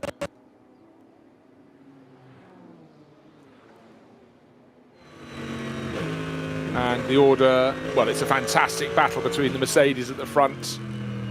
And we will be having some catch-up drives as well. The pit stop sequence seemed to really jumble the order, but I think the notable fact is after 6 laps rather than 7, in came the number 2 Mercedes. Had been fighting, had just got back up into second place, but don't forget it was 9 seconds or so, 9.7 seconds I seem to recall, down on the number 6 Mercedes, and yet they're fighting together now, and it's the 2 in front by the smallest of margins, but it seemed to work well for them, that tactic. I know I keep going back to it, but I'm still intrigued by that Assenheimer lap of 8:07.6. Nothing's got anywhere near it, and nearest we've got is Book has just done, not long done, a 8:11. You must have been extremely lucky with traffic to pop that 8:07 in. Yeah, I still can't get my head around that. No, I can't. It almost. Am I doubting it? Yeah, I guess I am really. Because it's so far ahead. At the time, it was 7 seconds clear of anybody else at the time. Now, obviously, we know how traffic falls. You can get a big advantage. That's fine. Get that.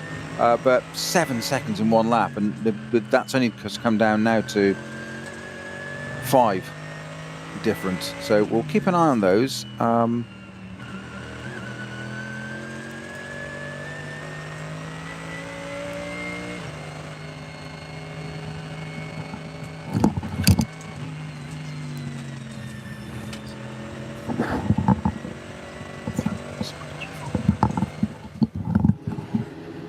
Conditions properly bright and sunny. We had the little flurry of rain just at the start of the race, but now as the last of the pack effectively come in to make their first pit stops, it's Maxi Book leading from Patrick Assenheimer. It's very tight, it's very close.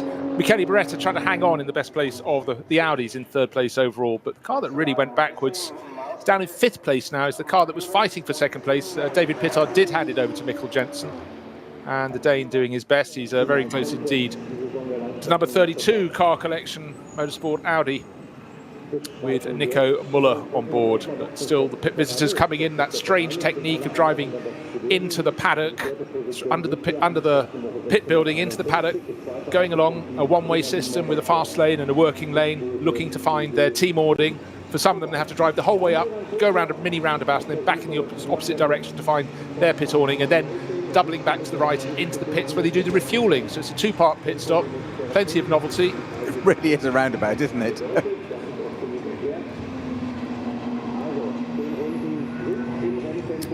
And coming to a halt KTM's always a strong feature in this race. Don't run right at the front end, but they have some really, really good battles. Field's not always as big. 3 of them entered this time in the Cup X class, all from Teichmann Racing. But up front now, we've suddenly got Maxi Buch being hounded considerably by Michele Beretta. So where's Patrick Assenheimer? We know he got his nose in front, but he really seems to have pulled clear, looking for a shot as they go past the pits, coming up to the start-finish line. It's Buch with Beretta right under his tail. It's a red Audi in the background, which by my reckoning should be...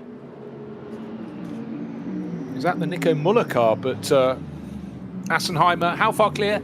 9.7 seconds to good. He's had another one of those wonder laps. Let's just see what his pace was around the last lap. Oh, 8 minutes 30. Of course, there was a slow zone in it. But just bear in mind, that fastest lap, 8 minutes, 7.677. Nobody else is... Oh, it's not the fastest. It is the fastest lap of the race, but the car in third place, Michele Beretta's car, that yes. did an 8:07.723. They found the shortcut somewhere around the back. Nobody else, as far as I can see. 17 what HRT had, yeah. Most of the other cars in the top 10 were doing, their best lap is an 8:17, an 8:11, an 8:13. Well, that's extraordinary. But you see, there would be no toe there for Assenheimer to have had to achieve that. No. Whereas for the yellow Phoenix Audi, it's possible. In fact, it's getting a very, very good toe now off Maxi Buch, off the number 2 Mercedes.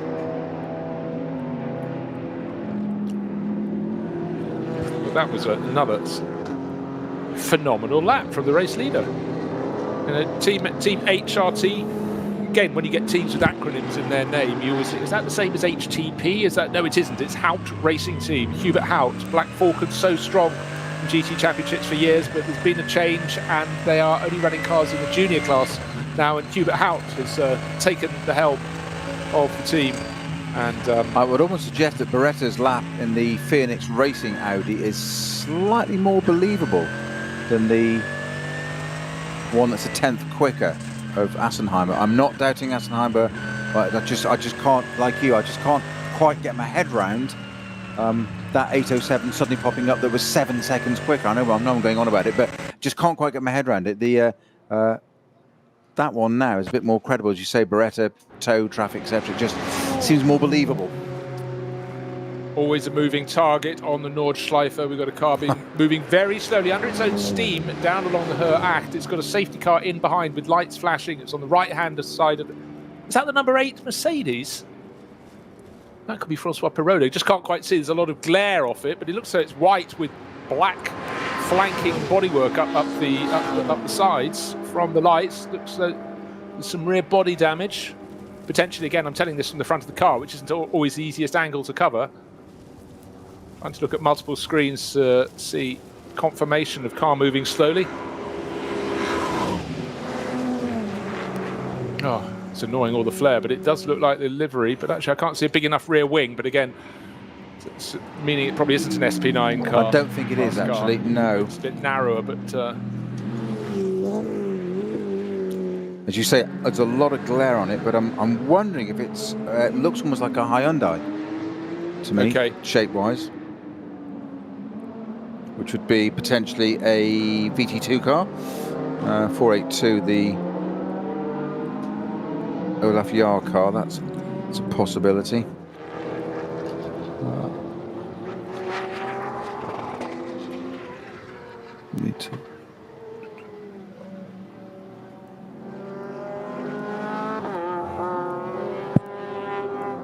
So, sun bright on the flanks of the number 23 Mercedes. That's the Rooster Rojo car, Janine Hill and Adam Osieka. Adam does a considerable amount of driving, as does Janine here at the Nordschleife. Janine does go and compete in other championships, also races in the International GT Open Series as well for Team Get Speed Performance. So she's gaining more and more international experience. And conditions looking very, very good indeed at the moment.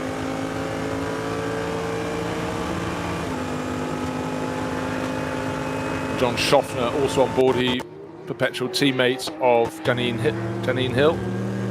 That maybe it looks. Yeah, so we've got a German in Osieka, an American in John Schaffner, and a British driver in Janine Hill.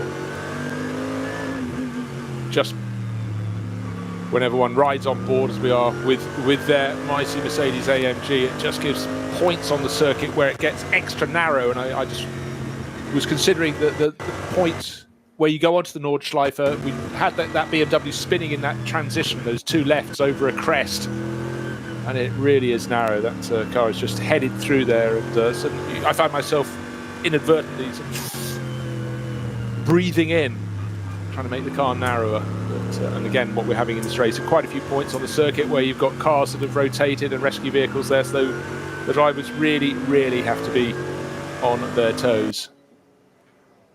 The driver most notably on his toes is Patrick Assenheimer. I mean, 9.7 seconds clear as he stretches his legs. That's really super, super impressive. Proper sunny day. Temperatures will obviously be rising, but it's still windy. You look at the trees around the Nordschleife, they're blowing hard at one of the high points, which is the area just as you come onto the start-finish straight past the tall pit building. The drivers then duck down out of the wind. It's blowing across the pit lane at the moment, and look for space as they get down to turn one. Mercedes 1.55, another car from the Black Falcon team. That's their GT4 Mercedes AMG. Mustafa Mehmet Kaya, Gabriele Piana, who's such a star in GT4, Stefan Rossler and Mike Stursberg going very well in class indeed. So Patrick Assenheimer still waiting for him to complete another lap, and we'll see how much he's extended his advantage, if indeed he does, over Maxi Buch. But Buch had his hands full of Michele Beretta, don't forget. So it's Mercedes well clear, and then another Mercedes fighting with the better of the Phoenix Racing Audis.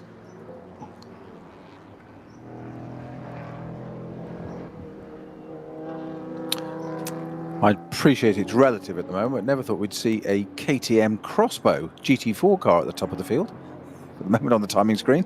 It's about to be removed. No, I know. Yeah. I know it's relative. It is just catch your eye and you think, sorry, GT4 car? Yes. KTM at the top there.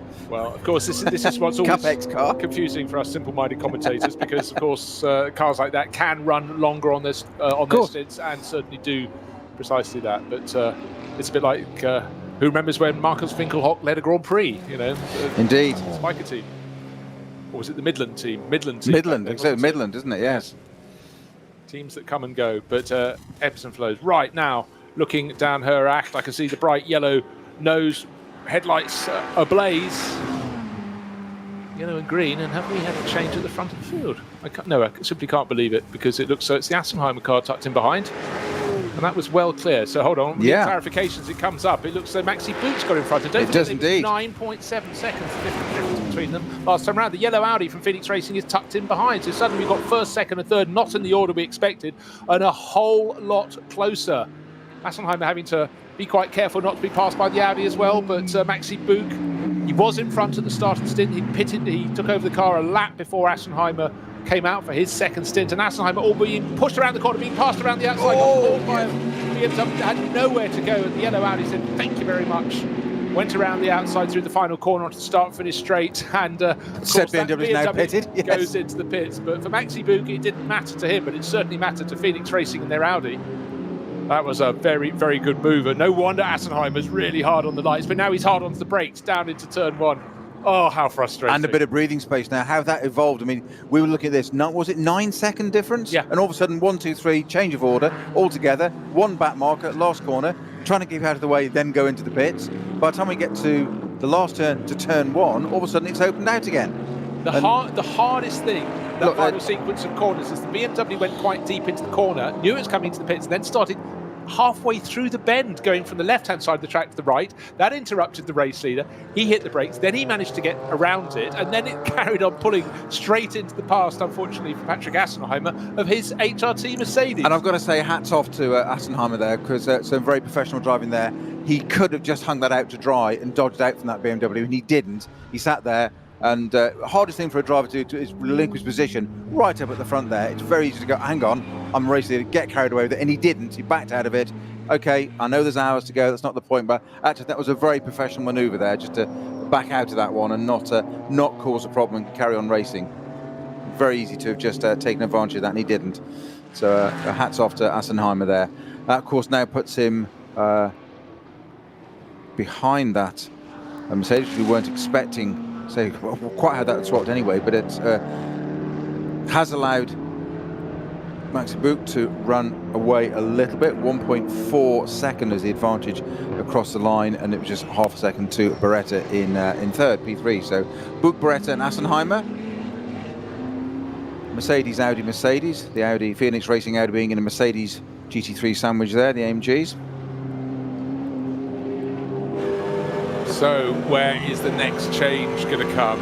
It's so choppy. I've never really known an NLS round where the lead has changed around so much. You often, as I say, you often get really good packs of cars, but someone has a marginal advantage. And but today it really has swung around. We had that brilliant battle in the opening stint for second, third, and fourth as the HRT Mercedes pulled clear. Now that's right in the heat of the battle. It's bound in third place with Beretta. Up into second, and Maxi Bouc 1 second to the good.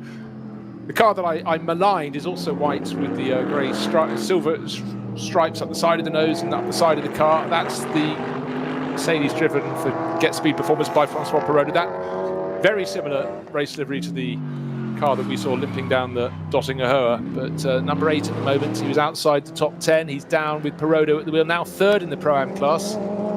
He is back in 13th overall, but looking neat and tidy out on the circuit.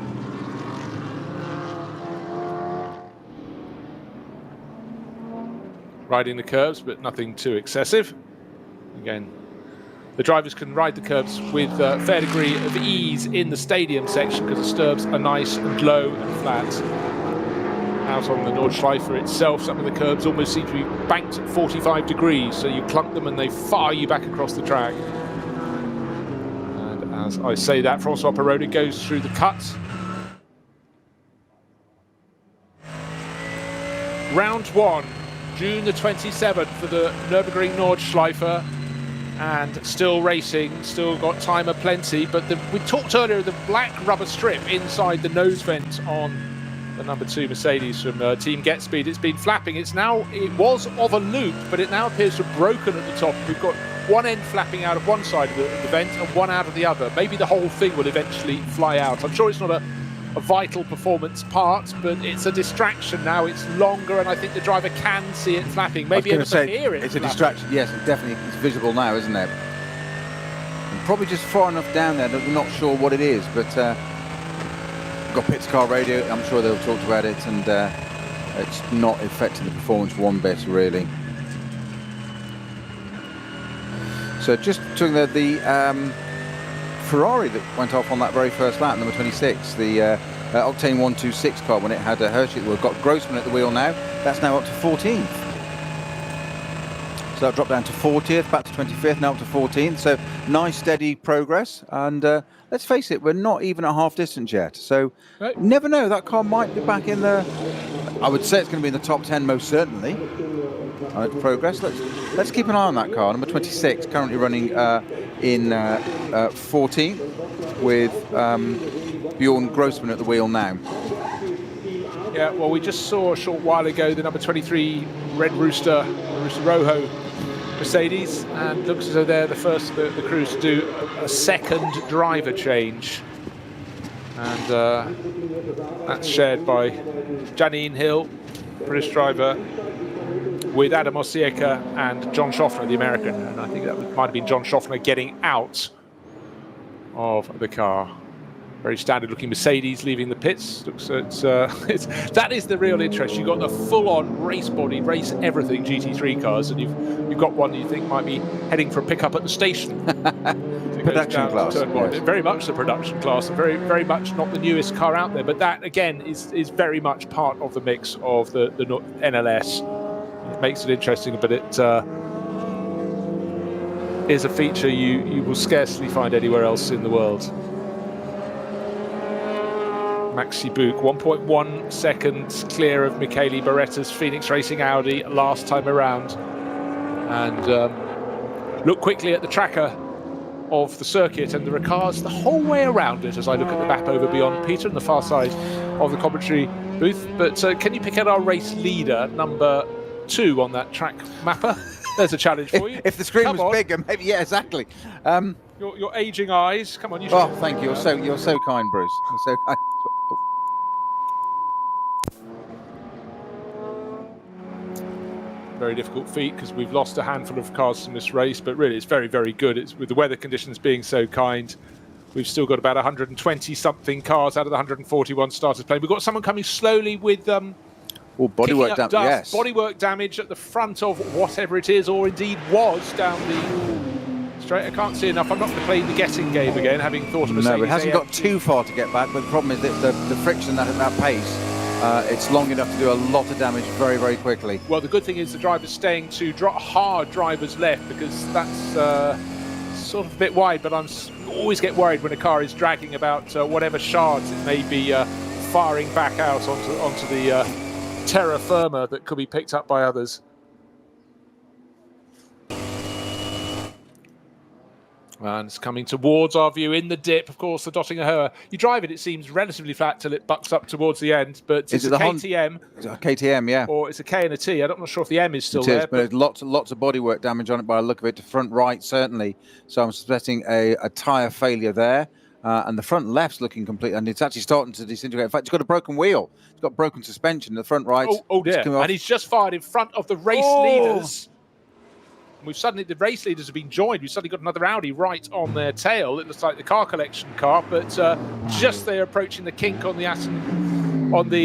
her act. Suddenly there was a bit of bodywork of the underside of a wheel arch, I think. Yeah, right across, and that car, the stricken KTM, still hasn't got. He's gone through the kink, hasn't got up to the chicane as yet, but that would have been a scary moment. You're busy with someone right on your tail, and then suddenly you've got, whoa, what's that? Absolutely, you're absolutely right, Bruce. I thought it was the wheel we could see tilted up. It was the inner wheel arch, as you said. That suddenly just fired out into the race of the front of the leaders. Well, and that's allowed that pesky Falcon Horse Motorsport BMW back into the fray again. Look.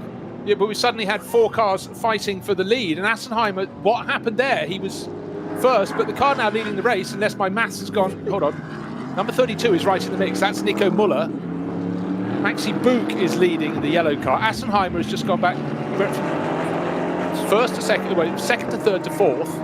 Now he's back into third. He's got the Walkenhorst BMW right on his tail. That's Mikkel Jensen. So let's refresh. 1.3 seconds to good. Maxi Book leading for Team Get Speed. Patrick Assenheimer started this lap in second place, but he's now behind the car collection motorsport car of Nico Muller. That was a very early pitter. Remember, we thought it was almost out of sequence. Beretta, that had got up into second place, is now down into fifth. So that's fast changing. So it's Jensen in fourth.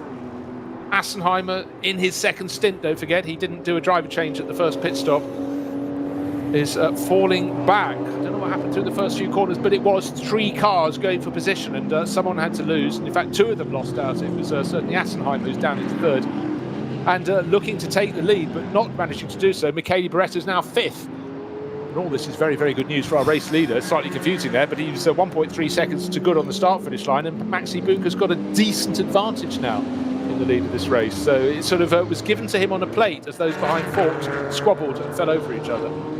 And that's not done yet. They've just gone to the Nordschleife, and I think that's gonna rage into certainly the first third of this lap between those 3. 1.3 seconds, you say. Second place to third. Sorry, second, third. Assenheimer to Beretta is also 1.3 seconds, and it's only 1.9. Sorry, 1.59 to what was the fourth place car of Muller.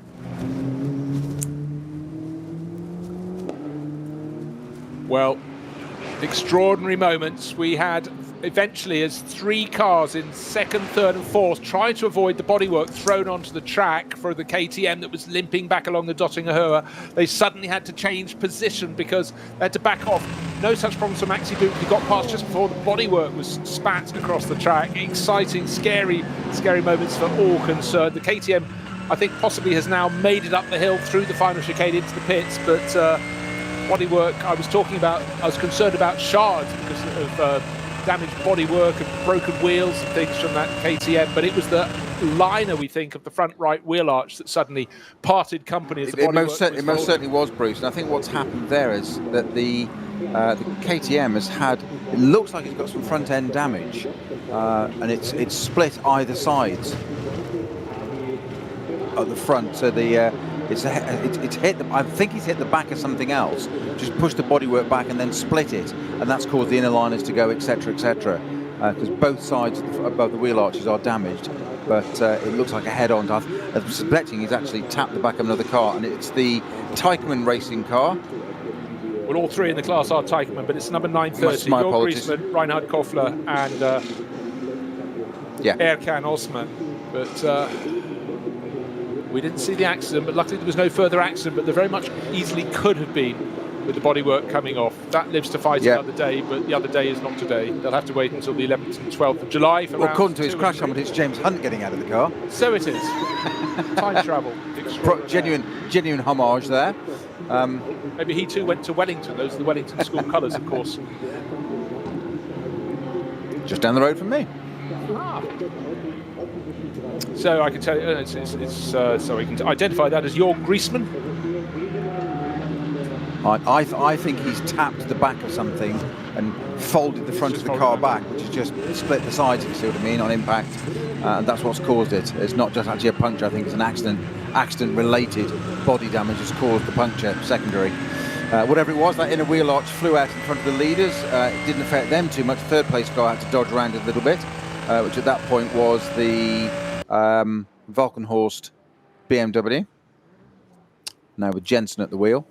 He did have to jink around it on the track, but hasn't really caused much of a problem. That was towards the end of the lap coming off the Nordschleife, but as soon as they got down to the new bit. What do you do when you've brought your car back, battered and broken to the pits? You get on the telephone. That's Jörg Griezmann, just climbed out of the number 930 KTM crossbow from one of the three from Teichmann Racing, and Peter and I have surmised there was maybe front-end contact, possibly even coming onto the long straight back to the pits. Bodywork started failing around it, and the front left corner, one actually presumes he slid a little bit wide and clonked that front left corner on something, and then the flexing led to the damage. But the damage could have been far greater. The bodywork wheel arch liner flew across the track right as the leading quartet of cars was coming through, but everything went on by, and in fact, Jörg is even happy enough to wave to the TV cameras, and as he recovers. Professional driver there, straight out, James Hunt helmet off, onto the phone, as you say, cigarette lit up, and then wave at the camera. Yeah. What a pro. Just found all the right bits. Needs a punch up now. So frustration. This is the first round of the championship for them, and something has gone awry. Possibly not their own fault, but that is one of the elements of the Nürburgring Nordschleife. You cannot be sure. And Bruce, it doesn't look like they're doing anything to rectify that. It doesn't look like they're going to actually sort that one out. So I think that is game over for our number 930 Reichmann Racing KTM. I think that's out of this race. There is, of course, just over 2 hours to go, so they could put it right, but there doesn't appear to be any interest in doing so.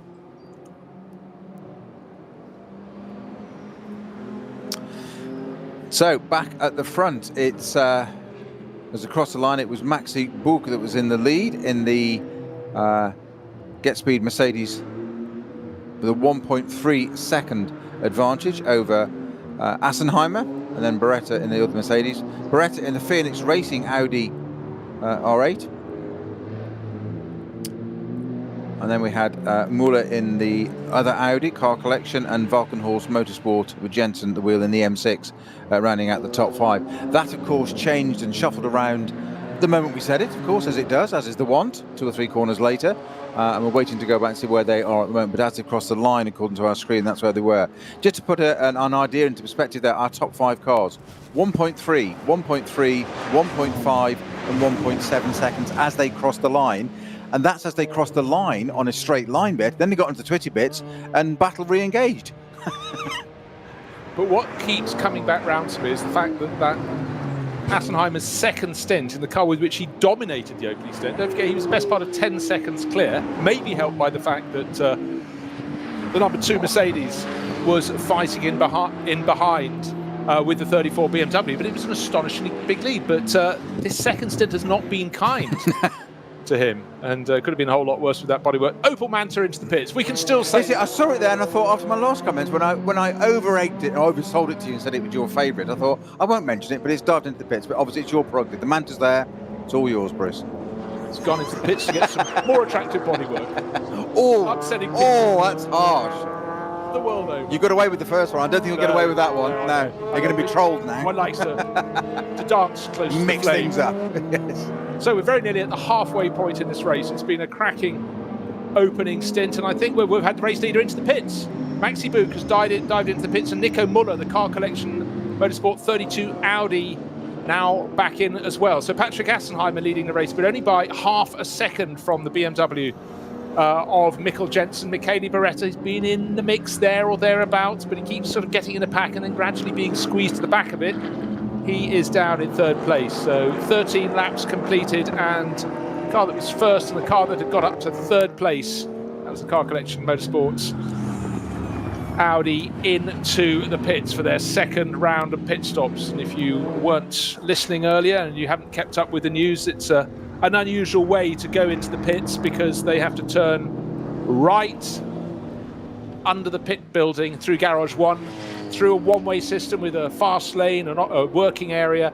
Then they do the driver changes, then and anything else they need to change on tyres, and then they dive into the pits and have refueling. They have to come back into the pit lane and refuel once there. So Maxi Buch out of the race leading car. Fabian Schiller hasn't driven that yet. Raffaele Marciello started in that. And suddenly those that stayed on the track for one further lap, it's the Walkenhorst Motorsport BMW right now on the tail of the race leading car from HRT, the Mercedes, started by Patrick Assenheimer. Oh, what a great person to put on board after him. He's got Mauro Engel, but certainly Assenheimer so successful in what was the VLN, now the NLS, and let's see how it unfolds the rest of the race. Interesting there, the body language of Maxi Buch. Maybe he was trying to make sure that door shut properly for the driver that's taken it over, but it almost looked like a petulant slam, that drivers do when all hasn't gone that way. But he got into the lead, so I say it did go his way. It wasn't soft close, was it? No. No. Interestingly, that we were talking about lap times a little bit earlier.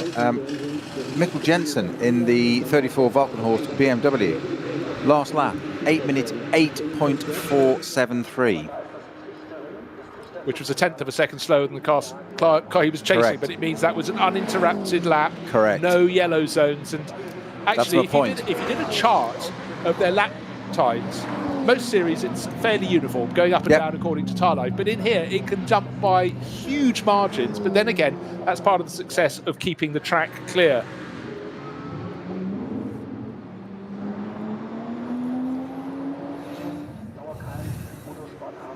So our front-running cars that we have obviously just done their phase one, as we call it, of the pit stop, as in into the paddock, through the garages into the paddock, as Bruce has just described, to do their driver change, back out again.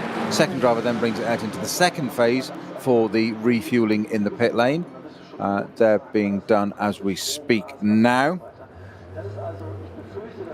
So the Maxi Buch number 2 yellow Mercedes sitting in the pit lane being fueled, and right behind it is the car that's also behind it on track, which is the Muller driven number 32 Car Collection Audi R8 sitting right behind it. So these two actually are in position on track as well. So they should just re-engage battle, all things being equal. Yeah, but of course that never happens though, does it? That's what should happen, but it won't. We've had shuffling in the pits, and it does seem quite hard for that to have happened, but certainly we saw several drivers that first round of pit stops who the order was reversed, not by an enormous amount, but I think in answer to our question we had earlier, a little bit of intel, I think, from regarding pit stops and or more to the point penalties. I think they're being added at the end of the race time only, no drive-throughs, nothing like that during the race, because of all the precautions and whatever in place. So they'll just be added at the end, should there be the case. We just had that question earlier, didn't we, about why that pit was so long for this very car, actually, the Assenheimer Mercedes sitting there. Sorry, the Get Speed Mercedes. So they're waiting to go out of the pits. They will rejoin the Opel Manta. Very rare to get a chance to mention it, because Bruce tends to hog that because of his absolute love of that car. But the Opel Manta, I'll just say it again while I can, is in the pit lane being refueled. And I'm sure when that leaves the pits that Bruce will be ecstatic upon its return to the track. I'm bracing myself. So, to refresh, the first set of cars from the top class of the race, from the top 10 runners, we have 3 of them having being refueled in the pits. Maxi Buch led the race, came in, and some of the cars further back in the SP9 class still flashing past for a further lap. But Patrick Assenheimer. He will get to the halfway point in this race in 15 seconds from now, but this will be his in-lap, one would presume, leading the race, but only by half a second at the start of the lap for the Team HRT Mercedes. Walkenhorst Motorsport with the BMW that's been there or thereabouts, and some really good battling. And Mikkel Jensen is building on the work of David Pittard. That's in second place. Michele Beretta in the Phoenix Racing Audi, number 15 in third. They should be in this time around. Kim Lewis-Strand the opening stint in that, and Beretta had a very good second stint too. So Audi very, very much in the mix. But then again, we'll see how they knit in with the number 2 Mercedes that's in the pits at the moment, and the number 32 Audi from Car Collection Motorsport. They're still at a standstill waiting for the thumbs up to get going, and whoever's in the number 2 Mercedes seemed to have been changing the cassette at that moment, and they failed to heed the go signal for a couple of seconds. But that's actually pulled out a bit of an advantage over the number 32 Audi, which was pretty close behind it when it came into the pits. And it seems, much as the number 2's first pit stop was a slow one, or the refueling part of it, it seems to be the case for the 32 car. But they were 0.6 of a second apart when they came in. Huge difference. Well, what of course you don't know is how much fuel they wanted to put in and how they're going to run, how long this next stint is going to be, because we've got one further pit stop for these runners. So back on the track, moving around a bit. Number 2 looking for position, just not wanting to be blocked as the driver gets up to speed. Of course, tyres pretty cold. Track conditions warming up through the day. It was grey at the start of the race, a little flurry of rain. That went away soon, and it's been a fine day rather than per se a sunny day. Yeah, it's looking a little bit overcast again now. Is what they really wanted today, as drivers readjust.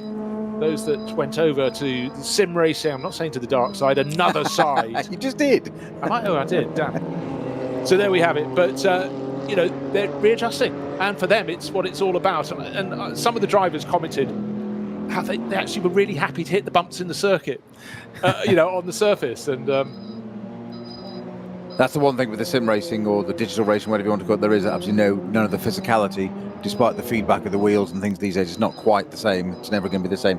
Fabian Schiller in that number 2 Mercedes now, and we're still slightly bemused as to what's happened in the pit stop there, because those 2 cars came in, that and the Audi. The number 32 Audi of Car Collection, it's got Frins at the wheel now. That was, again, a change of driver. Robin Fringe in the car now. I think it was Muller that brought the car in, wasn't it, originally?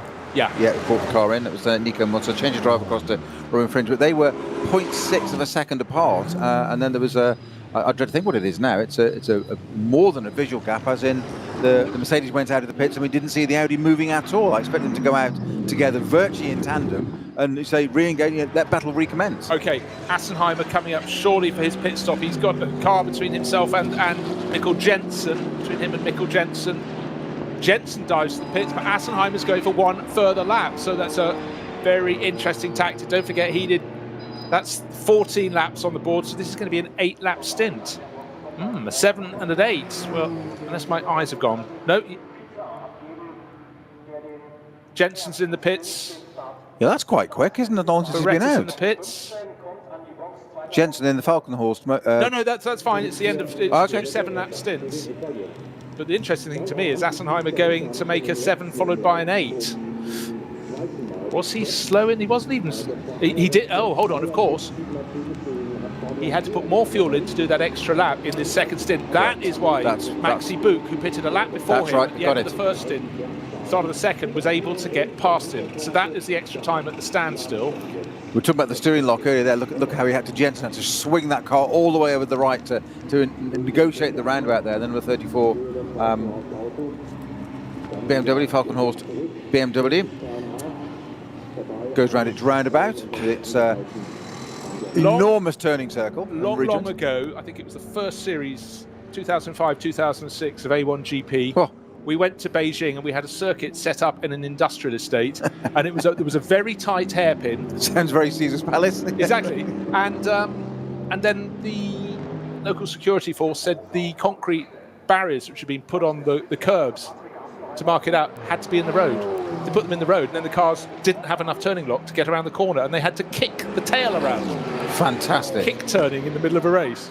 So all the historic drivers have done really well in that then, wouldn't they? 'Cause they've just been their home ground. So that was and again, one of those classic races where they had to glue the manhole covers down. One of those, right. So 34... Manhole covers and racing cars aren't a good combination. They're not a great deal, no. 34 returning out to its phase 2 of its pit stop, going out, done the driver change, and we have 99 in now as well. One of the other BMWs, which is when I can find it, Row Racing. That's the Enger car, isn't it? Philip Enger car, just coming in. Only 2 drivers in that at the moment. So that's going to be a change of driver to Nick Katzberg. Number 34, the other BMW we can see now, it's just done its onto its second phase now, having its refueling in the pit lane. Talking refueling, it's always good to go straight to the Oracle, and Paul Truswell, the great, has just pointed out it was a longer pit stop for the 32 Audi than the number 2 Mercedes.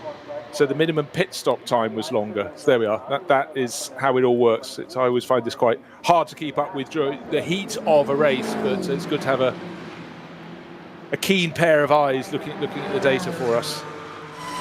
So Patrick Assenheimer staying on for this lap. Has he got enough fuel? I'm not trying to put drama in this race. It's got plenty enough of that. But of course, doing a 7 then an 8 lap stint means he's coming in a lap after the bulk of his rivals. But bear in mind, some came in after 13 laps. Most after 14, but the Team HRT with so much experience. And don't forget, Assenheimer was one of the winning lineup in this very event last year and had a considerably successful season last year in the SP9 class, and really was the form man, or the man who tended to be there at the finish with his car, working the occasion better than anyone else. But as we know around the circuit, we just had a quick code 60 at Schwalbenschwanz. Every lap time has the potential to vary by 15 seconds or so, according to what is happening on the track ahead, or more to the point, the track just round the corner.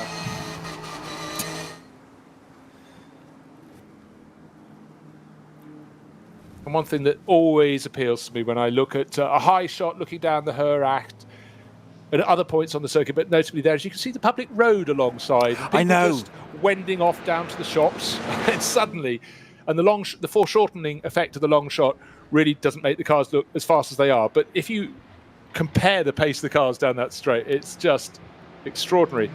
KTM still in the race, but obviously not the 930 from Teichmann Racing we lost before. One of the sister cars coming up to the end of another lap, and rather blocking the Seat Cupra tucked in behind. Or the Cupra as we call it now, of course. Yes.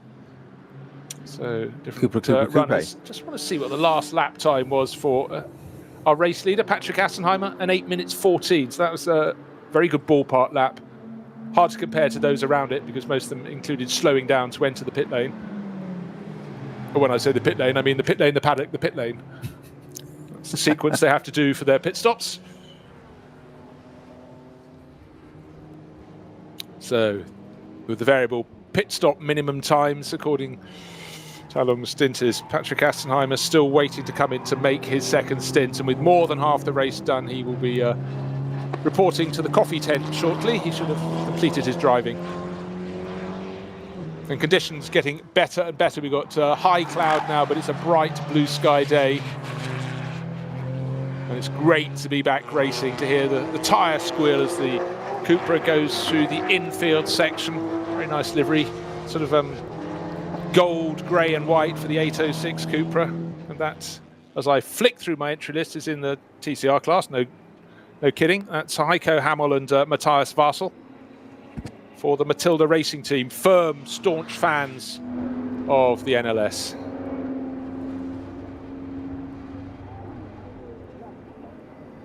Assenheimer still to come in and serve that second pit stop. And then he'll hand over to Maro Engel to do the remainder of the race. He too will do a double stint. And the yellow Phoenix Racing Audi moving away from the pits.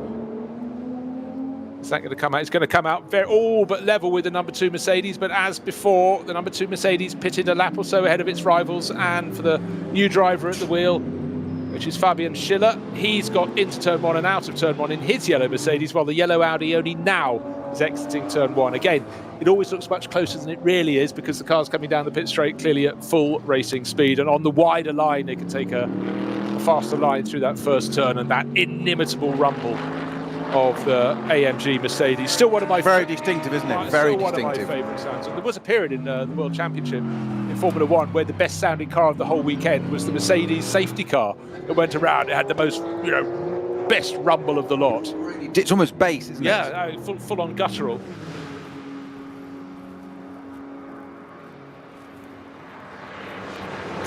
So waiting for the black Mercedes with the white and slightly red markings on its flank. I think probably coming down the Hoa Act about now. All eyes drawn to the battling BMWs. 325i, just so much fun getting in close to each other. Always seems to be a Team Adrenaline Pixum Motorsport, the orange and blue liveried BMWs right in the thick of the mix.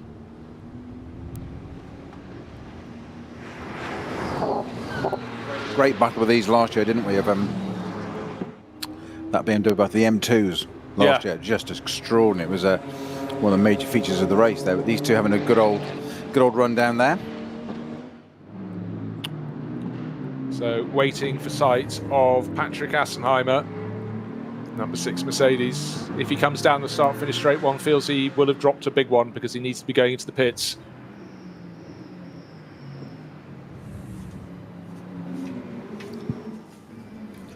And the BMW battle of which we speak is in the V4 production class, as ever, and it's 701, the Pixum cars. Christopher Rink, Danny Brink and Philip Lyson, big pairing from last year, and Rink and Brink, I think, the year before that as well, fighting with the 707 entry, which is just in front of them. But now as they catch up or got onto the tail of one of the SP9 Ferraris, suddenly advantage for 707 was curtailed, and that allows 701. Well, that was our 26 car from the beginning that was suddenly coming back through the field, wasn't it? They didn't catch it. He's just shot through there and unlatched himself on that one. That's the number 26 car that we say dropped down to 40th, didn't it? At that point, he came back up to at least 14th. Just want to point out, Assenheimer has finally come into the pits. So that was a 7-lap stint and then an 8-lap stint. He's doing things differently. He's doing things quickly as well. So it must be slightly concerning for the rivals, because obviously that would now be a lighter fuel load going in. Therefore, Ego's different pit length time. But for Assenheimer, his day is run. We have an hour and 47 minutes remaining in this race. Amaro Engel, charge to you to see if you can give a debut victory on the debut of the new racing team, Team HRT, the Hout Racing team. Jean-Paul Breslin at the helm of that, but at the helm of the car, it'd be Maro Engel of that number 6 Mercedes. Just to finish on the Ferrari bit there, Bruce, that we mentioned earlier, the Octane 126 car that had got back up to 14th, obviously pit stop and driver change. That's now in the hands of Luca Ludwig and is now in 19th. That's the SP9 class Octane car. He's got a little bit, it's 2 places to go, 17, 2 places ahead is the next car. That's the Mante Racing 911, car number 911, as we know. That's in the hands of Kern now, but that's a little bit way up the road there. But that was the car we just saw shooting past the 2 BMWs. But I'd still say, despite a driver change there, we've got, hour and 46 minutes to go, so just under 2 hours to go. Luca Ludwig in charge of that car now. I would still keep an eye on that car being, I think it's all things being equal. Appreciate it's a broad comment, but I think all being equal, that car will be comfortably in the top 10. Well, I think that's quite a bold one. Well, it came up to 14th before, don't forget. It got back to 14th already. I think it'll get in the top 10. There we go. That's my prediction for the afternoon. That's good to go. I just noticed another team has taken, Fricadelli Racing team has also gone for a 7 and an 8 because Lance David Arnold had just pitted. So much like Team HRT, Arnold has done that as well. Christian Engelhardt, they too have done that. So I hadn't spotted Engelhardt, was about to come in the Falcon Motorsport Porsche. So they're doing things differently, those 3 teams. But Assenheimer should be pretty much in the lead or close to the lead when he comes out. But the rivals Arnold and Engelhardt, their cars will be further back.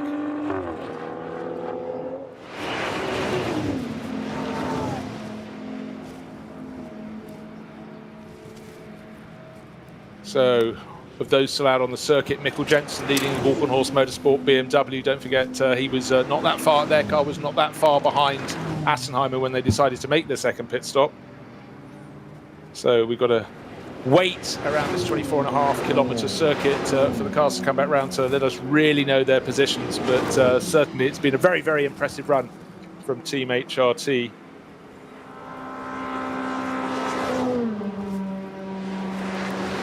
And just those top 4 cars, I appreciate timing-wise, 807, 812, 813 and 813. Pretty close there for the Fricadelli, Falcon and Huber cars. Huber is obviously a SB9 Pro-Am car, as is the Fricadelli car, but it's still that standout time for that Assenheimer number 6 HRT Mercedes, leading with an 807.677, the fastest lap of the race so far.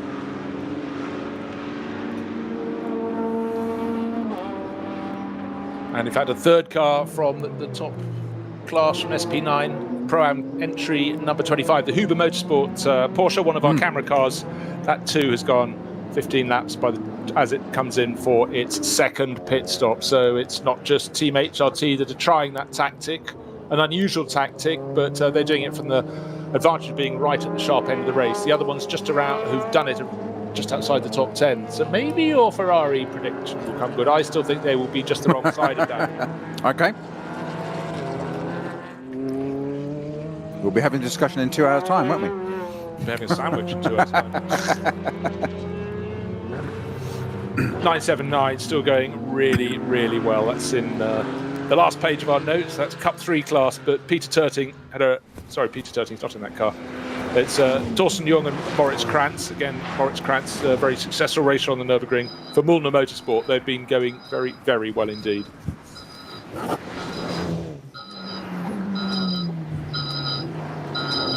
Another slow zone on Ex-Müller. Right out on the far side just before we get down the run down to Bergwerk. So we'll keep an eye on what that's going to be.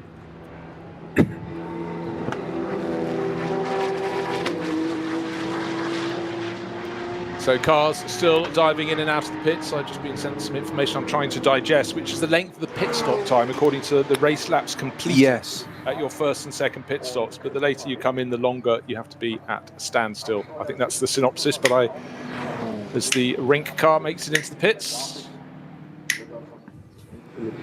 And the Opel Manta just coming back from the back. That wasn't in that long ago, was it? Not that long ago, no. Obviously, it was the most identifiable car in the race in so many ways. It's the only one of its ilk, and it's white and it's red and has been so ever since a very long time ago. But to my reckoning, unless the race is just accelerating, that might have been a shorter, would it be his second stint coming in for its third stop.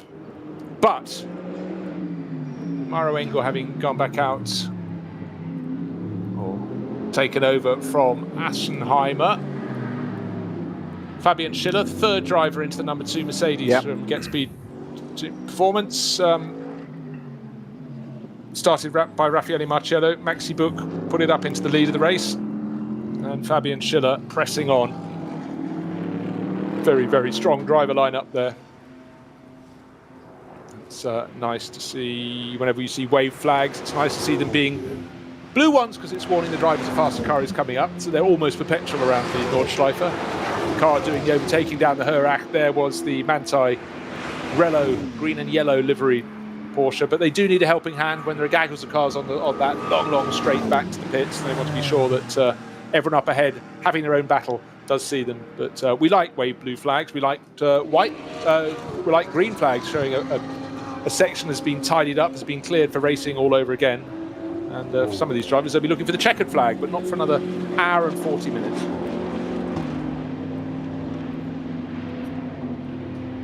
Really has turned into a great day to be racing again on the Nordschleife here on RS1. It's me, Bruce Jones, and Peter Snowden, just loving the fact that cars are on track again. It's what we're about. For everyone concerned, it's a delight that we've got this far, and hopefully we will now have a rock-solid season through until the end of the year. This is the first of 8 rounds of the Nord NLS, and we've got a double-header weekend, the 11th and 12th of July, for rounds 2 and 3. So it's good to be racing again.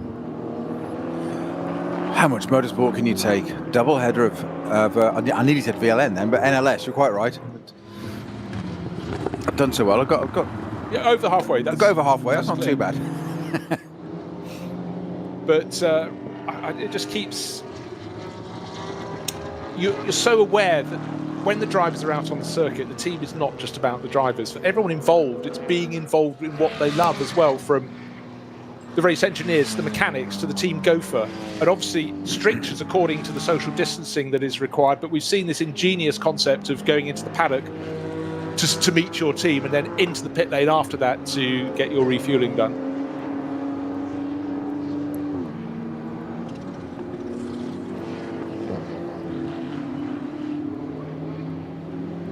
So the Rover Racing BMW has not been the prime BMW in this race. That really goes to the 34 Walkenhorst Motorsport crew. But every time it looks as though it's going the way of Mercedes, it seems the others find it a chance to make their move and get back in the mix all over again. Because certainly in terms of outright speed in the early stages of the race, it looks as though Mercedes, particularly down the long straight from Horak, had the legs, and then they grunt out of that final chicane onto the start-finish straight. But whereas around the back of the track, which is the majority of the track, the BMW seemed a little bit more wieldy. But that was the point, though. The BMW was quick over sort of half to 2/3 of the lap, but not the rest. Whereas the Mercedes had that consistency, just had that nice, consistent. It's got a rhythm, it's got a pace, and it can do it everywhere, which is got to be a well-sorted race car. As you say, unwieldy is a great way of putting it. Just a little bit of mid-corner instability that the Falkenhurst BMW just didn't look as settled and as solid and as planted as perhaps the Mercedes. Looks like it had to be worked a fair bit harder. Look, a bit of a handful. Certainly the way Pittard was driving it in the first stint, and he did a fantastic job and didn't put a foot wrong. Don't get me wrong, but it certainly looked like he was working hard to get that time out of that car. I mean, to an extent, it looked as though he was decided he had an early advantage and he wanted to grab it. Yeah. Whereas the others, you thought they're settling into a 7-lap stint. Which was proven, as you said, by how far down the order the next M6 BMW was, which was about 14th or something, wasn't it? Or yeah, at that point, just waiting for that final batch, well, not the final, the penultimate batch of pit stops, and the Rover Racing BMW is, well, effectively another 10, about 7 places behind, but it's about to suddenly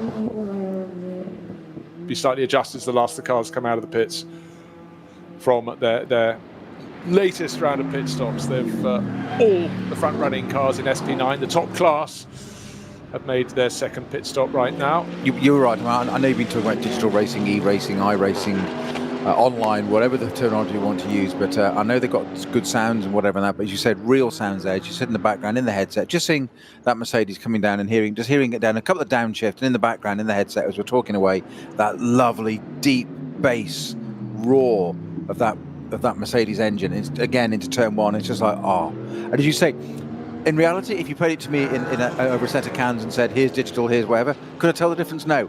But because we're looking at it, it's that perception, because we know it's a real engine out there firing on those cylinders. It's got real petrol going through it and a real person driving it, not sitting in a chair. And I'm not knocking that, no. But it's just that perception, and maybe that's what it's all about. It's that atmosphere, isn't it? And talking of atmosphere, one of the things I always feel with VLN before the LLS from now on, the Nürburgring Langstrecken series, is a sound you will also hear in the paddock afterwards is the Coke cans being opened. That's the Fanta. It's not good for your teeth. You have to have beer. Beer is food. But no, every beer is a sandwich and all that. No, but I think that's something we don't necessarily always discuss. Yeah. But for some of the drivers, this is the only championship they do. Yeah. And this is their social life. A lot of their social life. They're racing 8 or 9 times together per year, and you've got everything crammed into a bit of testing one day and then racing the next day. Some only turn up for the Saturday, but there is a really good scene with a lot of people who've known each other and become friends, possibly racing in entirely different classes, might only see each other when they wave as they go past. Absolutely. But it's every lap you do at the Nürburgring on the Nordschleife is an adventure of some sort.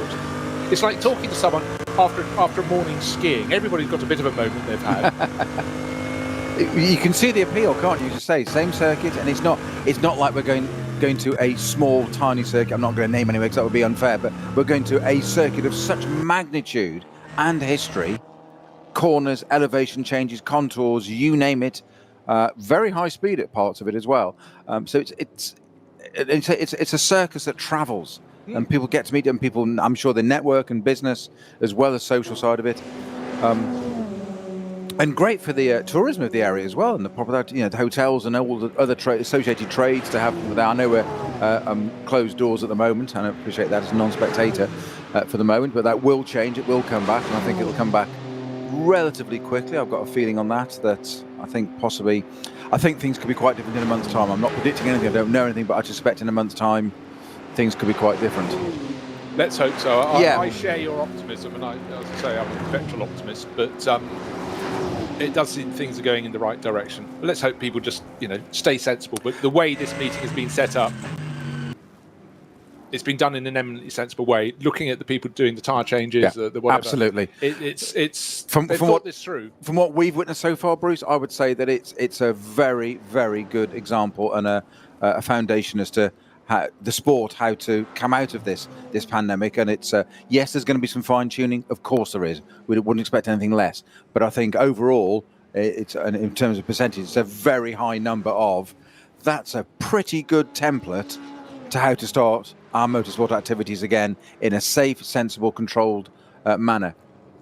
Bodywork on the side of the track at Her Act. Never good. The race leader comes through, and it's Maro Engel, and about 2 seconds further back is Fabian Schiller. So it's the black Mercedes ahead of the yellow Mercedes, as it was before. But that's been we wanted to see which was the better tactic: 7 laps followed by 7 laps, or 7 laps followed by 8. They've made their second pit stops, and the answer seems to be 7 laps followed by 8. But extrapolated back the other way, after the first stint, there was a 9.7 second gap between these two Mercedes, and just waiting for the second of those cars to cross the start-finish line. And I think we'll see the gap is rather less than that. Let's see what it is. It's waiting for the tight screens to refresh. Maro Engel, I can't quite see, I'm afraid, on that one. No, Fabian Schiller, 3.5 seconds. So maybe it's coming the way of the car that says race taxi. Oh, what a ride that would be. Wouldn't it just? Wouldn't pay for that fare. That's the Get Speed Performance Mercedes, the yellow one. They have many cars in this race.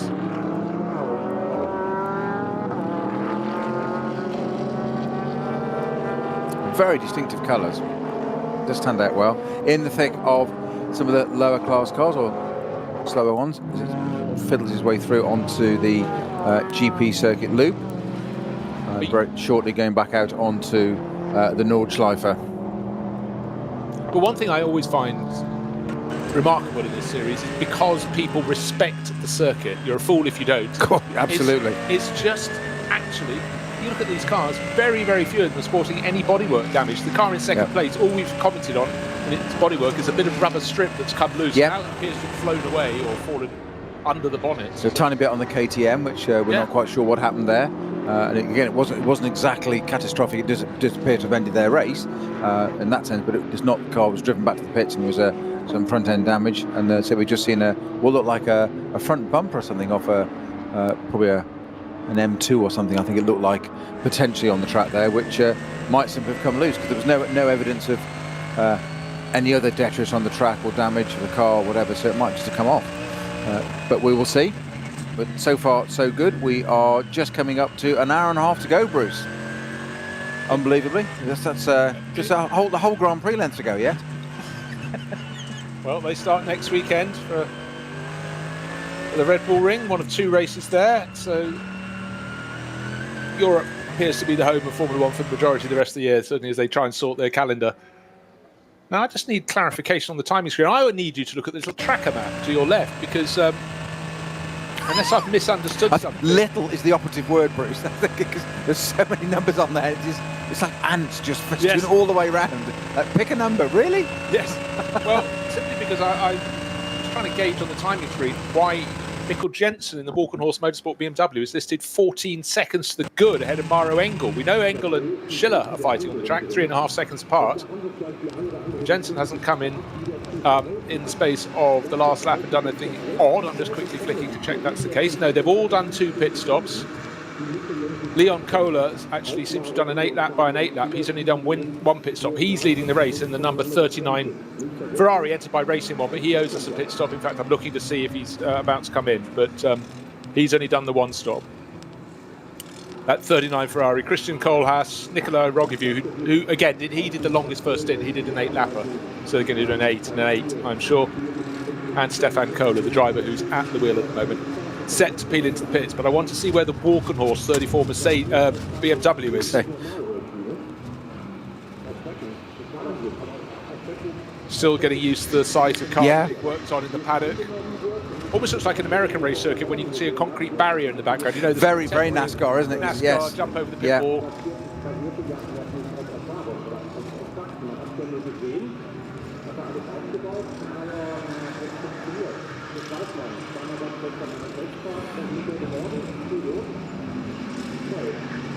So it's been a very interesting return to full metal racing on the Nordschleife, and we've seen some cracking racing in the first stint in particular, with not just cars running close but changing position several times a lap in the battle for 3 cars fighting over second place. And really the story had been the car that had made its break nearly 10 seconds to the good by the time of the first pit stops. That's the number 6 Mercedes from Team HRT, the team that's sort of risen from or been paired off from Black Falcon, kept the personnel by and large, but now HRT stands for Haupt Racing Team. Hubert Haupt, part of not the lineup this weekend, but part of the ownership, and I'm sure he'll be racing later this year. They're going to do the GT World Challenge as well. Now, Mr. Jones, just a little update on our, not sure it's a sporting bet, I'm not sure quite how to describe it, but our Ferrari, number 26, with Luca Ludwig at the wheel now, was 19th, is now running as high as 13th. Probably about to gain a further position when that Racing One Ferrari comes in, because the Octane 126 car, despite its spin, has been the quickest, the fleetest of foot of the Ferrari gang. So expect those to change, but the car that went for a spin earlier got very delayed, the number 36 Walkenhorst Motorsport BMW. That was the car that was facing backwards just as the cars transitioned onto the Grand Prix loop, and it's down in 42nd position overall. Henry Walkenhorst at the wheel, so it really lost a lot of time. I said that was the problem, because the spin was fairly innocuous. It was a bit, it looks like it was a 180 swap ends, and Semi beat it on the curb there. The thing that seemed to the most interesting part was the attention of the marshal straight away. He said Virgil had to throw his bravos whatever to the ground, his sauerkraut, etc. And it's like, whoa, flags, hang on, I haven't got enough hands, and was out on the scene. But of course, then the problem was turning it around, and he couldn't move the car forward because it was driving back towards a blind apex exit, which nobody wants. And you know that you just don't want to be doing that. It's one of the few places on the track where your options are so limited. We talk about it being narrow over the curves, onto the grass, into the barriers, but it's super narrow. Just as cars turn left, drivers already thinking about the challenges beyond, like hats and back and other things that and that's fight them on the bottom. A very valid point, because you do, again, physically, we were talking about digital sound and real sound earlier. It's indiscernible, but we know the difference. We feel the difference. It is, as you say, it's visceral. That bit of going onto that, you're suddenly, you've done the GP circuit, and you're suddenly blatting left, going up the gears, and you're suddenly launching yourself mentally onto the Nordschleife, and all of a sudden there's a car there. It's a different way of thinking. It's not just a corner. Bodywork still sitting there, on the spot. I know. The run from her act. Racing One Ferrari, presumably, well, pale blue car flashing towards the end of what will be its 17th lap. Hold on a second. Yeah, there's a slippery surface flag out that as well, which I'm guessing just means it's an obstacle actually, rather than an actual slippery surface. So Stefan Kohler leading the race, only one pit stop to his name, so surely that will go into the pits. Indeed, the Ferrari peels off, so waiting to see who comes through next, because my query was on my timing screen, admittedly set some 8 minutes ago. Mikkel Jensen was 14 seconds the good over Maro Engel, Fabian Schiller in third. We saw Schiller and Engel very close to each other. Just one absolute clarification. And she's right, the other Ferrari into the pits, 39, as you predicted. Hardly Nostradamus, one feels, but nevertheless accurate. Unusual to see a Ferrari in that sort of pale to mid-blue livery, with sort of checkered effect over it. Again, peeling through the paddock. go and find where to be. And we have sight of the Walkenhorst Motorsport BMW. So this has stolen a massive, massive advantage. However, its latter stints are going to be longer stints. So it's got one more pit stop to make, the third pit stop in this 4-hour race. But sitting on a lead. Okay, remember that. It was 14.3 seconds because it's done things differently to the long-running HRT Mercedes up to the final sequence of corners onto the start-finish straight. No danger of going into the pits, but how big is its lead? No one around it. No other the SP9 rivals to be seen. Other cars still diving into the pits, including the car that's been the Cayman that's been going so well in the Cup 3 class. I'm surmising that David Pittard will probably have the concluding stint in this car. No, I think Christian Cronjes will be doing that. It's a 3-driver entry in 34. Cronjes, who won the Spa 24 Hours in 2018, I think. And Pittard started, and we've had Jensen in ever since, unless I have lost my I think you're right, marbles. and I think you're right, Bruce. Yeah. It was a great opening stint there from David Pittard in that car, and sort of, you say he did appear to, from our layman's eyes, if you like, take some risks, but it all appeared to pay off as well. And certainly the benefits of that have been that what he showed in that early stint of the race now certainly seem to have been reaped as we speak now. Well, okay, the pace that Mikkel Jensen showed that time around, it's gained him an advantage. It's gone from 14.3 to 15.6 seconds, the advantage of the Walkenhorst Motorsport team. And are they heading for their biggest win since they won that Spa 24 Hours in 2018 with Cronjes at the wheel on the day? I still remember Henry Walkenhorst. He knew he wanted to celebrate, but you know, when after a 24-hour race, when your emotions are really just ragged, yes, you could see he was overcome with emotion. And you know, a lot of us, we lived through their reaction as well. Absolutely, and it was fabulous, and you know, what a top result for the team then, and certainly put them in very much in the good books of BMW. You know, for years it's been the Rover Racing team that sort of waved the BMW flag with most vigour, but that was an exceptional performance at Spa. And of course at Spa, even more so than here, you've always got that spectre of the weather, and that time Tom Blomqvist and Philipp Eng sharing with Christian Cronjes. Christian, who was effectively the AM, very much the AM in that lineup. I remember he was asked, so you're going to be staying and celebrating? He goes, no, I've got to go home. I work in a timber business. I'm back in Oslo tomorrow. Yes, yeah. So still yellow flags popping in and out. One at Metzger's Felt. There's been that's a slow zone there, and a yellow flag at Adenauer first. So still incidents happening around the track. The Octane 126 Ferrari. Oh dear, I'm struggling now. It's into 10th place. Let's see. There's an hour and 20 to go yet. I'm not counting anything just yet. So let's give you a rundown on the order. 34, Walkenhorst Motorsport leading the way by 15.6 seconds. That's Mikkel Jensen ahead of Maro Engel in the HRT Mercedes that looked at had from the outset this race in the bag. It may yet be in a super strong position. But the teams are doing things differently. We saw this in the digital NLS series. People took very, very different sequences of laps, and then as the championship got to warmer weather, suddenly the difference between a track temperature of 34 degrees and one of 40 plus degrees, it absolutely made them throw away all their tactics and work their race strategy very, very differently. And again, it's another point of emphasis about the realistic nature, the stupendously realistic nature of sim racing now. And the DNLS series done with VCO really, really tip-top. I thought it was fantastic. Slow zone now up. Now code 60 at Metzgersfeld. Can't yet tell you who has taken a tumble or why a car is sitting where it is, but Metzgersfeld, of course, has just gone through Adenauer Forest. Listen, those twisters beyond. Actually, that's a bit ridiculous to say in the twisters beyond. That could describe almost any section of the part of the Nordschleife. circuit apart from the pit straight, really. Talk about a coverall. Even the pits are twisty now. You have to go into the paddock. Oh, I've just seen something on the track there, Okay. off on the right, next to the Falcon. 694, apparently. That is the car off at Metzgersfeld. Scrabble for the enormous entry list. And we can tell you that 694 is in the Team Cup 5 Avia. class. Yeah, Ooh. Team Avia saw Rensport the 240i Racing Cup. Yes. Don't know who's in that at the moment. Well, not at the moment. Probably out of it by now. Yeah. Quite possibly. So plenty happening. Sort of Adenauer Forest through to Metzgersfeld. So code 60 being extended backward around the track or closest to drivers as they approach.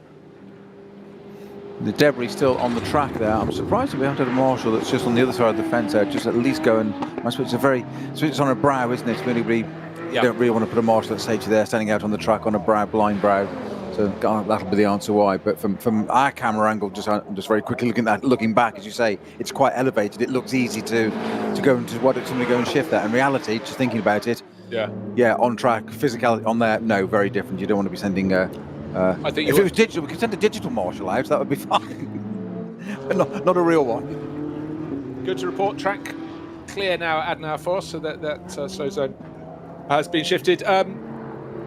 62, Peter Turting, dominating the Cup SP7 class, using all his years of experience, sharing with Moritz Krantz and Marcel Hopper. So the H&R Spezial Federn.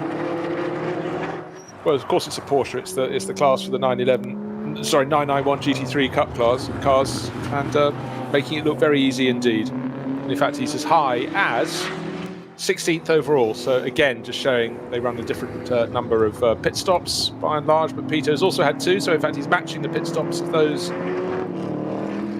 in front. Okay, who set the fastest lap of the race so far? No, it's not the car you were thinking of. It's not the HRT Mercedes. It's the Ferrari from Octane 126. Oh, what did that tell you? Peter is looking as though you want to slap his face. Well, there's nothing new there, Bruce. Just because the Ferrari's mentioned now, but well, there you go. So that's interesting. What they say, you could see it with your eyes. Luke and Ludwig doing a great job there. They say 807.651. That's got the car into the top 10, but yeah, we've still got an hour and 18 to go. So we'll just keep an eye on that. See how that one pans out, but good job so far. Certainly recovered from being down into at least 40th that we noticed on the screen, but possibly lower. But what we saw was the fact that he wasn't just 40th; he was a long way behind the car in 39th. Yes. So you could say he had a lot of clear track to go and play on, but he had to press on. But then, as we saw, the front cars were already lapping after 2 laps, so you never get it for long.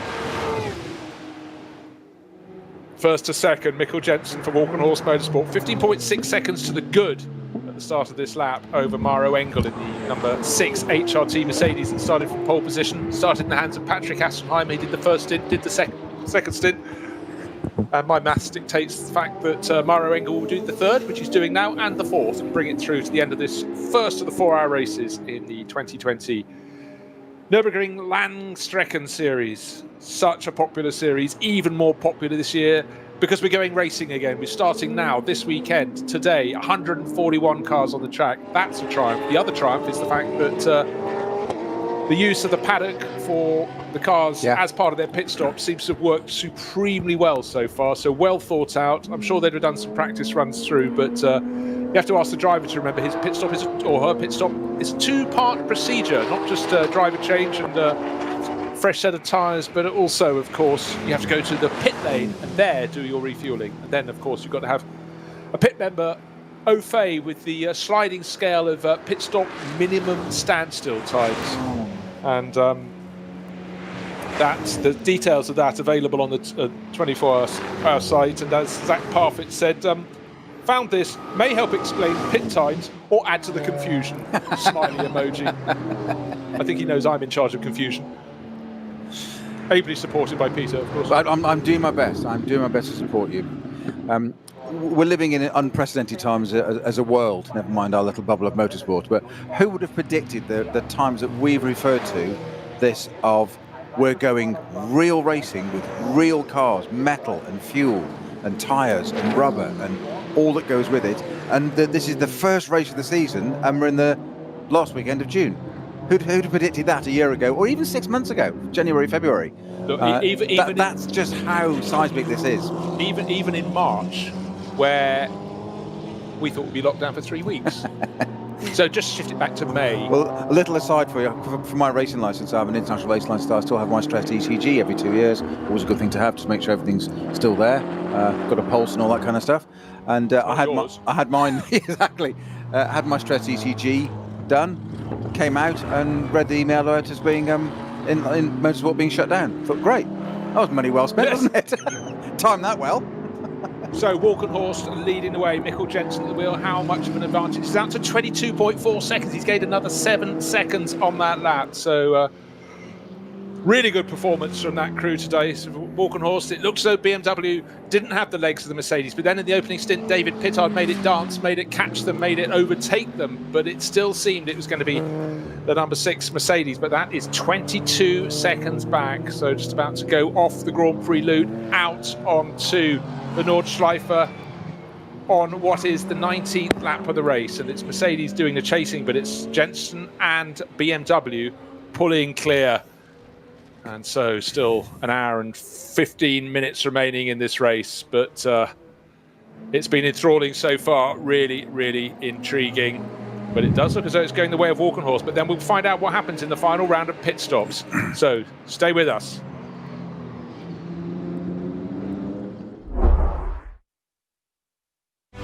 Alles begann mit 2 Freunden und einer Vision.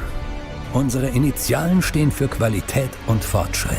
Wir schaffen den Technologietransfer von der Rennstrecke auf die Straße. Wir fertigen Gewindefahrwerke, Sportfedersätze, Stabilisatoren, Distanzscheiben und Gewindefedern zu 100% in Deutschland. Wir arbeiten mit Herzblut und Hingabe für diesen einen Moment. Wir sind Motorsport. Wir sind H&R.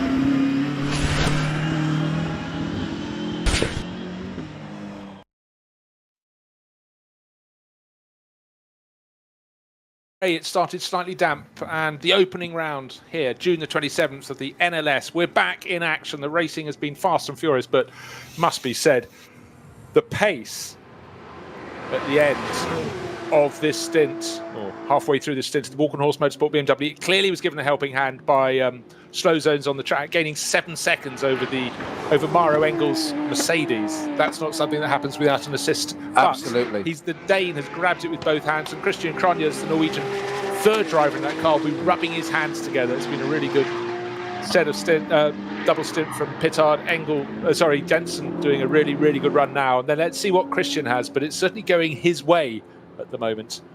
I think Pittard takes a big amount of credit for setting the foundation for the rest of that to capitalise on that. He did an amazing first stint in that car. Well, he kept it right with the fastest of the Mercedes, with the exception of that number 6 car. But he had to find his way up to that 4th place, that 3rd, that 2nd. Exactly. Then it was changing backwards and forwards. And of course, at that first stint of the race in the number 8 car, we still had Mathieu Vassiviev, really talented French racer. So he kept that up in the mix. That then fell back in the hands of Francois Perraudin. That's a Pro-Am entry. And at the moment, let's just scroll back down. That's still down in 13th place, but Manu Collard's on board. He's some distance back from the car in front, so maybe that's not to be He's gaining. done a bit, hasn't he, over the years? Young lad. Yeah. Young lad of over 50. Yeah, exactly. Don't.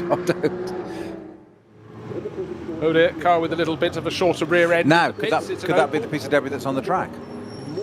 It could be. It's entry 850 as I pick up the wrong front end of the car. Looks immaculate. Back end, sort of less of it, really. Because there is that piece of debris we've talked about on the track is a complete valance or rear, isn't it? Well, if it goes back, it should unbelievably win its class. But then again, it's in a class of its own. In the OPC class, it's MSC Adenauer, so local team. Jean-Philippe Imperato, Herbert Schmidt, and Carlos Tavares, a man from the motor industry, no doubt. And they've just actually flicked to it. A nice little segue there to show that piece of track. Are you directing as well as commentating? No, not at all. Not at all. I don't have enough skills for either.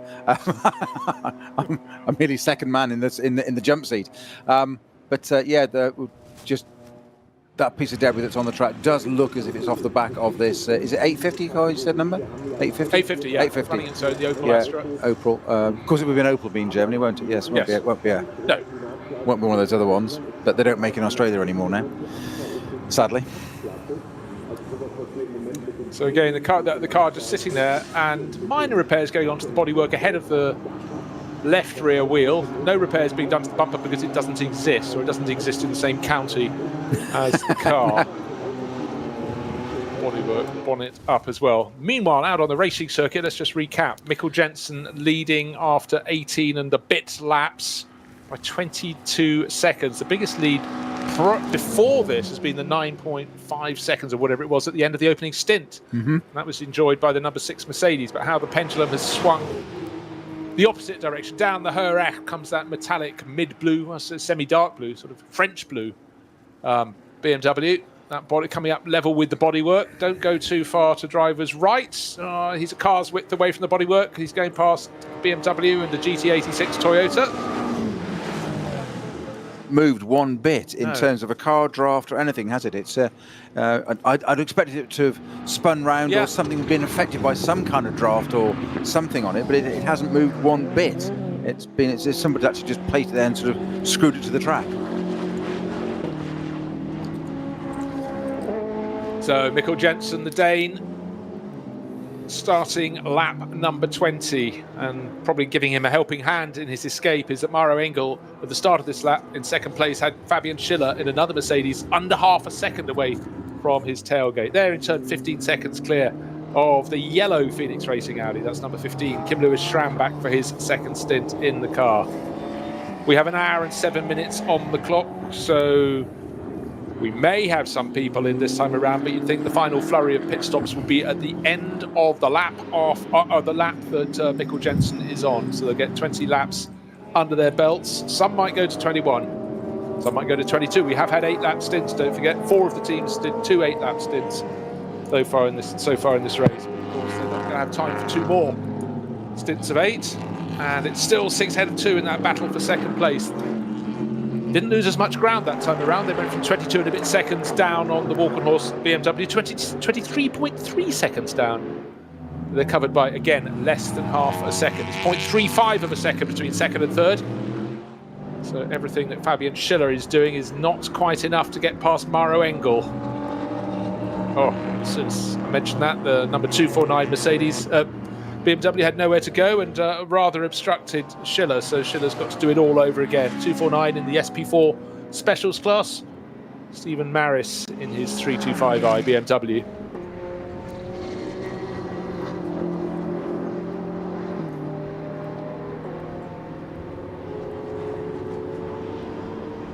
Whoa, good maths being sent to us. The 34 and 6 are currently being between 22 and 23 seconds apart. 34 is the race-leading walk-on-horse BMW, and number 6, of course, the HRT Mercedes. But they have the chasing cars have 22 and 23 or 23 seconds in hand. In hand, yeah. So what was the margin I said? 23.3 seconds. Yeah. So it's not so much 0.3 of a second, check basically. what happens at the end Yeah, of the race, exactly. where they come out after this final round of pit stops. They will all be doing 3 pit stops. 4 would be a tad unnecessary, but so if every driver involved at the front end of the field, it's press on, press on, press on. Track conditions perfect. And at the moment, I don't think we have too many incidents around the circuit. In fact, I have to scroll down to find the last period the same.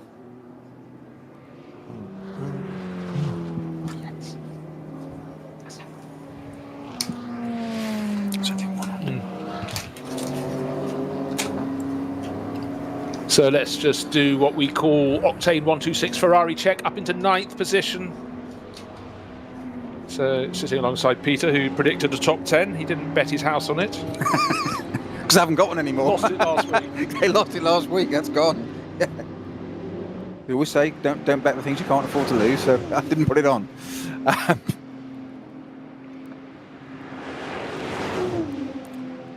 I'm keeping my powder dry on that one, but I'm vaguely hopeful, shall we say? Oh, good. Yeah, experience tells in the end.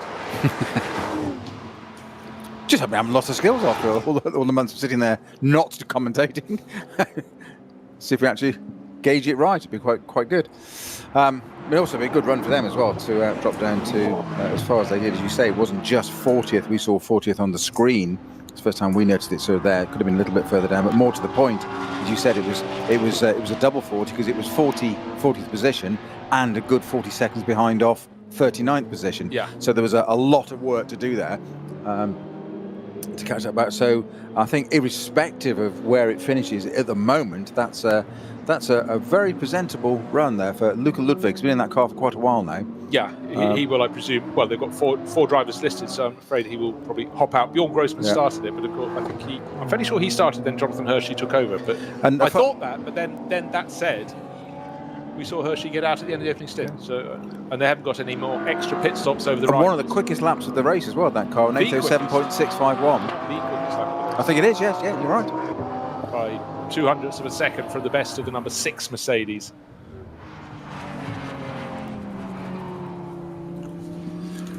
So, as we said, meanwhile, back at the front, the Walkenhorst Motorsport M6 and the Team HRT Mercedes just behind it. I say just behind it, 23.3 seconds is the actual gap at the end of the last lap. We'll get another review on that very shortly.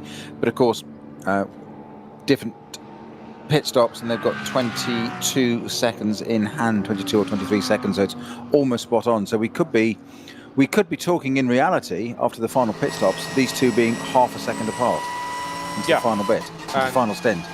They're not really alone at the front either, so I think others are going to be close in on the mix. Car 192 is Hofer racing by Bonk, their BMW M4, leading the SP10 class. Haven't really picked that out. 21st position overall, number 192, Michael Fisher. So much success with that team, sharing with Michael Frey, but with Gabriele Piana out to play alongside them as well. Of course, it's going to be going well in class. And again, just looking, let's just run down those gaps again. First to second, 23.3 seconds. That's Mikkel Jensen in the Walkenhorst Motorsport BMW. Back to the number 6 Mercedes from HRT, Mauro Engel. But Fabian Schiller just half a second, well, not that, 0.3 of a second down in the number 2, the bright yellow Ring Taxi, Team Getspeed Mercedes, one of their trio in the race. And then a gap of 17 seconds back to the better placed of the 2 Phoenix Racing Audis. They're running 4th and 5th, Kim Lewis Schramm and Frank Stippler. And the Car Collection Motorsport Audi in 6th, just a whisker down. So the cars in 5th and 6th, the Phoenix Racing number 5 and the 32 Audi very close at the start of the lap. No one close to the Walkenhorst Motorsport BMW, but is expected to have a longer final pit stop by, in fact, pretty much the exact margin by which it leads this race at the moment. So it's going to be very, very fine, very tight at the front of the field, which isn't a bad advertisement, as well as the fact we've had brilliant racing today. But we're back racing. The Nordschleife is looking great. The drivers must be getting a buzz they haven't had since the last race of 2019. So October, wasn't it? Sat on their hands 8 months ago. waiting to go out and play, and some were fortunate enough to race in the digital series, but this is different. This is something very, very special indeed, and I think for the drivers competing this weekend, they'll realise even more how special it is to them. You know, the sport they love, but they're now doing it again.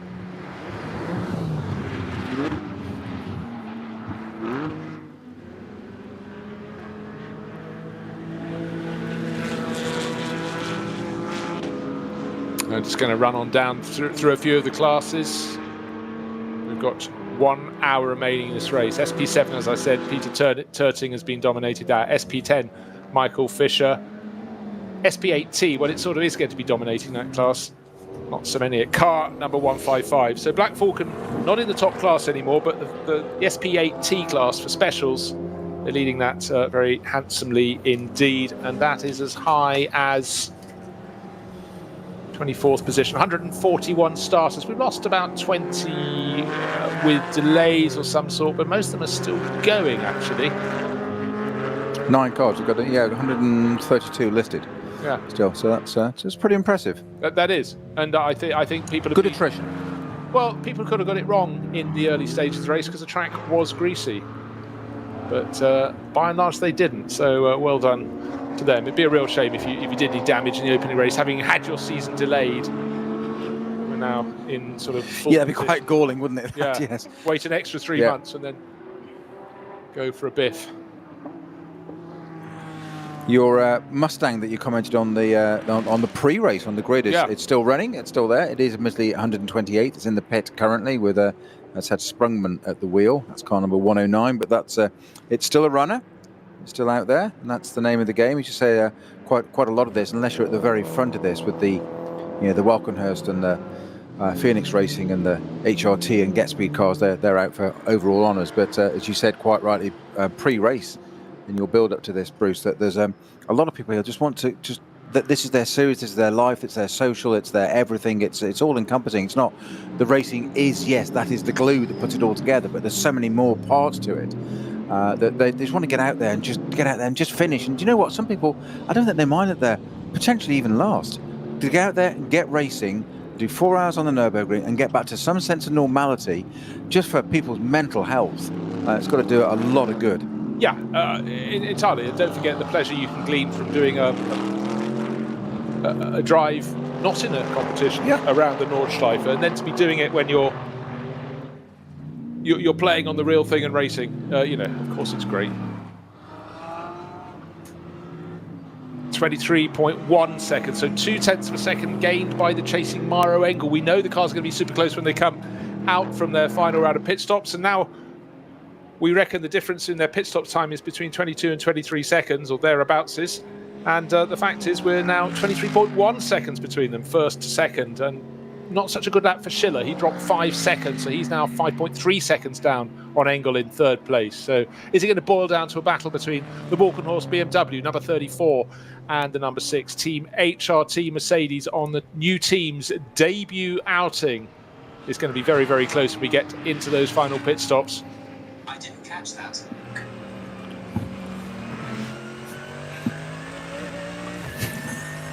Bit of interference on the line, and here we go into the final hour. 57 minutes remaining. Of course, the race goes on a little longer for those who on that absolutely final lap. yes. Don't back off now. That's the point. You can be so many more minutes, can't you? After the first cars, after the winning car has crossed the line, but it can still be another how many minutes before the race is finished? It can still be another. What's the pace of our slowest car? In fact, that's a very valid point. So it'd be probably, well, you scroll on down the bottom of the screen. Yeah, 9 minute. Well, we've got one car at 12 minute 13, so 9 minutes. So we're heading towards the 10-minute mark. Yeah. So you can after you and I have screamed ecstatically about whichever car it is and team that's won it, we've still got 10 minutes of dialogue with all the other classes, and they're all back in there, and they've done their open the cans and having their carbonated drink or whatever it is they're having, and then we're still talking about cars on the track. And for this class, but you imagine being master of ceremonies after this event with so many people having to go up and also just rounding them up. There are championships that we've all covered that have maybe 20 cars, and even rounding the top 3, the only people who go to the podium tenths a while. The winners will be on their barbecue by then. Yes. The overall winners. Yeah. So we're now trading off some really, really good solid stint from Mikkel Jensen. Maro Engel's doing what he has to do. He's chipping away in tenths of a second. Yep. It seems strange with under an hour to go, 23-second advantage, but the pit stop for the race-leading Walkenhorst Motorsport BMW is going to be 22, 23 seconds longer than it will be for Maro Engel. They should be absolutely all square when they come out of the pit stops. But what we've seen in this race, what we always see on the Nordschleife, is the fact that you can be slightly tripped up by a slower car. You might lose a tenth of a second here or there, but that's the margin we're dealing in, Peter. Yeah, absolutely. It's a long way to go, as you say. We've got just only 5 minutes under the hour to go still, which is, in most people's terms, that's a reasonable sort of race distance. Absolutely. It's the vast majority of a Formula One race. Vast majority of. What's the limitation on Formula One? 200 miles or 2 hours, whichever comes up first, I think, is the with the roughly. exception of Monaco. Of course, yes, yeah. When it rains, it takes 3.5 hours to complete, and we have 10 different cars leading the last 2 laps. Which year was that? Come on, there you go. That's putting you on the spot. Oh, I'd already moved on to another thought. Say that again. all the lead changes we had in 1980. 82. 82, the one that I remember. See, Tim showing his age there, that he's so much younger and sprightly. We're remembering the ones when it was in black and white. And engines were still in the front of the cars, Tim. Yes. Driver started with a natty kerchief. That's right, exactly, yes. No, I was trying to think of that the Malaysian Grand Prix where they had endless rain. It kept stopping and starting. They get them on the grid about to start, and then a couple of people go past in kayaks and decide it wasn't a good idea. So cars in and out of pits at the moment, and Ex-Müller, a slow zone there at the moment. Every time you think, oh, that's a tricky part of the circuit, you think of another place that's even. Well, I'm not sure how. Please define a tricky part of the circuit in relation to the Nürburgring. I'm intrigued that you're thinking. No, but it's just. I think the places we consider particularly tricky are the ones that tend to have incidents. They tend to be the tighter corners, but also a lot of those are dictated to by being. They might be okay in the dry, but when it's wet, some parts are sort of greasier, more wet, if you will, wetter, or a different sort of wet. You know where I'm heading. Some circuits just have parts, because very few circuits, particularly one as long as this, have uniform tarmac. Oh, absolutely. But it is just the most extraordinary circuit, and I've been around a long time as well, so it's no wonder it's still so popular. We look back at photographs of Grand Prix that talk about the 70s and 80s of cars being airborne at Flugplatz, or Graham Hill with the rear wheels up in a Lotus 49 or something. You're just thinking, how mad was that? Yeah. And that's probably pre-barriers as much in those days. A lot of it wouldn't have that many barriers around. And that's in our lifetime, 60s, 70s.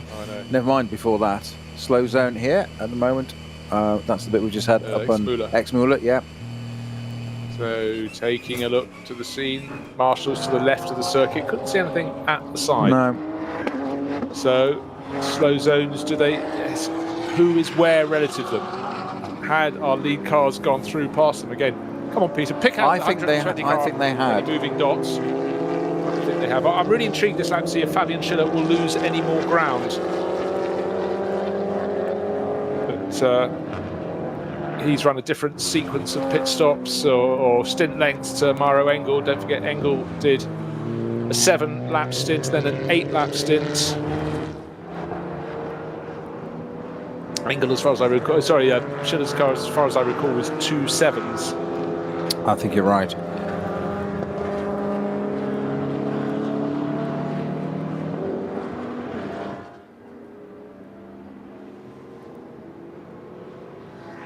So the delayed number 36 Walkenhorst Motorsport BMW not enjoying the pace of the sister car that's leading the race in the hands of Mikkel Jensen. That's car number 34, but the 36 car trying to pick its way back up the order after its awkwardness of having been spun round by Henry Walkenhorst, facing the wrong way and had to sit there. But he's still down 4th in the SP9 AM class, but from him to be down in 26th position isn't exactly what the doctor ordered. He's behind a couple of SP7 cars, an SP8T class car, and 2 SP10s. In fact, I'll tell you what, I can throw in a couple more cars from SP7, so he really, in terms of performance, should be ahead of those. You're talking about cars spinning around. I've just had a mild panic when I saw it alongside my cars, I'm going to put it. You know what I mean by that. Number 26. It says out. I'm thinking, what do you mean it's out? What do you mean? Then I realised I've read the little detail. It says out. It's leaving out of the pits. Don't do that. Can we use a different word? You know, rejoined or something? Please, Mr. Producer, can we just get that changed? Out. It's not fair to a man of my age, advancing years. Shouldn't do things like that. It's very rude. So, Mikkel Jensen leading the way onto that's the car that's lap. running ninth. That's one inside the top 10. I see what you're just saying. thought I'd point that out in case He'll you hadn't probably drop realised. out of the top 10 now to make that pit stop and then pop back in again. Oh, So you can say it all over again. Look, it's gone back into the top 10. come on, same hymn sheet. Come on, work with me. So just waiting for Maro Engel to either come through or dive into the pits. I suggest he'll be coming through. It was 23.1 seconds and it's 23.1 seconds all over again. How far back has Fabian Schiller fallen? He was 5.3 seconds back in third place. He's come into the pits. Fabian Schiller, I said he was on a different run, stint lengthwise to the number 6 Mercedes. So the number 2 Mercedes from third in the pits, coming back in. Will we have a driver change or will Schiller take it to the finish? We had Raffaele Marciello start that car, the bright yellow car from Team GetSpeed, and then Maxi Buch do a particularly strong second stint. Now, Bruce, young Mikkel Jensen in that leading number 34 Valkenhorst, the Valkenhorst Motorsport BMW is taking a leaf out of the starting driver in that, David Stippler's opening stint. He is using the curbs and a significant amount more. Not quite getting to the green bit, as in the grass, but it's using an awful lot of track and track. Well, let's not say track limits because we're not in the UK, so it doesn't matter. Right, it's different. But I can answer my question, which was put out there. Would Fabian Schiller take it to the finish? Well, he's not getting out. So one does conclude from that he's wafting the door to waft some air into the cockpit of the number 2 Mercedes, of the race taxi car. as you say, it's a heck of a race taxi, isn't it? Cool. Then some. But I bet it's pre-booked only. No, I can't connect to pizzas. As that car just say goes out, and again that huge swing round to the right, and he's almost tempted to. Oh, now interesting there. What we're saying about the lock on those cars there, swung over to the right, and I said, as you were saying, the circuit you described where they have to kick the tail out in the A1 GP. It looked like he gunned it, but of course it's got new tyres on, so it didn't. It understeered. It didn't. It understeered. It actually pushed the front out instead, and that's exactly what you were saying, a la David Coulthard. That sort of I'll flick it round, and hang on a minute, and all of a sudden you punch the front, and you don't look much of a hero when you do that. It's the other one, isn't it? Yes, the exactly. Different first letter. Yes. So just to point out, the number 32 car collection Audi came in with Robin Frietz. That's listed in 5th place. Lars Kern has come in, the Manthey Racing 911, and Frank Stippler has probably finished his day. He'll be handing that back one. Feels the number 5 Audi that's shown cameo performances. Vincent Kolb will take that to finish, I would think. But the important factor is the number 2 Mercedes going down for its refueling at pit exit. And Fabian Schiller has stayed on board. The 911 Porsche has changed. Lars Kern has got out, and by process of elimination, it's either, I think Julian Andlauer should be doing the final stint in this race, because it was started by Matt Campbell, but let us see. But that's not been quite in the mix today after such strong form a couple of years ago. The Manthey Racing crew, not always at all of the NLS rounds, as we call it this time around, but has been a strong feature in the past. But Mercedes seems to be getting stronger and stronger through 2019 in the NLS. And will they take victory today, or will it be a BMW sort of day? That's the question we may get answered, or get a hint about, really very soon, because I think at the next time around, or possibly one lap further. I was going to say probably another lap yet. I think you're right there, Bruce. They'll just it'll have all sort of shaken out, and then we're into the final. So we're approaching the final half hour then, won't we? The final 6 of the race, 8 of the race, to see where that goes. And we could be building for an extraordinary finish here. Well, I'm just happy to be racing again, but if you can throw in an extraordinary finish, we will go with that. But it is just good to be back. I know I've said it several times, but I really mean it. We know you do. It's good to be back with you as well. But it cites a sunny day. Yeah. Lots of different sorts of cars racing in gaggles around this most magnificent of circuits. It just get your mojo back, don't you? Absolutely. I think it was you said on our last live race with October last year, with what was then VLN 9.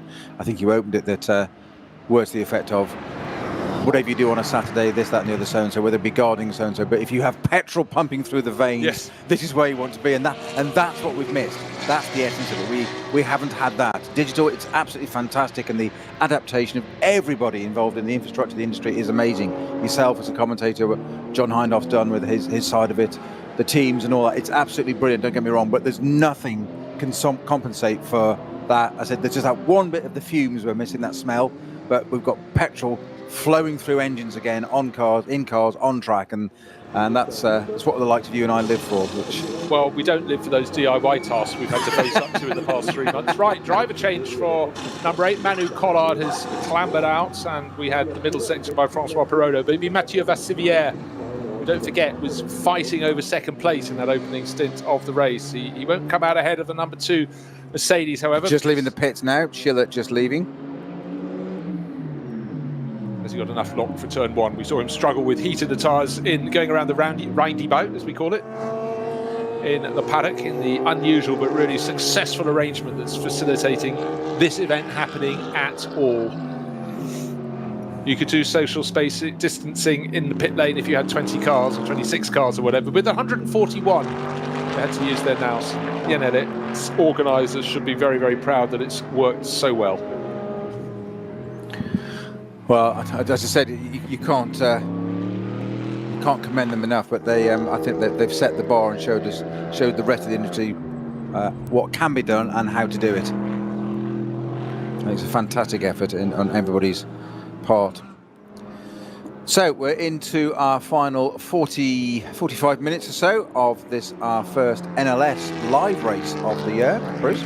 Right, what we have to consider, we're waiting to see where the following cars come out after their final pit stops. The 34 Balkenhorst Motorsport BMW, Mikkel Jensen at the wheel, he will be handing that over. Maro Engel in the number 6 Mercedes, separated by 23.13 seconds. But the car that's just made the pit stop and returned with Fabian Schiller doing a second stint, the number 2 at the wheel, the number 2 Mercedes, the one that had been 5 seconds behind the number 6 Mercedes. We expect the number 6 Mercedes and the 34 BMW to be all but identically placed when they come out of the pits. Now that's only 0.3 behind the SRAM car as well, so that's the SRAM car should be a tiny bit further back, but that has been really well driven today. That's the number 15 Phoenix Racing car, Michele Beretta and Kim Lewis Schramm. Kim doing a really good opening stint. Seems to be on or thereabouts the pace, but sometimes it was the cars fighting together up ahead that you felt enabled it to just keep in the hunt just a little bit behind them. But it's been really well run by the Phoenix Racing crew today.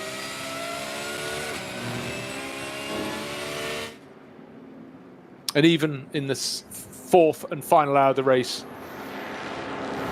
it's still a treat when you get the engine note coming through when you get a bit of onboard footage. You're giving away all our secrets as to what motivates us, where our mojo is. So will it be a pit stop this time around for Mikkel Jensen? Remember, he was 22 seconds clear, 23 seconds clear, 23 and a little bit less of a second clear, and it looks as though it could be a similar amount of time. I would predict that now is a good lap to do it. I think now is a good time to pit that car, that leading car. 3, 2, 1 into the pits. There you go. Oh, and what you don't want, there's a pit lane speed limiter, but you want someone else who's going to hit it right on the line, and unfortunately yes, a gold 325i is in front of it, and of course they have to come down to the thing, but if you can eke another few meters before you hit the brakes, I don't think it's delayed him at all, but I think the other guy did a good job, but it just wasn't obvious from that foreshortened head-on shot. And again, as you say, it's something as simple as that. I mean, look at the difference in those two cars. Both from the same manufacturer, BMW, but you couldn't get more difference in. One's a production. What Beauty and the Beast almost, isn't it? Exactly. One's a production car painted gold with some nice tyres on it. The other one's a racing car, which I know the purists that say only race. How can a racing car have roof and doors? Well, I don't subscribe to that theory, unfortunately, and it doesn't have to be a single seater. But look at the difference in lock. The M6 having to take round there, and he's even hassling that other car in the paddock almost, isn't he? Staying at its 40 km/h slipstream. It certainly is. the PlayStation livery Walkenhorst Motorsport car had to go into the paddock, round the roundabout, and then pull up at its awning. A lot of the rivals were having to go round the roundabout after they'd made their driver and tyre change or whatever. Then they all come into the pit lane for the refueling stop. Anyhow, what we can tell you is Maro Engel has continued on to another lap, listed as 14.1 seconds down. How did he suddenly gain 7 seconds? Well, that's because the other car, the Walkenhorst Motorsport BMW, was slowing down as it made its way into the pit lane and out of the pit lane into the paddock beyond. But of course, the similar process will have to be undertaken by the Team HRT Mercedes. But right now, tripping over a BMW, round it goes, off the Grand Prix loop, onto the Nordschleife. He's got 22 laps under his belt, and we're coming after 23, one feels, because at that point, there's only 40 minutes left in this race now. A 4-hour race, and I think the organiser will be very, very pleased indeed, because the racing has been brilliant on the track. Absolutely. Wonderfully in the paddock. And I think for everybody, it just gets them sharp again, doesn't it? It does. It does. From officials downwards. The Walkenhorst Sport car comes right out into the pit lane to take its it's phase 2 of its pit stop, refueling for the last time. This is the lead car. So we should see a change of driver in this car. David Pittard it was that started it and did a fantastic opening stint. Mikkel Jensen's just finished his middle stint in it. It's quite a long one, to say the least, there, and we have every belief it's going to go into Christian Kron's hands for this final bit of 40 minutes.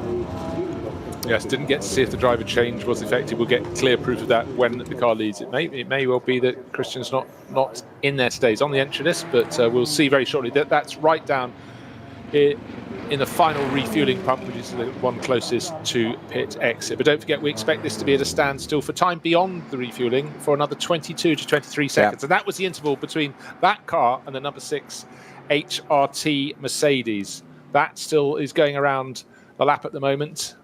And we will see where they stand on the circuit when this final round of pit stops is completed. 3 pit stops all but completed for the Walkenhorst BMW. Only 2 so far, but 1 coming up very soon indeed for Team HRT. So tension building as we get into the final stages of this race.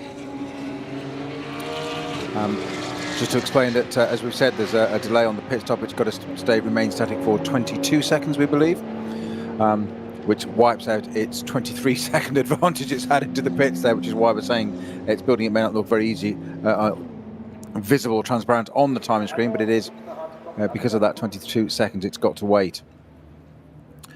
So we may well see the final half hour of some real on-track action.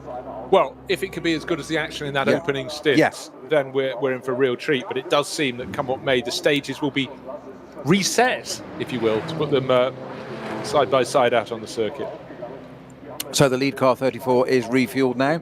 They're counting down, ready to send him back to 3, 2, 1, and he can rejoin. And he goes out again. We believe it's Christian Kron's at the wheel of that car now, but that we'll know that in a minute.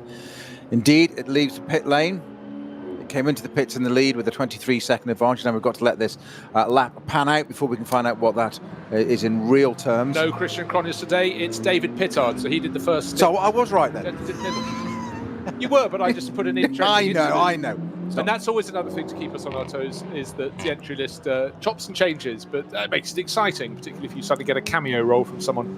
Cameo role, yeah. Well, now we saw what that gentleman did in the first stint in this car, and boy, did he muscle that car into a place really it shouldn't have been in. No disrespect, but it was not really quite as high as that. 5th, 6th maybe, but it shouldn't have been batting up there for knocking on the door of race lead as it was. That was entirely down to David Pittard. I think muscling is probably the best way of describing it. He was taking no quarter, no limits. Completely fair and some very, very good driving. He's now back in that car for a final stint of 36 minutes on track. So let's see what David Pittard can do. And could it be that Walkenhorst Motorsport pull off an extraordinary result with an outright win on the first real race of the NLS series in 2020. Yeah, and what we have seen through the course of that third stint, the third pit stop going out onto the fourth and final stint in this 4-hour race, is the fact that the number 2 Mercedes that had been right in the hunt is nowhere near the Walkenhorst car. The Walkenhorst car returned to the track, and the driver was changed from Mikkel Jensen to David Pittard, and it's way clear of that yellow Mercedes. And don't forget, was fighting with it really fearsomely in that opening stint of the race. Raffaele Marciello against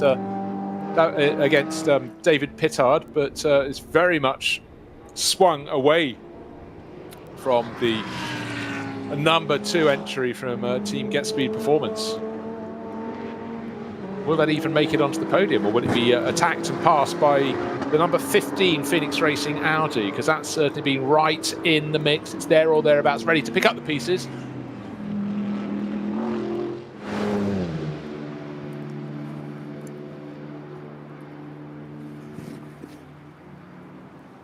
Still, I think every driver out there, bar the drivers who've made a pit, who've taken over a stint, know there's the bodywork sitting, the rear bodywork. Utterly immovable, isn't it? The circuit. There is a flag marshal.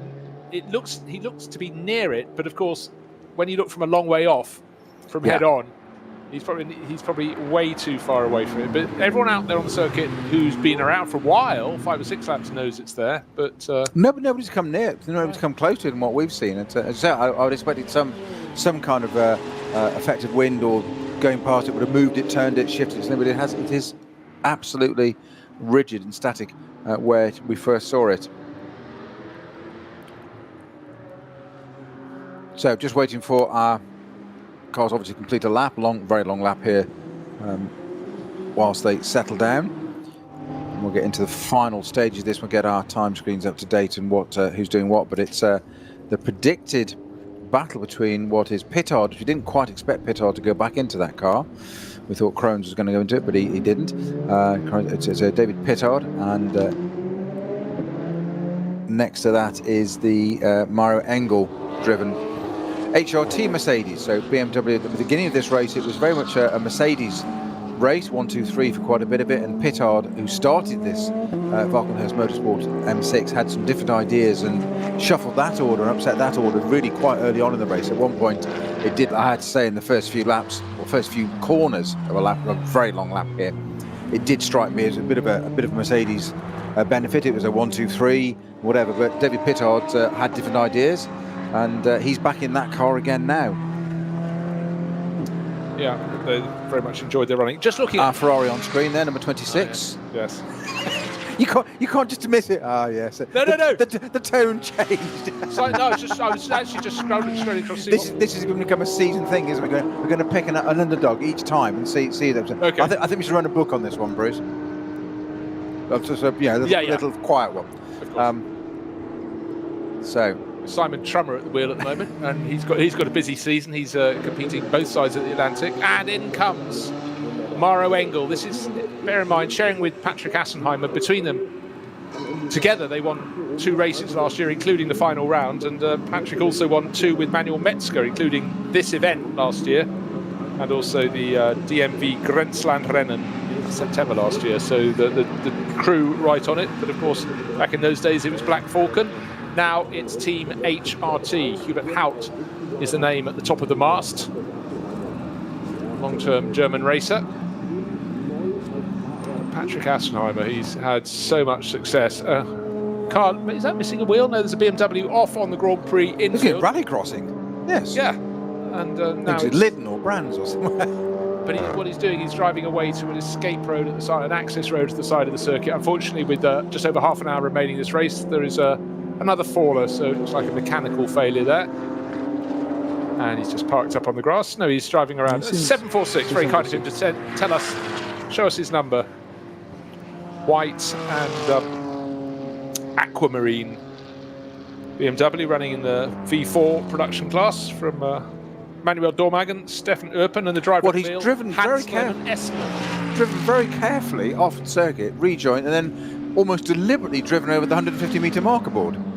It's gratuitous. And rejoined the track. So it's not like he spun off. That was very bizarre, as you said. I think he was probably fiddling with something in the cockpit when he was hitting the... Alt control delete, that's what it was, yes. He's got it going. Because it did look, body language, car language, like he was just pulling off out of the way. So Which car number was that? 746, I think. Well, he's rejoined, so with half an hour to go, he hasn't retired, he's rejoined. So second of our Ferraris out there on the track. Was right behind the other Porsche there, the when you comment on the blue Racing one Ferrari, and that's in the hands of Stefan Kohlhaas. Yep. Just in terms of Pro-Am, well, the Pro leader, of course, is the race leader. The Pro-Am leader is Fricadelli Racing's number 30 Porsche. That's Klaus Abelin, Lance David Arnold, and the driver, the rookie, the go-to driver, Alex Muller. They're 5th overall at the moment, so that's good for them. And the SP9 AM leader is that Racing One Ferrari we were talking about. Stefan Kohlhaas at the wheel. Still, the refueling goes on for the number 6 Hout Racing Team Mercedes. Now, only in NLS VLN that was. Could you see we'll have an image where, for those I know we're on radio, a full AMG GT3 Mercedes coming to fuel, and in behind it pulls up a Golf. As you said, the spread of vehicles, and it just doesn't look like it belongs in the nicest possible way with that absolute beast of a full factory Mercedes GT3 car, and then there's a Golf pulls in behind. And you'll think it's like a test day. Is it diesel or unleaded, sir? Yes. But that's the nature of the beast. Yeah. That is, and the space to have it. Here. Absolutely. As long as he remembers to get his green shield stamps, and he's all right. For those that remember it. Bottle of Lucozade. So we know that Mauro Engel's car is still in the pit lane, still refueling down the Dossinghur, beg your pardon, gone mad. Comes the Walkenhorst Motorsport BMW and David Pittard pressing on through those final sweepers. When will that number 6 Mercedes be released? It should be released now, but of course he's got to get up to speed.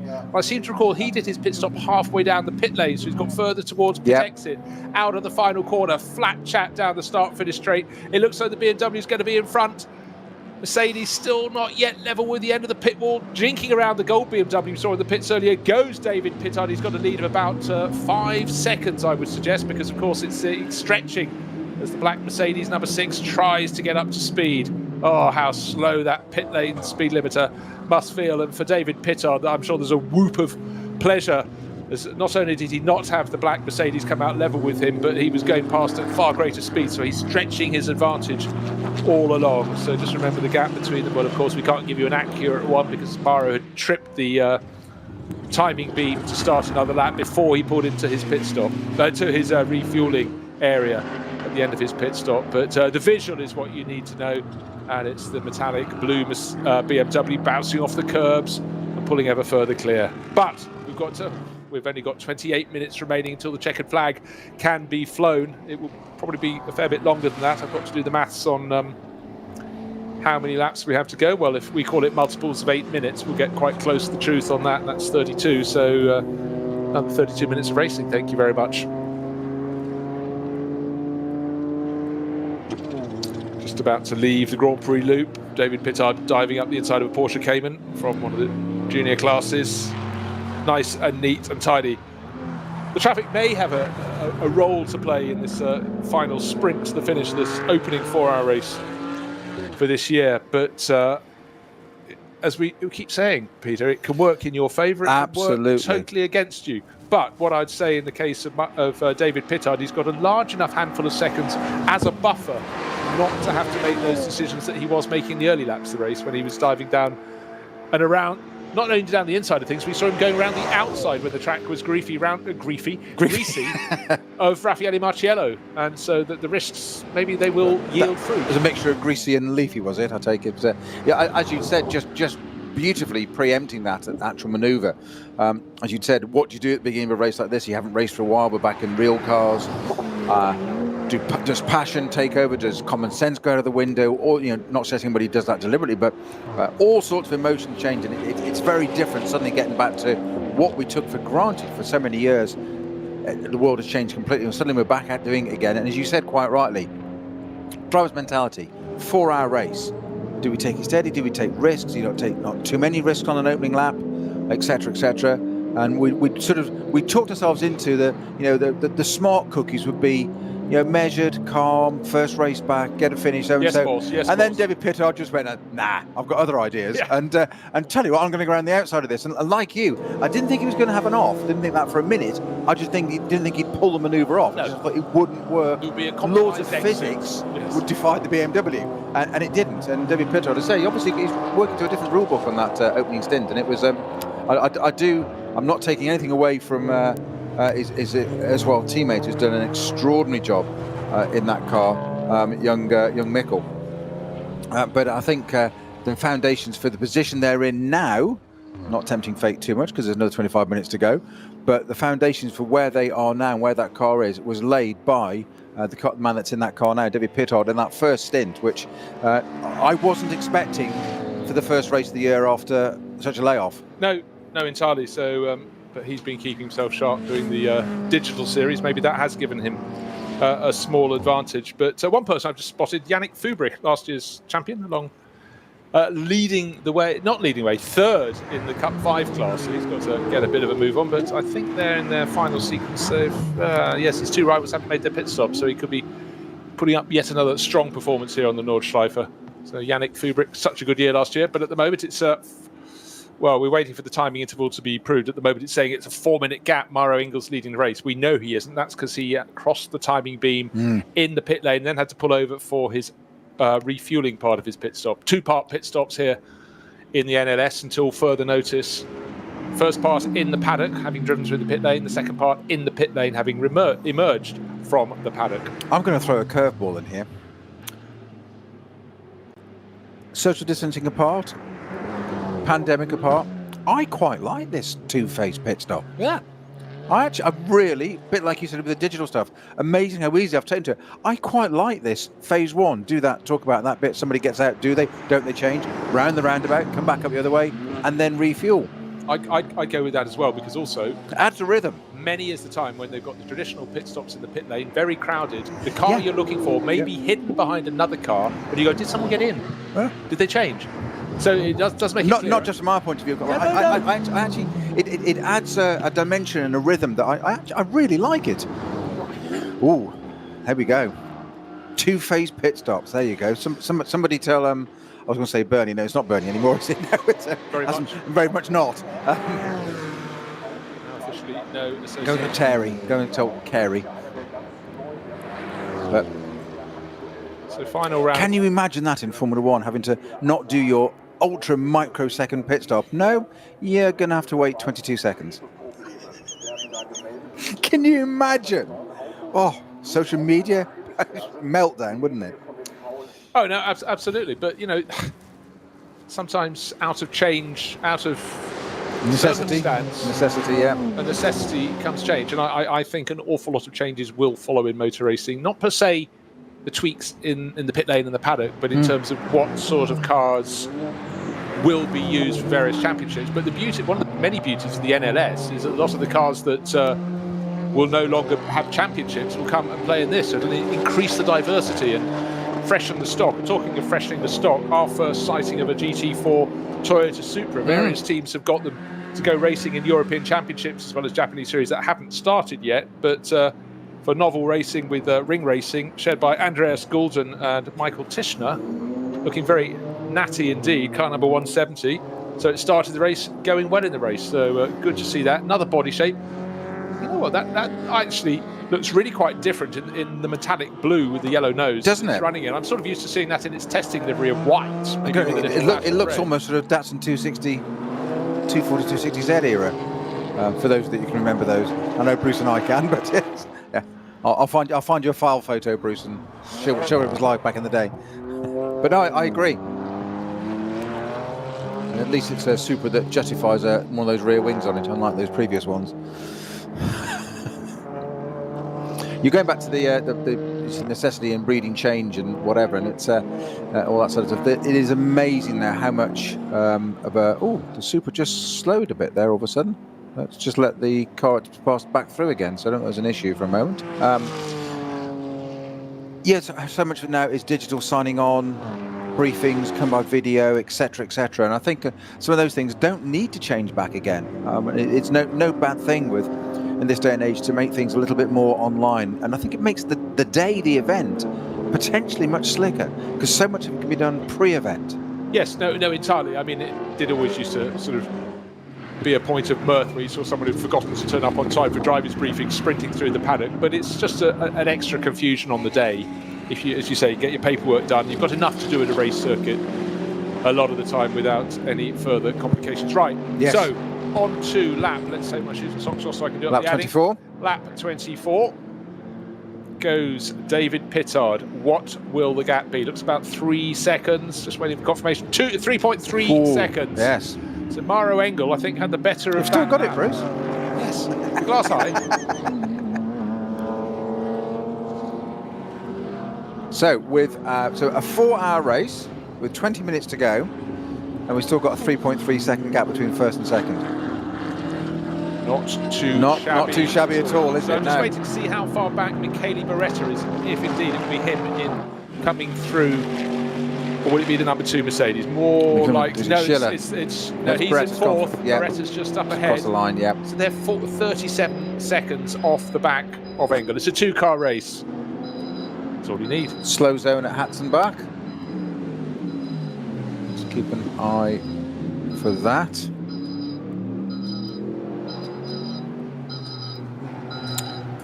So I think we can safely say it's a successful formula, the Adenauer Rundstrecken-Trophy. So successful it's the 51st running, but I think it probably has had very few changes as marked as it's had to have for this to enable us to go racing while the coronavirus pandemic continues, but hopefully is now a thing on retreat. But let's not get ahead of ourselves. We have beautiful weather. Cars are racing on the Nordschleife. It's been great racing too.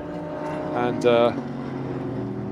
clearly now a 2-horse race to the end of the event. But for 34 for Walkenhorst Motorsport, it's looking good. But 3.3 seconds are in and among traffic. That can change. All competitors on the Nordschleife knows it's an event, it's a circuit where variables, there are plenty thereof. And we will have to see how it unravels through the remainder of the race. But in terms of their pace on their previous stints, Pittard and Engel pretty much even match. But Pittard has shown, particularly in the early stages of the race, he's prepared to take risks to not just get to the front, but to stay there.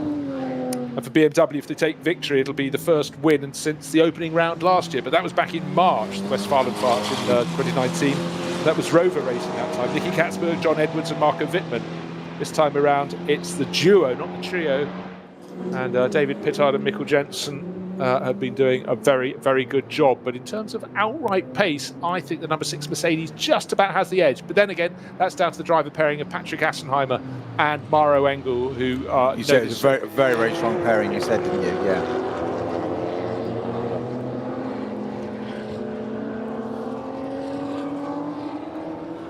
So we are into the final minutes, 17, just 18 minutes to go. Code 60 upgraded from slow zone at Hatzenbach, so someone has just got it wrong going out onto the Nordschleife.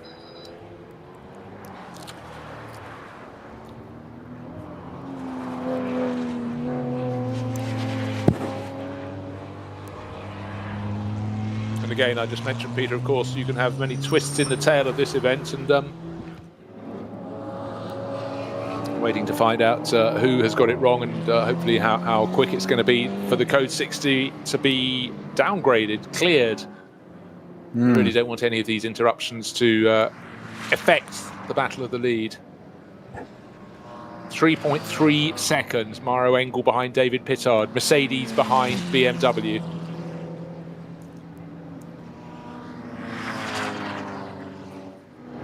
Track in perfect conditions. In fact, the day that started grey has warmed up, but still pretty comfortable conditions to go racing. I don't think they'd have cared what conditions were. It's the fact they're going racing again. It really counts for the vast majority of people on the circuit, helping around the circuit, helping with all the teams, prepping them, planning them, and let's face it, trying to keep the sponsorship flowing in for them. Well, that's the point, isn't it? It isn't just we're talking about the racing, because that's what we like to talk about. But it's a business.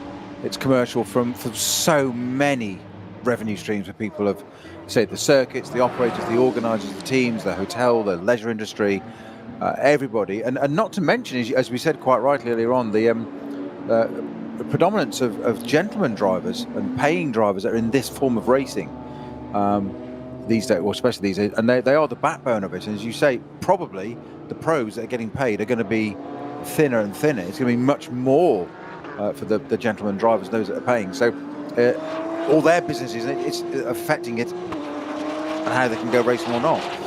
It's great to see so many cars out there that still there's some strength in the world to say that we can do this, because effectively it's a pastime and a hobby for the vast majority of people out there. Absolutely, and another element as we've got slow zone at Hocheichen, so they're working their way around the lap. But one thing I just want to point out is I think what you might have is more lineups that go from Pro-Am to Am. They'll go, okay, I'm not going for an outright victory, but I've got a good friend and he's also Am, and we'll race together and we'll do what we can. But it's great they've got the Pro-Am cars to aim at and the Am. And I think instead of having, let's say, 2 pros and an Am, we might go to 1 pro and 2 Ams. Green flag at Hatzenbach now, so the slow zone's cleared. It's just now got a code 60 at Quiddlebacher instead. As you said, it's just swapped on from somewhere. Alles begann mit 2 Freunden. Unsere Initialen stehen für Qualität und Fortschritt. Wir schaffen den Technologietransfer von der Rennstrecke auf die Straße. Wir fertigen Gewindefahrwerke, Sportfedersätze, Stabilisatoren, Distanzscheiben und Gewindefedern zu 100% in Deutschland. Wir arbeiten mit Herzblut und Hingabe für diesen einen Moment. Wir sind Motorsport.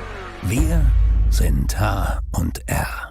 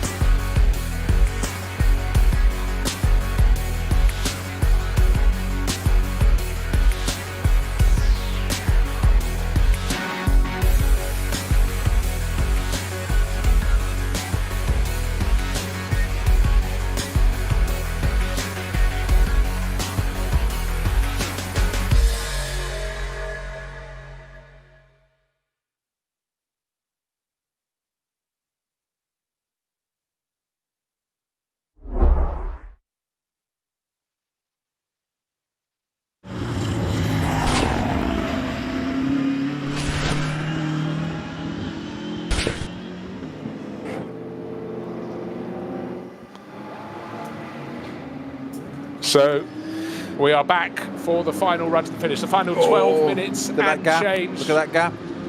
I will now look at the gap. I can move one screen to the other. It's down to, it's not even 0.2 of a second. Exactly. 0.18 of a second. Pittard has got his work cut out. He knew he would have, but that was a really, really good lap. Were there any assists from traffic? The lap difference between them in times was 3.1 seconds, but we know you can be interrupted on the Nordschleife. We didn't get to follow the car the whole way around the lap there. And the order has changed. It's changed, yes. BMW is back in second place. He's down by about, and that's before they've even got off the Grand Prix loop. So the move was probably made down around turn 1. I was just going to say that no disrespect to David Pittard, done an amazing opening stint in that car. I still think he's the man for the job. But to have Mauro Engel breathing down your neck with the last 2 laps of a 4-hour race at the Nürburgring. It's some pressure. I know it really is, but I suppose there's one thing for the two of them. They're not being involved with anybody else. They're 38 seconds to good over Beretta. Beretta's only got 1.2 seconds advantage over the 4th place Fabian Schiller. So that yellow Mercedes number 2 from Team GetSpeed may get back. But look at this. At the moment, we've got 3 marks of cars in the top 3 positions. And it could be an absolute fairy tale debut for HRT. It could. What lies ahead? 10.5 minutes till the checkered flag can come out. And the yellow Audi in Michele Beretta is going to have to work very, very hard indeed. I'll run you down the rest. René Rast in car number 32. Wasn't on my entry list, but Robin Fries, he's taken over from Christopher Haase, who didn't get to compete in the race, and Nicky Katzberg. They are 5th and 6th. So that's not bad. We've got 2 Mercedes, 2 BMWs, and 2 Audis in the top 6 positions. Then the best of the Porsches, Julian Andlauer in 7th place overall, ahead of Dennis Olsen. So 2 Works Porsche drivers, 7th and 8th. So a couple of seasons ago, it's Porsche singing the song, naming the tune here, and this time around it's very much the pendulum has gone the other way.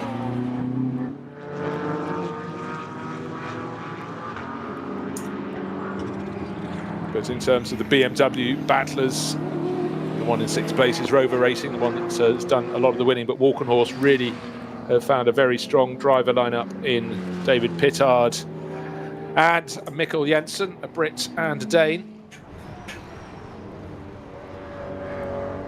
Just want to set our eyes on what is happening between the driver now leading, Mauro Engel. Is he still leading? And David Pittard, first and second at the start of the lap, and now 2nd and 1st because their positions have swapped around. Pittard now in 2nd, Engel in the lead of the race. Mauro Engel for Hubert Haut's new team, and that deal was only announced within the last fortnight, so things changing fast. Black Falcon deciding its business model didn't stack up to run all the SP9 cars. It's running cars in the Porsche Cup class and a couple of other entries in the SP Pro category as well. They've got a car running in that. But right now it's all about, is it going to be BMW fighting back into the lead, or will it be Mercedes having got there, staying there? But the clock is counting down, and I think we're going to get this lap and one more. Yeah, I would think so. It's be nice to see what's just happening at the front there. Say 0.198 of a second between them as they went across the line, and by the time they'd come back into our view on camera, they had indeed swapped positions. But again, I really feel that the Mercedes, we've seen it time and again, seems to have a bit more punch out of the final corner onto the start-finish straight, got into the slipstream, dived up the inside into turn 1. Just seems a slightly stronger package as a car, doesn't it? Put the driver to one side for a minute, and Mauro Engel is a supreme talent in that car, and David Pittard's no slouch either, as he proved in his first stint. But in terms of just physicality of the car, that Mercedes just seems a slightly stronger package, and it just does what it says on the tin all the time, every time. Doesn't seem to appear to have any weaknesses in the race there, does it? Nowhere on the circuit is it got a bit where, oh, it's really good here, but not quite so good there. It's just the same all the way around. The M6 just didn't quite look to be that consistent. And we're talking fine details, I know. So it'd be a great idea, but maybe swap the drivers around, put Engel in the BMW next lap and next race, and David Pittard in the Mercedes. Wouldn't phase them. Wouldn't phase them. No, it wouldn't, would it? Not one bit. Who was the fastest driver in qualifying? It was Mauro Engel. Yeah. So that car clearly good without too much traffic around in its way. But he's got to keep it going. He's got to keep it going for 7 minutes plus change. Of course, we get to the end of 4 hours, and then we go on to.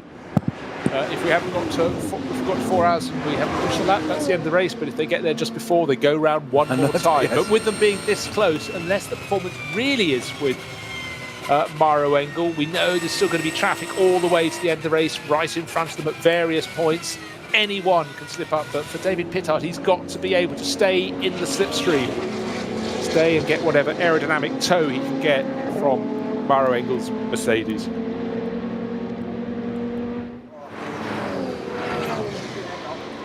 Weather conditions absolutely set fair.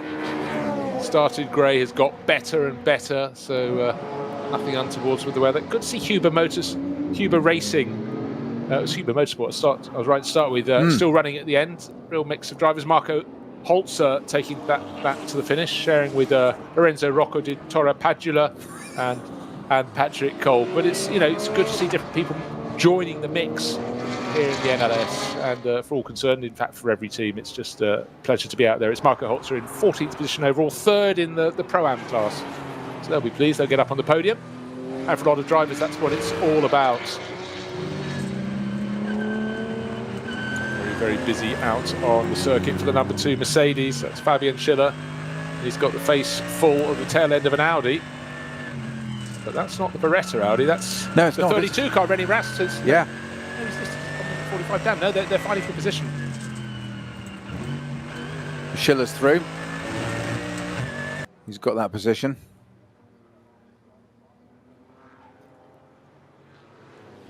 So one more lap to follow, 5 minutes and a little bit remaining in this race. Is it going to be the HRT Mercedes taking it through to the finish in the lead of the race? It's wrestled the lead after running a different set of lap strategies, race strategy to Walkenhorst Motorsport. But between them, there's now about 2 seconds. But importantly for the Mercedes crew, there is no slipstream. They've broken the toe down the Dossinger Höhe, going past one of the other Walkenhorst Motorsport BMWs, but that was the one that went into a little rotation. Yes, it did. Got stuck facing the wrong way, and any toe, if he could drop back a little bit and give his teammate Pittard a toe, might give him half a chance. But in fact, again, that was a foreshortening shot, and number 36 BMW is closer to Engel than he is to his teammate, who could have done with the toe, will not get it. And it looks like it's about 4, maybe 5 seconds to the good for the race leader, for Mauro Engel, going on to the final lap now with 4 minutes and 15 seconds to go. Crosses the start-finish line. His gap to second place, David Pittard, 4.4 seconds. So last lap? Last lap. And indeed, it just looks as though the pace of the HRT Mercedes is too strong. It was something we sensed in the early stint of the race, the opening stint, where Patrick Assenheimer was 9.7 seconds clear at the end of the opening hour, effectively. Yeah. Those behind have been fighting far more fearsomely, but he seemed to get the better of traffic, but always seemed to just have that tiny bit of an advantage in terms of lap time. Just seemed to have that when needed, that little bit extra, didn't it? It could just almost like I'm not suggesting there's a boost button, but metaphorically there was if you just needed to pull out a little bit more, could just have that. There was that little bit extra you could just draw on when needed, whether it just be a sector or a couple of corners or something, and there was just had that slight advantage all the way through, which I think has played into their hands over the duration of 4 hours. One car we've seen a fair bit of picking up quite a lot of interest is, we talked Black Falcon not running cars in SP9, but they are running one in SP Pro, and 350, we see quite a lot of that. Eric Bachmann, Tobias Muller and Carlos Rivas, that's apparently been in the pit lane for a while, so may not still be rolling at the end of the race, may not get back out there, so that's in fact tumbled way down the order. So then again, it's down to, hold on a second, no, sorry, I've gone for a bit of a bum steer there. We mentioned that it's actually listed as 13th overall, just trying to see if it's gone for an extra pit stop. No, not sure that it has. Slight red herring there. Anyhow, that battle for third place, Audi versus Mercedes. It's still Audi ahead of Mercedes. Michele Beretta going really well for Phoenix Racing, and he's got a 2-second advantage now over Fabian Schiller. And again, if they're going to sort it out, it's on this final lap. So as you say, top cars: Mercedes, BMW, Audi, Mercedes, Audi, BMW. Pushes, and a strong run to 9th there at the moment. I know it's the last lap, but yes, I thought it would. I felt it in my bones. Oh, we love a convert. So what can be done as we go into the closing stages? 2 minutes until the 4 hours come to the end, but the time that really counts is when Mauro Engel or David Pittard gets the checkered flag. On the 27th lap, 4.4 seconds between them, so a 4-second gain for Mauro Engel. In fact, he just put in the fastest lap of the race, 8 minutes, 6.464 seconds on that lap. He means business. We've got a slow-moving car on the Dossinger Höhe. It's on driver's right. It's like a Porsche Cayman. Hold on a second. I'm wondering if that's the Cayman that was really well placed in Cup 3. I'll have a little scroll down because we saw a great run from FK Performance. Got it, has it gone, so it's clearly keeping out of the way and trying to warn everybody that car is indeed in trouble. But you say, rolling along, nothing obvious coming out of it or any liquids or anything like that. So it does look like they're going to try and get that back to the end of the race. But no, indeed, as soon as I said, I was about to say it's got the incline coming up, and at that moment he's pulled it onto the grass out of the way. One thing, of course, you have to remember: the race isn't 4 hours; it's 4 hours and finish the lap. And if they haven't had an extra lap of They have to fuel, do the whole lap. Yes, that could be very, very embarrassing. Not saying that's the case. Not saying 1-2-6 Ferrari. Peter didn't think it would get in the top 10, but I always felt it would. And Simon Trummer, 9th place at the moment. I'm so glad these things are recorded.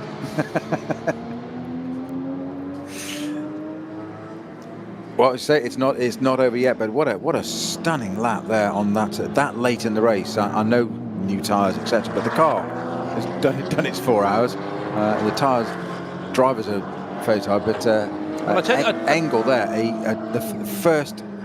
And not just into an 8:06, half a second into it.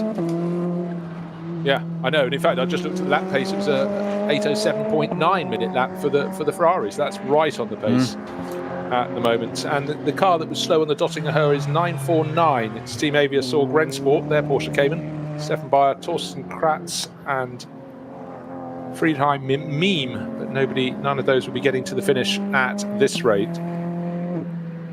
So, just to refresh, with the clock at the top of the hour, 4 hours completed. The final lap needs to be completed, but Maro Engel started the lap with 4.4 seconds to the good over David Pittard's Walkenhorst Motorsport BMW. Michele Beretta making it 3 manufacturers in the top 3 positions in his Audi, but he's another 37 seconds back. So it's all about the top 2. And really, through the course of this race, it has been all about the number 6 Team HRT. That's Haupt Racing Team. It's race debut, and it's going to be a winning one, surely, for the team headed by Hubert Haupt. But we still have probably about 15 kilometres of racing to go for the top 2. Let us see which way it falls. And then Michele Beretta holding off 1.8 second advantage in his Phoenix Racing Audi over the chasing Fabian Schiller. Looks though he may have done enough, but at this point in the race, the bugs are on the windscreen, making it harder for the drivers to see. But the track conditions have been fabulous through the course of this race. Wave blue flags yet again as the front runners work their way through the traffic, still waiting for the sight, presumably of the black nose number 6 Mercedes to come into view. But I still think we've got a few more minutes before we get to that point. 3 or 4 more minutes. I think I didn't remember precisely when they started the final lap, but start it they did. 4.4 seconds. It's been a great day to go racing again. The NLS, one of the first series worldwide to get going at this point of the pandemic, and a welcome fillip for all concerned. And for the cars crossing the start-finish line, they still will get this lap to go, but the laps are really, really counting down for our race leader. He's on that final lap. He's halfway around the final lap. Other battles up and down the field, but we know our top 3 at the moment. It's Engel, Pittard, Beretta. It's Mercedes, BMW, and Audi. But we could still have another Mercedes in the top 3 positions if Fabian Schiller can find a little bit of time in the number 2 car from Get Speed Performance. It was only 1.8 seconds, wasn't it? It was indeed. Going to that last lap. Well, we said it could well be a nail-biting finish or building to a crescendo, and boy, did it. Without going on to that last lap, it was, what was it, less than 0.2 of a second, and within 2 corners, that had changed as well, which I thought it was a possibility that Engel could get past Pittard on the last lap, not quite so early, you know what I mean? I thought that was going to be a bit of a dice, and that could have been I expected there might be some swapping, actually, and 2 or 3 changes and whatever, and he just got the job done, didn't he? And yeah. That was it. But again, we talked about the thump of that car onto the start-finish straight, and it's the cars now coming down the Dottinger for the final time. Headlights ablaze. And it is Maro Engel in the background, even further behind than before. I'm afraid 4.4 seconds at the start of the lap has gone out a little bit more. But either way, and as I'm just hearing that perhaps the race leader has got a time penalty. Oh my golly. Well, let's pay attention to the gap between them over the start-finish line. And as the information comes, oh dear, what a well, we don't know what it's for, but anyhow, at the moment, coming up to the finish, Too short a pit stop time. Well, that's where the mechanic has to remember to get his fingers in the right order, pushing across the line. So first to the finish by is Maro Engel. His advantage, I wonder if Walkenhorst know they have to push on. How big will the gap between them, and how long will be the time penalty? So over the finish line, more like about 8 or 9 seconds, I think. Let's have a look. 27 laps on the board. The gap between them after 27 laps. They need a 5-second penalty to win it, don't they? 10 seconds. 9.9 seconds is the gap on the track. 10-second penalty. That would make it one of the closest finishes of all time in the NLS. So we need to find out what that penalty is. Yeah, keep looking at other screens. Yeah. Sort of many screens. Well, what a twist in the tale. So would have been a fairy tale story for victory first time out. May still be. Had it happened, it may still be. But what we can tell you over the start-finish line, it's 6:34.15 getting home in third place, waiting for that timing to come. No, it's not getting home in third place. What has happened to 15? It's slowing and it's crabbing. It's crabbing indeed. Puncture. Up the Dottinger-Hoa. The car in third place with Michele Beretta is now in fourth and will lose more positions. Left rear issue there, I think, for that car. Will that get through at least in fourth place? No, it looks so. Number 32 has come home in fourth. So, no, waiting for that. Yeah, no, that's gone through in fourth place. So, oh dear, puncture there. Very, very cruel for Phoenix Racing. I did say we might get 2 Mercedes. Having had the 3 You did, yeah. That's the one that may change. But, oh dear, coming through about 5 degrees out of true. What an agonising moment. And it's a 30-second time penalty for the race leader. I was going to say so. Victory for Walkenhorst Motorsport then. First time out, but those teams have really shown their colours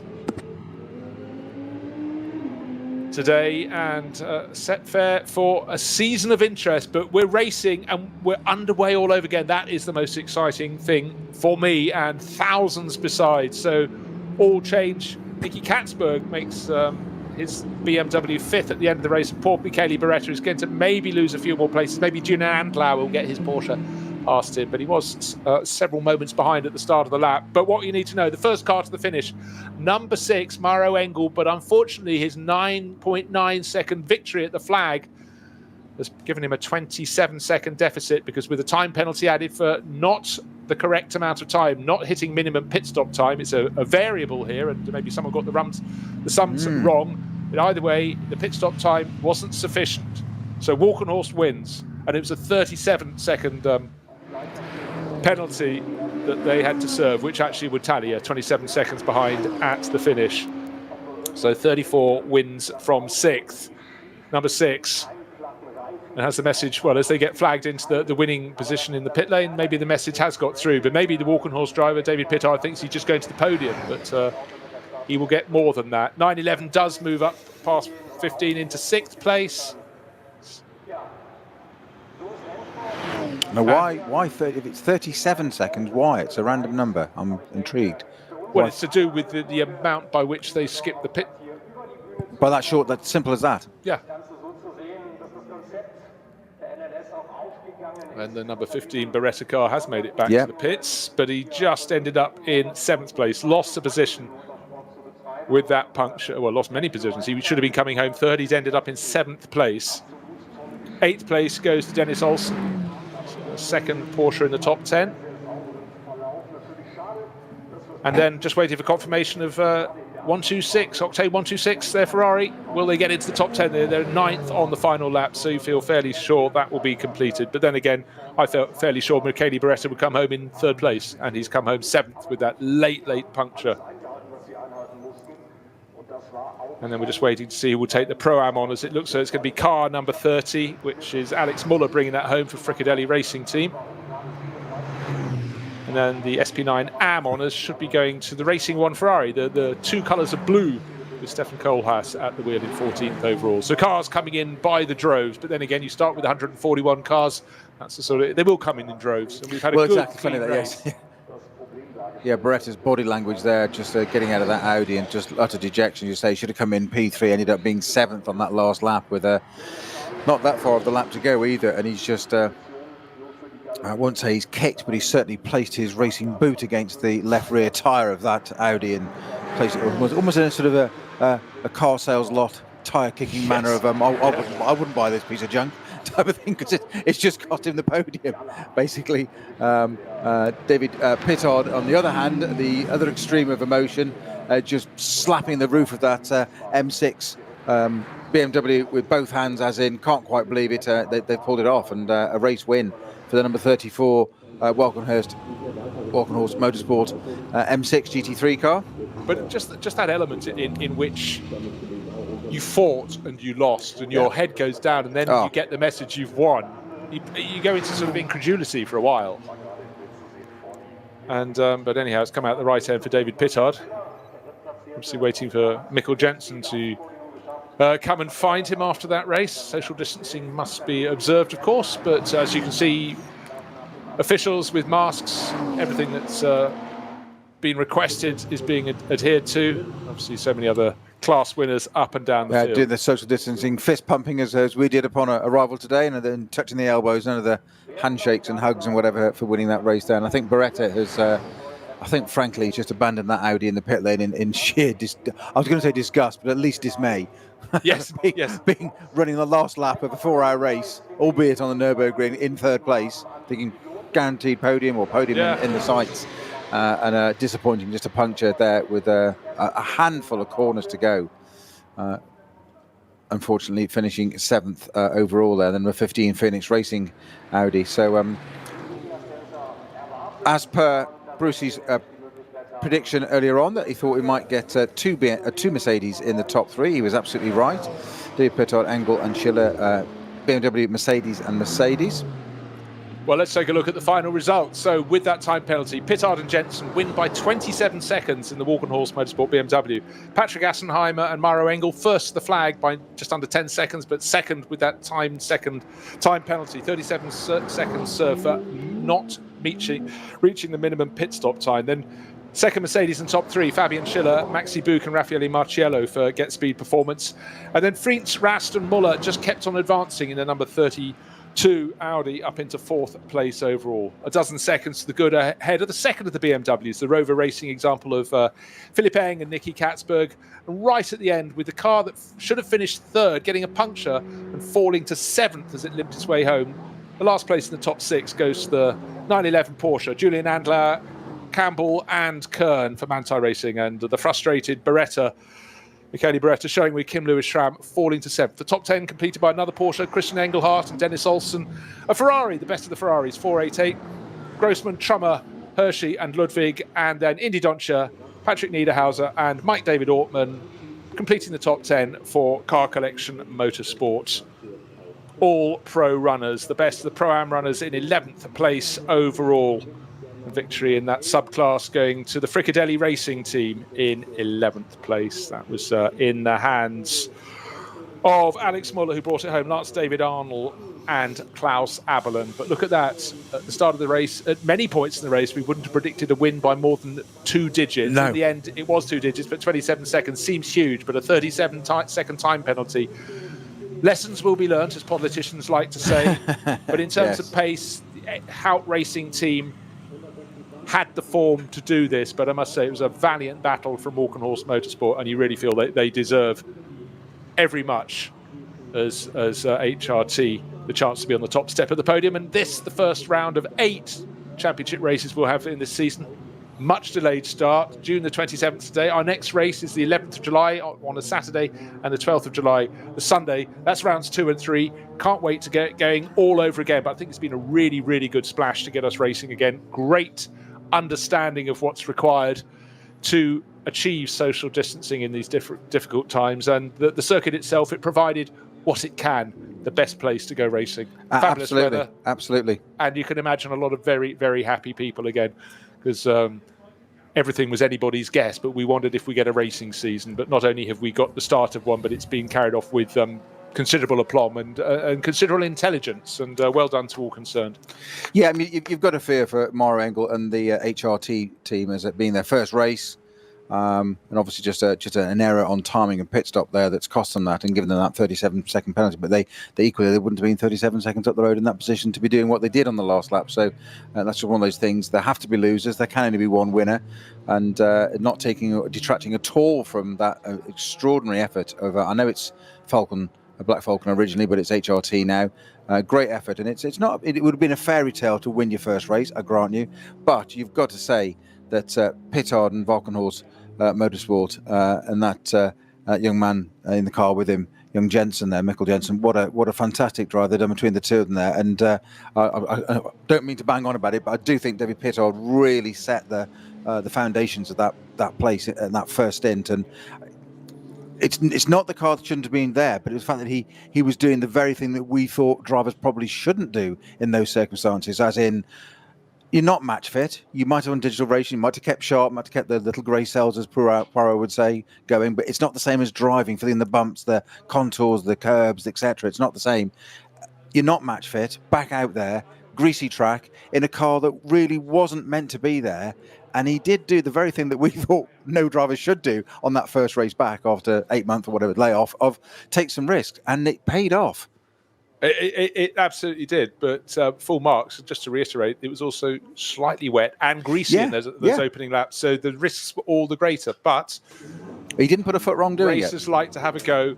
So it's been just a fantastic start to the season. We would have liked to have it in March, as March turned to April, but as we have it, we're having it at the end of June as we head into July. But the racing is going to come thick and fast, 11th and 12th of July. So just two weekends from now, and we'll do it all over again, not once, but twice.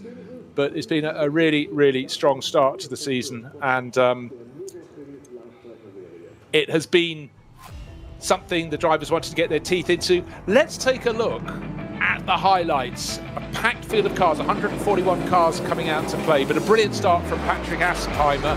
Terrible start from the Phoenix Audi on the outside of the front row, and it was all about the black Mercedes at the start. Then unfortunately the Octane 126 Ferrari going for a spin before they'd even reached the Nordschleife. Second and third batches of cars got going, nice and clean starts from all concerned in those classes, but out front it was the Mercedes pulling clear for the new team, Hout Racing Team, and the driver making the moves was David Pittard in the Walkenhorst Motorsport BMW.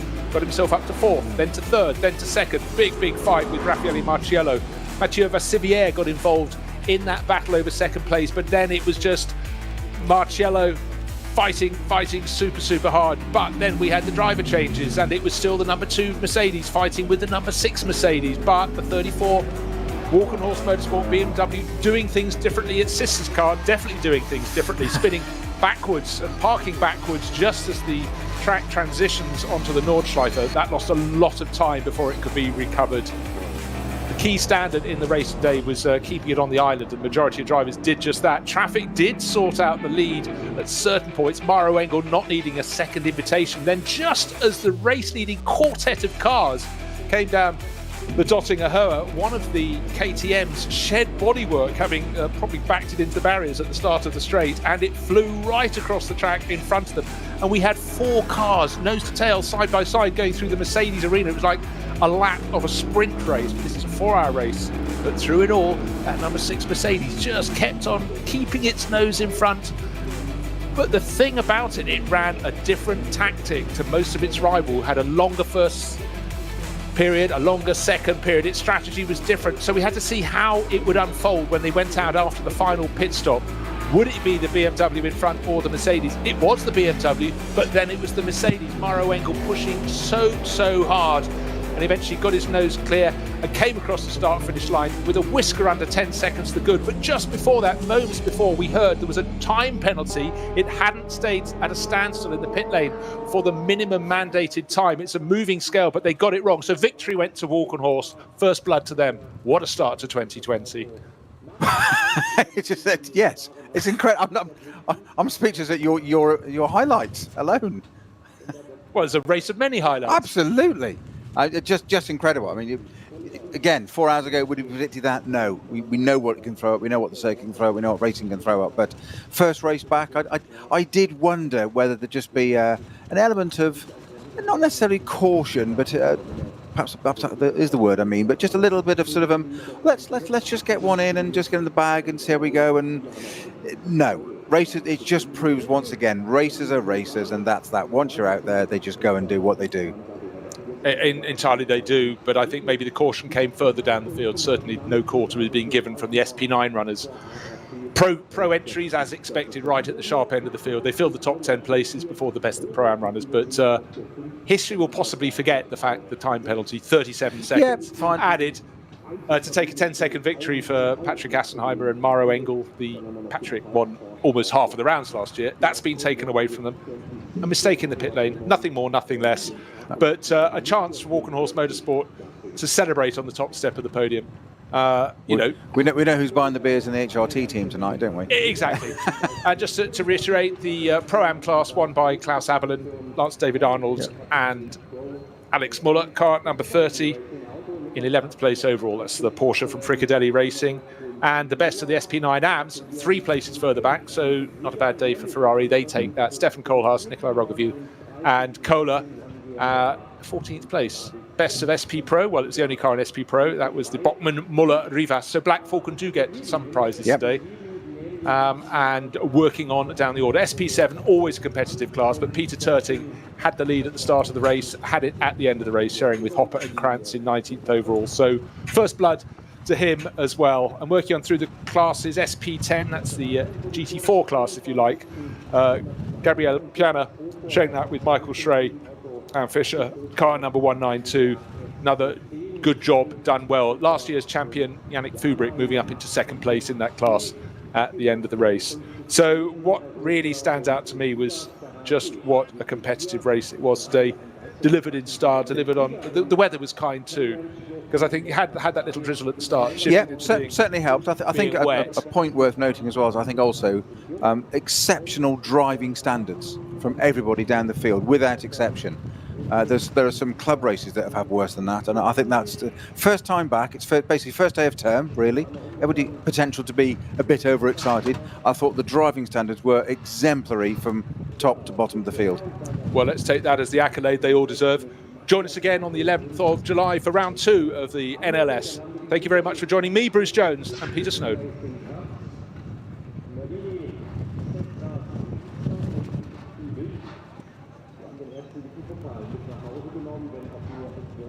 in der SP 6 senken wir den Platz mit dem Ackermann, Müller und